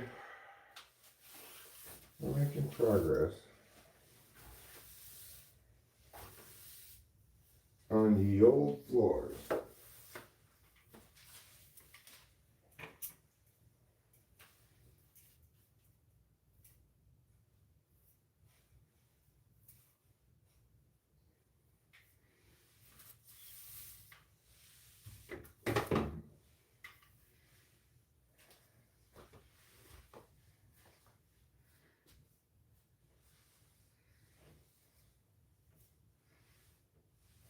Right?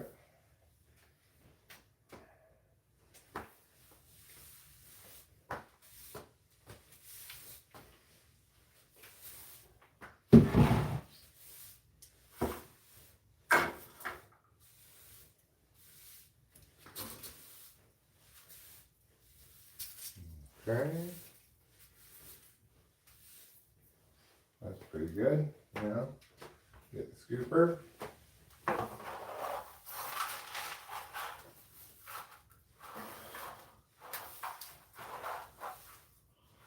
I love myself, thank God I'm alive.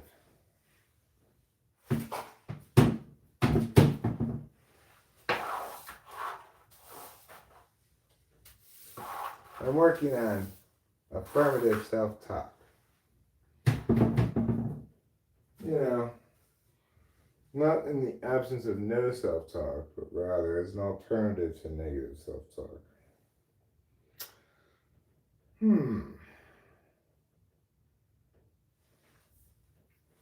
I guess that's good enough for sweeping.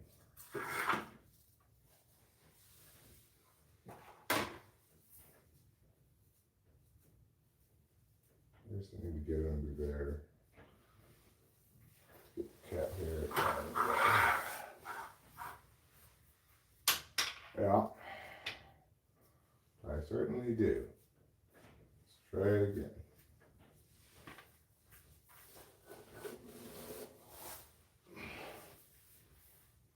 A little bit more, not too bad.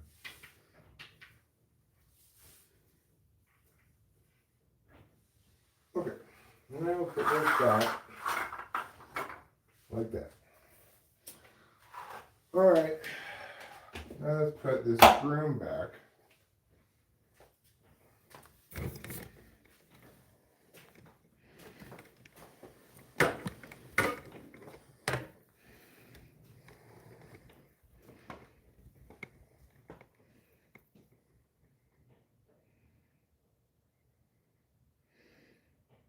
Relationship coach on YT would say Eric is in his feminine energy right now because he's cleaning.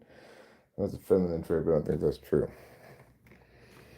I mean, I think the idea of feminine and negative energy / traits is nonsense because there are plenty of women who are like TI, right? We might holistically say that they give off on, in some sense, a more masculine energy, but what exactly is that referring to, you know?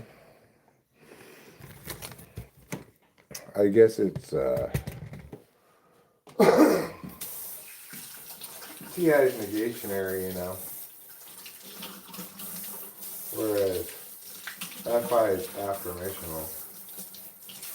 So the reason I don't like those terms, I guess, is because there's always a better term to use that's more precise in terms of what you're referring to, or you're not referring to anything very precise at all, you know? All right.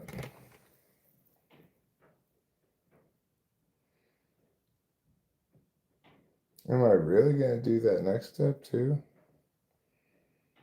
You know, rhymes with flopping. That's a tall order of beeswax, it feels like, though. Not sure if we're quite up to that.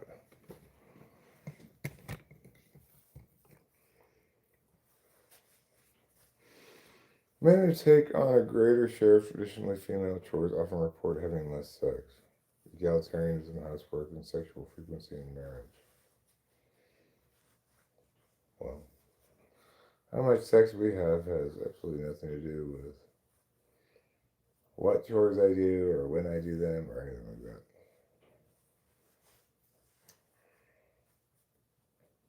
Like Rachel and I,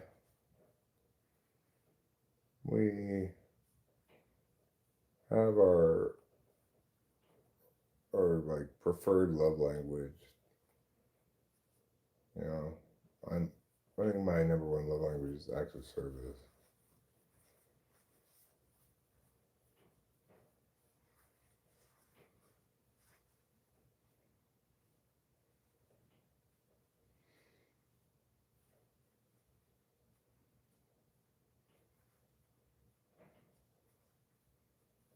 I think how much sex a person has a lot more to do with factors like youth, location of extroverted sensing in the stack. In general, more experiential stuff is probably leads to more frequency of that. But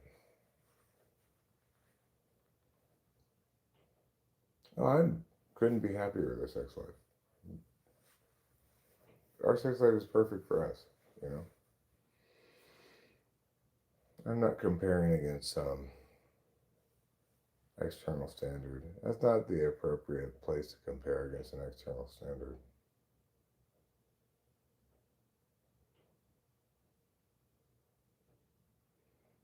Yeah, quality time is next for me.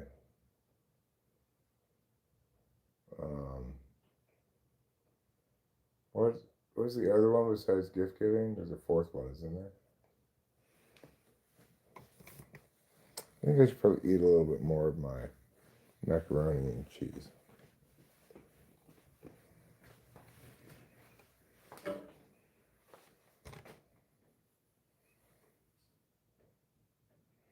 Well, I'll just put these things back down. If I decide to mop, then I'll move them again.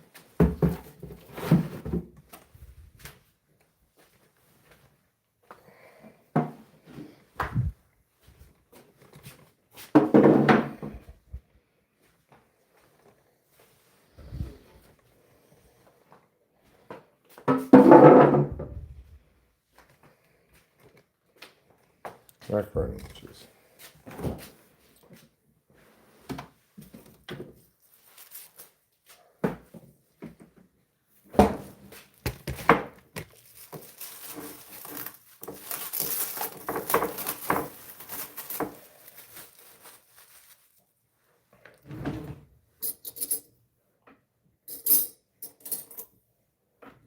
Once it gets cold, you need to eat your macaroni and cheese with a fork. Put a little more extra pepper on it. And a little bit of salt. Cold stuff generally needs a little extra seasoning compared against hot stuff.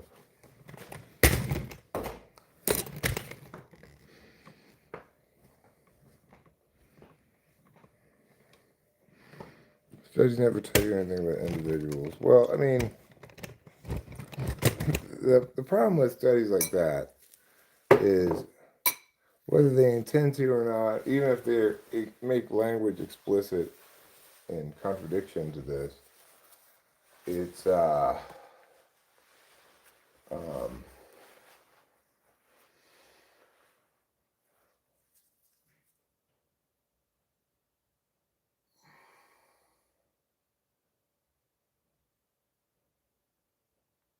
well, I don't want to do it right now.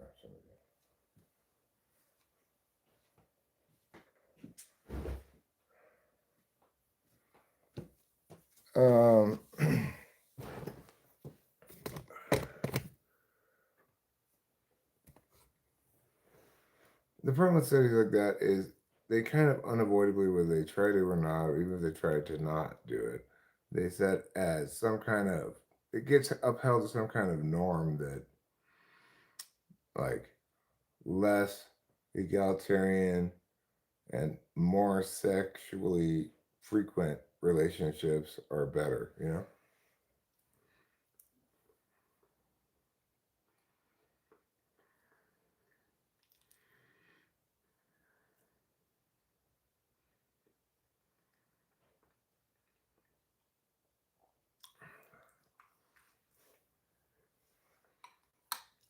Well, I just don't think in general that study's going to be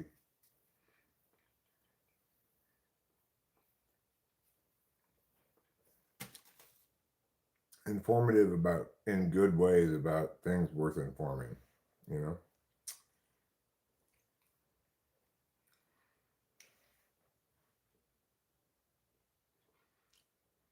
You know what? I'm going to wrap up pretty quick here, so maybe this go.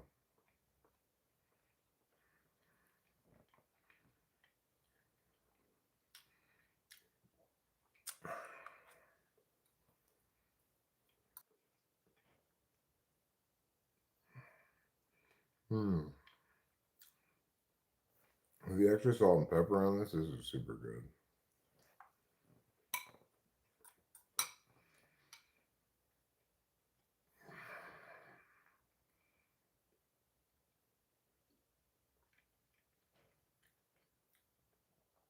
It'd be cool to have a little AI drone that flies around, and whenever I put something down that I'd like to keep next to me, it flies it to wherever my next location is and drops it off to me. If need be, goes back and gets another thing. Like my drink over there is over there, and so is my mouse.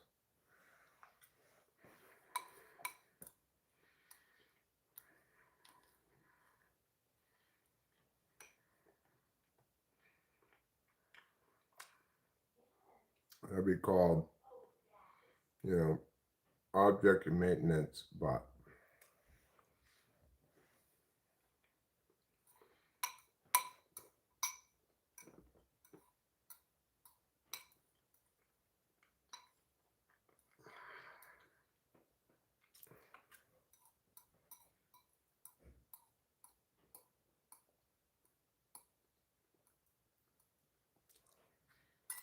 Hmm. Hmm. That was moi. Truly, the foie gras of the sea.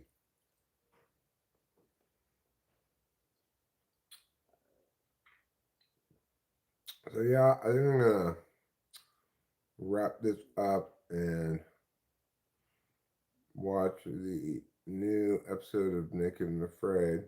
Hopefully Rachel wants to watch it with me.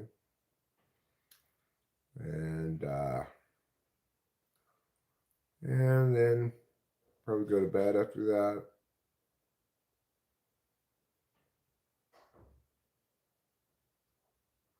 I don't want to watch that, Jamaica. Okay? As I've already indicated.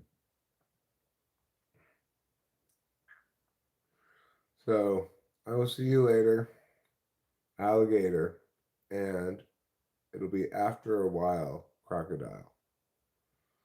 So, see you soon. Looking forward to some weather coming in. Have a great evening. Get cozy and settle down.